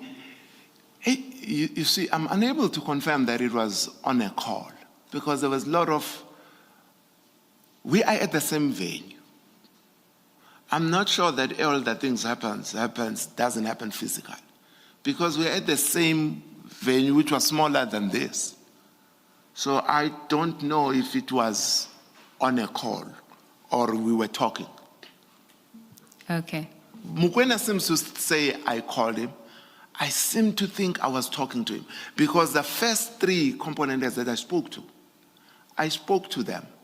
And maybe, commissioners, I also forgot to mention, I seem to think I also communicated with the provincial head of Gauteng, who's General Kadwa, when I was asking about the operation. I think I also forgot to mention him. I also asked him before the dispatch of the vehicles. So I just want to confirm that if, now that you say that Brigadier Mokoena told you that it's Captain Kruger that would be responding, yes, that would have been before you gave him the address? Yes. Okay. Yes. And... yeah. I'm not sure whether it's before or after, but if you look at when I send the address, it's also not very far apart from my initial interaction with them, which would have been around 3:45. So I don't think that Kruger would have been already on the road. But yes, the sequence is that I speak to Mokoena. He comes back and gives me information that he's sent Kruger. I give him the address in that sequence. Maybe the times I might not be sure, but I speak to him. I say he must send a vehicle. He comes back to me that he's sending Kruger. I give him the address in that sequence. And did he tell you where Kruger was at the time? No. But I would have assumed he's in the vicinity because that's the request to Mokoena. Find me someone closer to the scene. I am looking at paragraph 10. Paragraph of your statement, Brigadier. Paragraph 10. Yes. Yes. You don't mention a request there unless you mention it elsewhere. You say that you thought that Brigadier Mokoena would have asked a team that was either in Eguruleni, Ruodeport, or Soweto to attend to the address. You don't say you requested, but now in your testimony here, more than once. In fact, in response to me, you mentioned the request. In response to the evidence leader, Ms. Ncube, you again mentioned the request, and you've probably mentioned it at some other stage as well. Here you say you thought, you don't say you made a request, that it should be the nearest car. Can you please explain that? All right. The correct version is I requested him to find the nearest car. That's the correct version. I would have requested him to find, because any other vehicle would have been far. Because what I do know is that Brigadier Mokoena has got two teams. There's a Pretoria team and we've got Johannesburg teams. So if we've got a problem in Johannesburg, the best, quicker people to send are the people of Johannesburg. I would have expected the same also if it was the north of Pretoria, that we don't send Abo Kruger, who at that time I thought was from the Israel, would have gone. So under Johannesburg, you include Eguruleni, Roodepoort, and Soweto. Yes. That's what you are referring to. Yes, that. Would you accept, I don't want to sound like a witness, but I'll probably do, but do you accept that those areas are further away from, for example, the Sentence-Ups police station? That is correct. And why would you not ask the Sentence-Ups to go there? You see, it would not have served the purpose. The Sentence-Ups would have come in a marked police vehicle, possibly with blue lights, and guys in uniform. It would not have served the scanning purpose of the area. Because, firstly, if you did that, sending two people with so little information that we have at our disposal, you could endanger their lives. But not only that, visible policing in uniform and a marked vehicle would not be able to scan quietly the area, because everyone can see here's a van coming, and it would endanger their lives, those guys that you would send. So hence the vehicles we were sending were normal sedans that are not marked, where it would be nothing out of the ordinary for them to pass there. Commissioner. Even if you make a specific request for them not to be conspicuous, they would still have gone there with the sirens blaring and all of the things that would make everybody know that police are now coming. So you mean no request could be made that please try to be discreet? The response vehicle of police stations in general, I assume Sandton too, is a patrol van. That's what they use to let's say we switch off the blue lights, but it's still a patrol van. And the guys, they are still in uniform. And either you're endangering their lives by sending them there, because if I had more information, maybe, I might have considered that. But at the level of information that we have about what is happening there, I would have thought that would be endangering their lives. But after scanning the area and establishing that it was in fact not the Hawks, what would have been done? What would ensue thereafter not have endangered the lives of those who would be involved in whatever would ensue? If using my scenario where I send to VARs, yes, the vehicles, they would have... The scanning has been done. Yes. Others have now arrived because you have come to realize that this is not a Hawks operation. Would lives not still be endangered? I just want to understand this issue about the uniform, because at some stage there would have had to be some engagement between the two sides. So would lives not still have been endangered? They would have been in danger, the lives, but as I said, that after you've scanned, you've now seen what you are up against. We would have increased the numbers to engage them, but we would not have engaged them with your first two. You would have waited for backup, then you engage. But you can't engage with two. General, what do you think the SAPS does when they get a report, assuming this was a report to the SAPS, that there are people at the Sandhurst house who are pretending to be members of the SAPS, in the light of your answer that the SAPS would have gone there with sirens and everyone would have been in danger, are you suggesting that the SAPS doesn't have the capability to do the kind of, I think you say, surveying to see what's going on, to do that without endangering their members? Commissioner, they definitely do. But the quickest, readily available response is that of a patrol van. That's the quickest and readily available at any station. But they do have a capacity that they must try and gather. If they have an operation of their own, they would have that. But it's not what you can readily find. It's not a resource that's always on standby like a patrol van. A patrol van, 24 hours of the day, is ready to respond.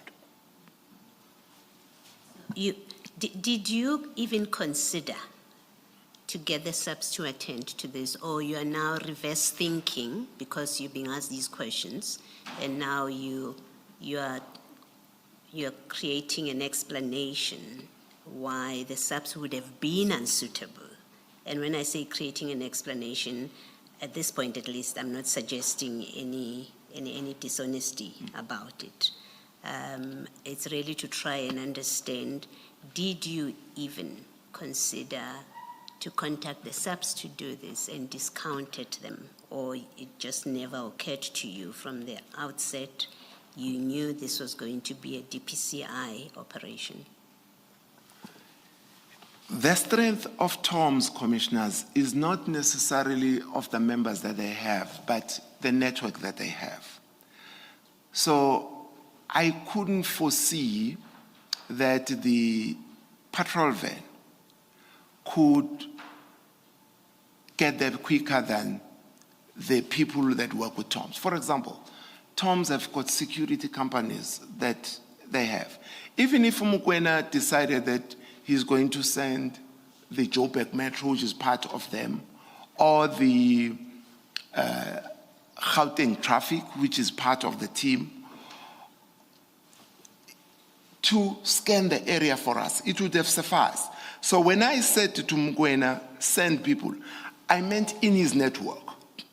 So the police, to be honest, commissioners, was never, the patrol van was never part of my thinking from the word go. I never had the police van as part of those that I wanted deployed from the word go. Well, you've also told us that you know that they have private cars, unmarked cars, which are not patrolled vans. The SAPS, did I understand you? Did I hear you properly? I was talking my team that I sent there. Okay. That the team that I sent there, I sent them with unmarked cars. Yes, I was referring to those. That the team that went there, they had unmarked cars to respond with. No, but you don't know who was sent there because you gave the instruction to Brigadier Mokoena. So why do you talk as if you know that the team that was sent there had unmarked cars? Remember, Commissioner, I mentioned that he told me that he sent Kruger. Yes. And I said Kruger was the right choice in my thinking because it's from, at least I thought it was from the East Rand. So I did have the name Kruger. You see, Captain Kruger gave evidence last week. And one of his misgivings about attending to the address in Senton was that he did not have his blue light and the car that he was driving did not have proper tires. So in his mind, he thought what he needed was a car that has blue lights. So his understanding of the situation is different from yours. I would think he meant driving towards the scene, not to arrive with the blue lights on the scene. I thought maybe he would have meant while getting there, not when he's there to come with the blue lights. There is no way that he would have wanted to arrive there with the lights on. Thank you. Thank you, Commissioners. General, then if we can deal with the conclusion of your statement, which is at page 6. Before you go to the conclusion, can I just deal with another topic, a different topic?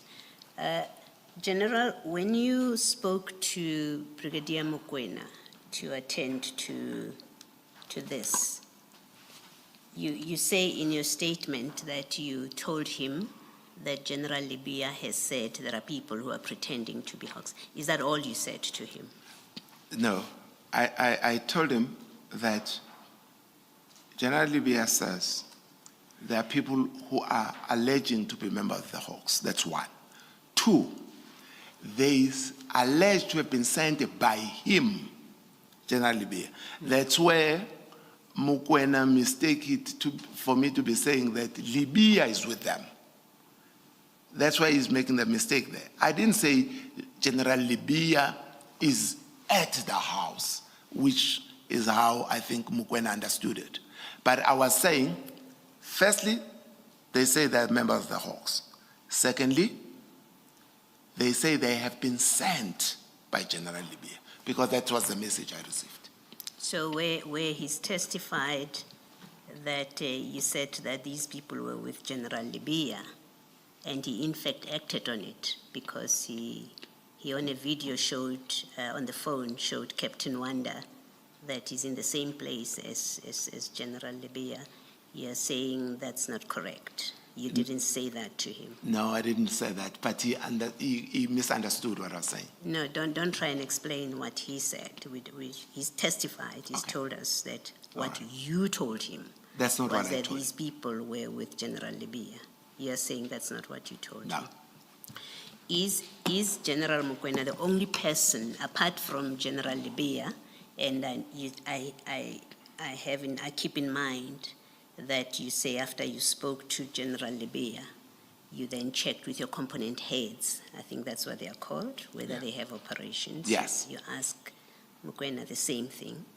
And then you ask the provincial head, I think you said. Of Gauteng. Of Gauteng as well. The instruction to then attend to the scene, you only discussed that with Mokoena, with Brigadier Mokoena. Only. You didn't give an instruction to anyone else. No. Okay. Now, we know from the evidence of Captain Kruger, he told us that Brigadier Mokoena sent to him a WhatsApp picture of a black X5, which we now know from that evidence that it belongs to the Office of the National Commissioner, KZN. We know that. You've had that evidence. Are you aware of that evidence? No. Okay. So what Captain Kruger told us is Brigadier Mokoena sent him a picture of this black X5 and also the details of an Audi vehicle, which happens to be the one that you say he sent you the details and you don't know why he sent them. Now, that details of the Audi and of the X5 he sent to Captain Kruger. Do you know where Brigadier Mokoena would have received this? Did he receive it from you? Definitely not from me. I don't know where he got it from. Okay. And if he didn't receive it from you, it must mean he sourced it himself from somewhere else. If he didn't get it from you, because this instruction comes from you. Yes. Okay. No, I did not give him the BMW. All right. Thank you. Thank you. He also didn't send it to me, if I may just add, the BM part, but he sent me the Audi. Yes. I asked the question because he's talking to you and then he shares down to his people. and he sends a picture and the details of the vehicle down to his people. And the question is, where would he have taken them from? Am I wrong in my assumption that he would have gotten this car details from you? Is that incorrect to put? No, that's incorrect. Okay, I didn't have that. Thank you. Just a matter of detail, you'll forgive me if you've already touched on it in your testimony, General. In paragraph 4, you say, I was approached by the then national head of the Hawks, Lieutenant General Godfrey Libya, who inquired from me whether I was aware of a Hawks operation underway at a house in Sandton. He informed me that the information he had received is that the members of the Hawks were conducting an operation at a specific house in Sandton, and it goes on. Did General Libya tell you how or by what means he had received this information? Yes, he did, Commissioner. He said he got a call. A call. He did mention that. Thank you, thank you. Yes. And I think I did ask you earlier as to whether he told you who he had received the information from. Let's not repeat that. Okay. Thank you, thank you. Thank Maybe lastly from me, General, you've given us a list in one of the annexures, a list of what you say are cases or incidents of where people have impersonated the That's Hawks, correct. have claimed to be from the Hawks. And some of them there's been prosecutions, others you have said they were found unfounded. It says unfounded. You've told us what the status is. And some of them there's been prosecutions. Now, is any one of the 30 a case where a member of the public just called and said there are people here who say they're members of the DPCI, and then you've sent your people there to go and find out without knowing what's going on? Any one of these 30? We didn't have it that way, but how we had it, Commissioner, was a person would inform us that certain people approach me and they want me to pay, and we are going to meet them. I've agreed that I will meet them tomorrow. Then we send our people to intercept them. Yes. It's really been planned operations. Yes. You received information and you planned He operations. gives us Yes. that by the time he contacts us, usually they've already interacted, first interaction with these people. And then we then facilitate the payment and the receiving of the money for us to arrest them. Thank you. Thank you, Mr. Mbotho. Thank you, Commissioners. General, then if we can deal with the conclusion of your statement, most of which you have already dealt with in your engagement with the Commissioners. I think the first was regarding Captain, the instruction, and you engaged the Chair on that, the difference between legitimate SAPS operation and confirming that they are bogus police or not. And then if you could perhaps deal with the remaining issues, in particular the 19.4, which is the aspect that Brigadier Mokoena testified about the disciplinary offense. Yes. I think I've also mentioned this, Commissioners, when I said it is not a misconduct if the member who's responding brings in backup for himself. That's what I was meaning there. And then at 19.2, you deal with what you say in the last sentence is that if either has been established, the team must leave immediately. And that is the scenario where you say if the task is to verify that they are real police officers, then once the team has established that, they must leave immediately.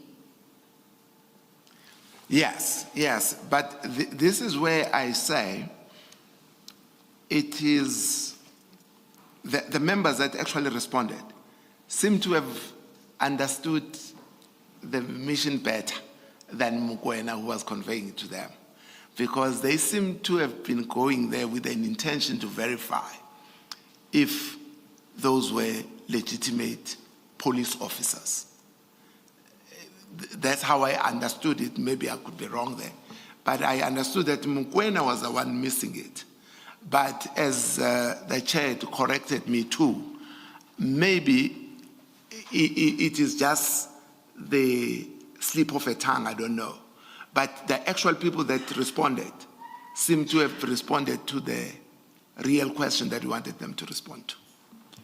And then on page 8, paragraph 20, if you can address your response regarding the suggestion that there was an attempt to interfere in the arrest operation of Mr. KT Molefe by the Hawks.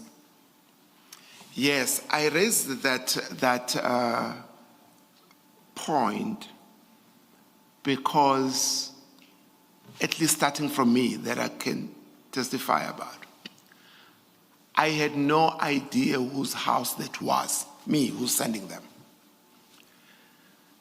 And I assume also the colleagues that I gave the address to, because they were responding to the address that I forwarded to them, that they would not have known until they arrived there.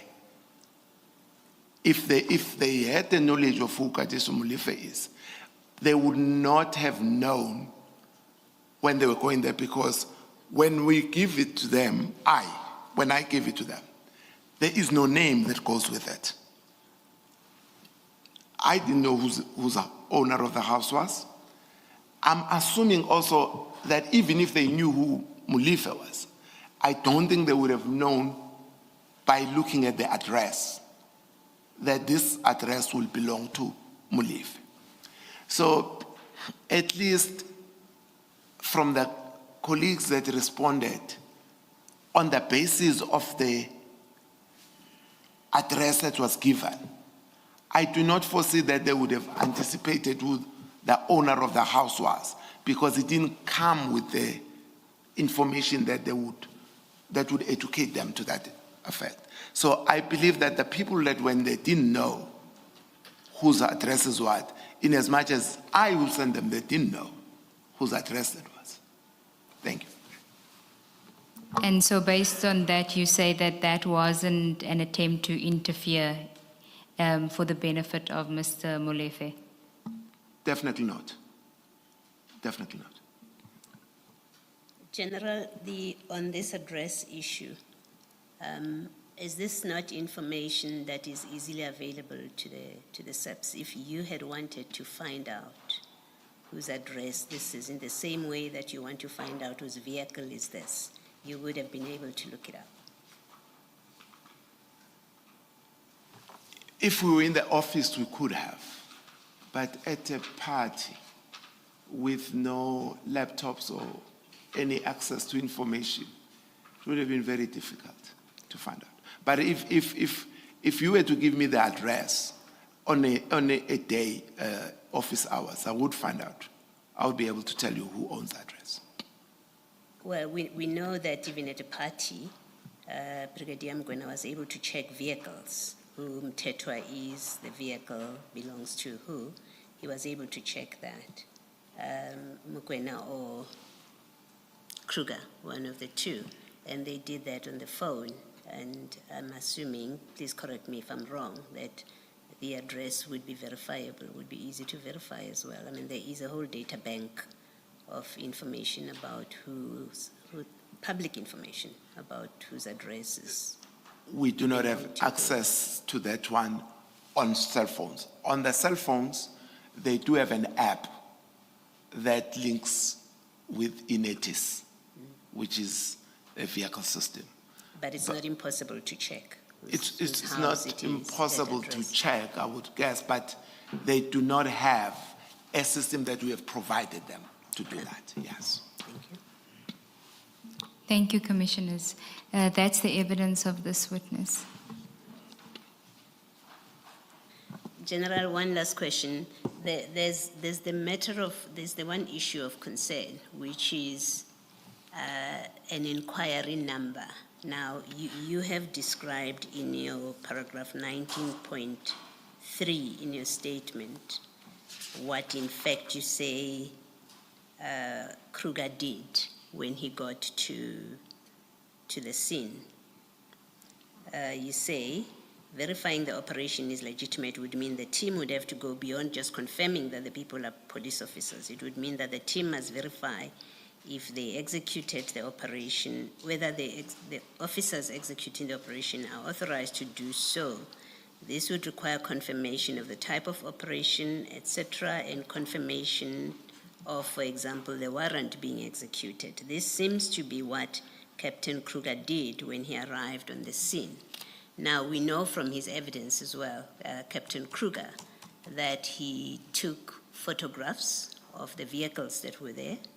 We know that he drew out the reports on those vehicles. We know that he submitted his diary entries of that whole operation. And yet there is no inquiry number.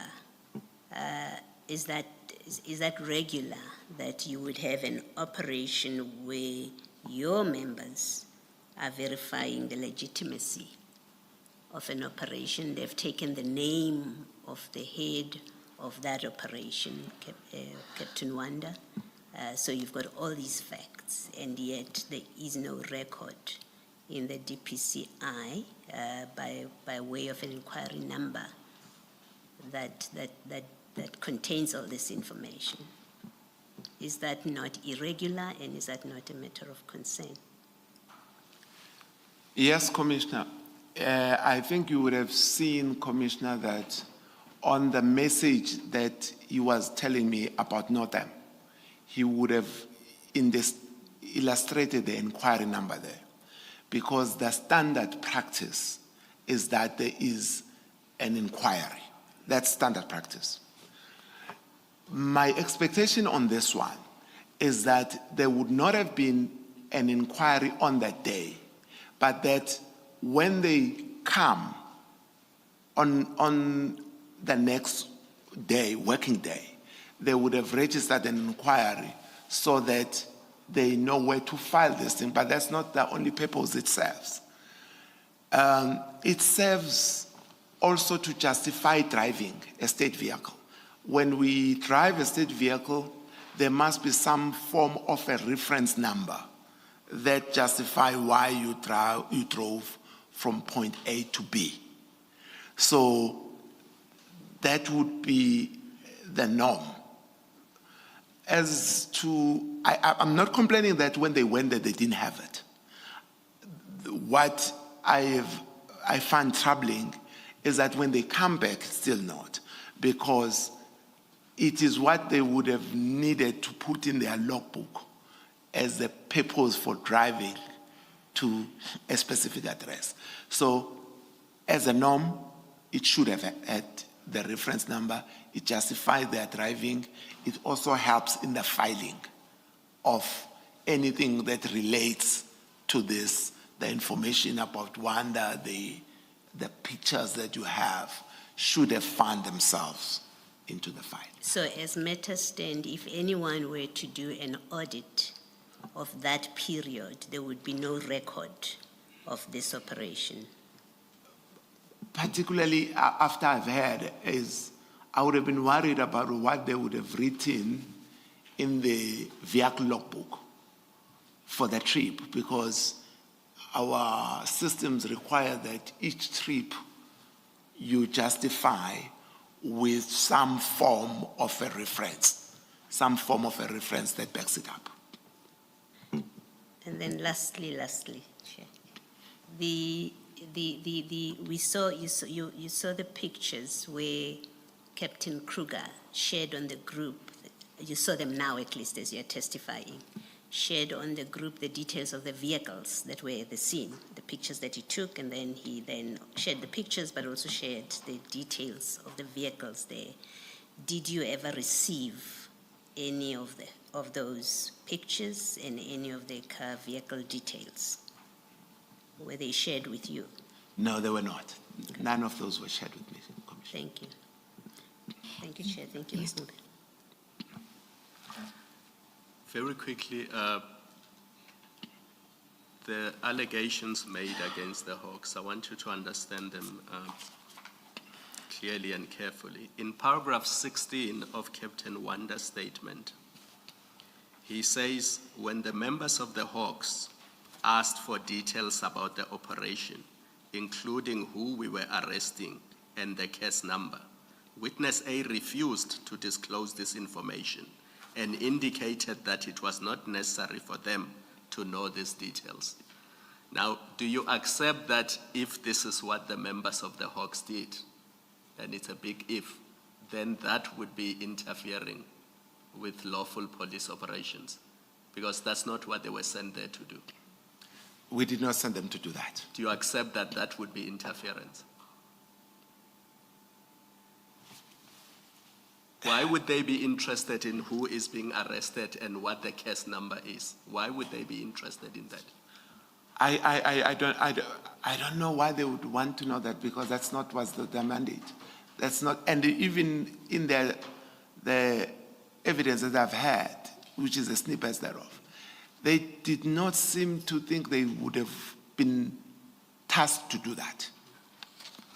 And then lastly, in 19.2 of your statement. 19.2. Yes, on page 7. Yes, I'm there. You say to verify that these are real police officers. I won't read the whole statement because you have it. And then last sentence you say, if either has been established, either, not both, if either has been established, the team must leave immediately. Do you see that? Yes. Now, according to Warrant Officer Nkosi, within 5 minutes of him getting there, he had established that these are police officers and this is a legitimate police operation. What troubles me about what happened on the 6th of December 2024 is that the Hawks were there for close to an hour, doing what nobody knows, because within 5 minutes they should have been able to establish that these are the police, they are wearing subs issued bulletproof vests, these are the details of the people. You established that in 5 minutes. Now the other 50 minutes, I don't know what the Hawks were doing there. And that troubles me. Because you can understand why there's an allegation that they were interfering or intimidating the police who were there to effect an arrest or to execute a J50. Because nobody's accounting for the 50 minutes. Nobody's telling us after they got there and they did what you asked them to do, why did they remain for another 15 minutes and what were they doing there? Thank you, Commissioner. I also do not understand why they took so long. What I would have expected, the meeting between Captain Kruger and Captain Wanda should have settled all concerns, because I would have expected Captain Kruger to produce his appointment certificate, Wanda does the same. They exchange their details for whatever reason. This is an official operation. Everything ends there. In my opinion, there would not even have been a need after that interaction for even taking pictures outside. Because the pictures, I would have expected them before they interact. But after this interaction, the mission is accomplished.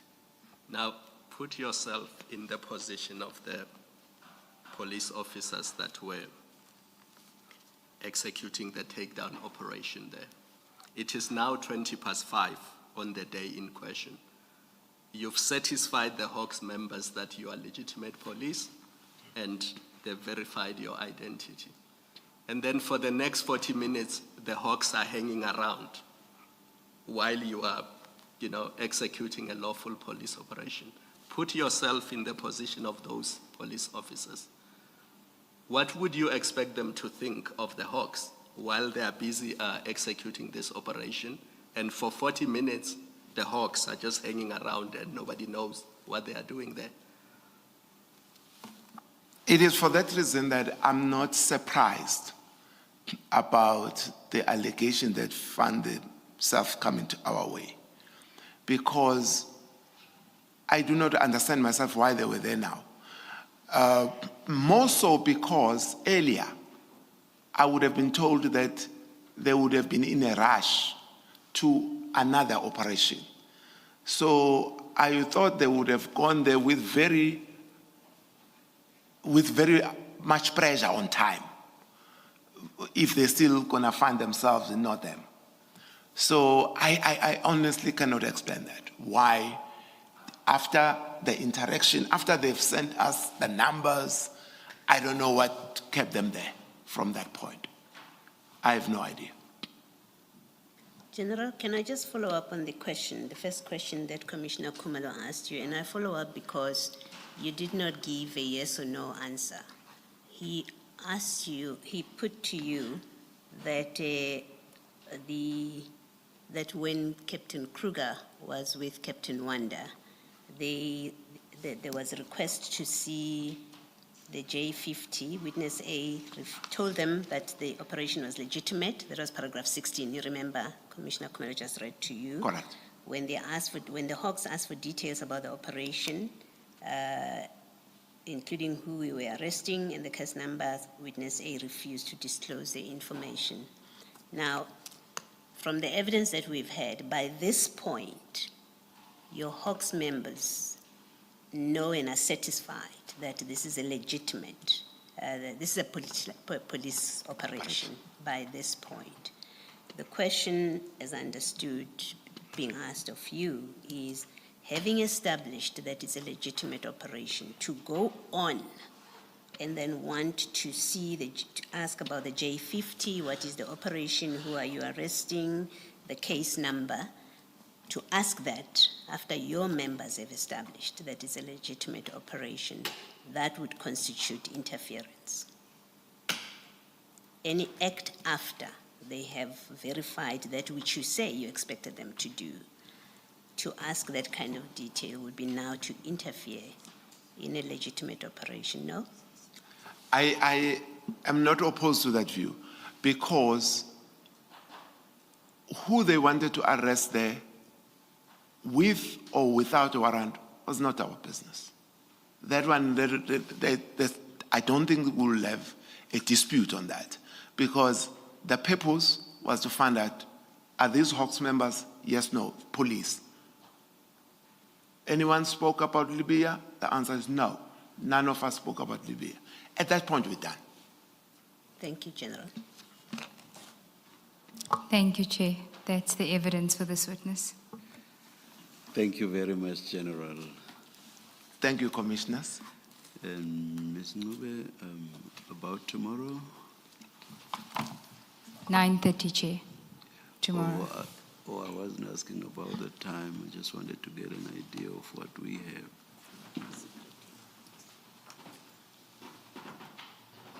Or perhaps let me not put you on the spot. Thank you, Chair. I'd appreciate that. Let's adjourn until 9:30 tomorrow. Thank you, Chair.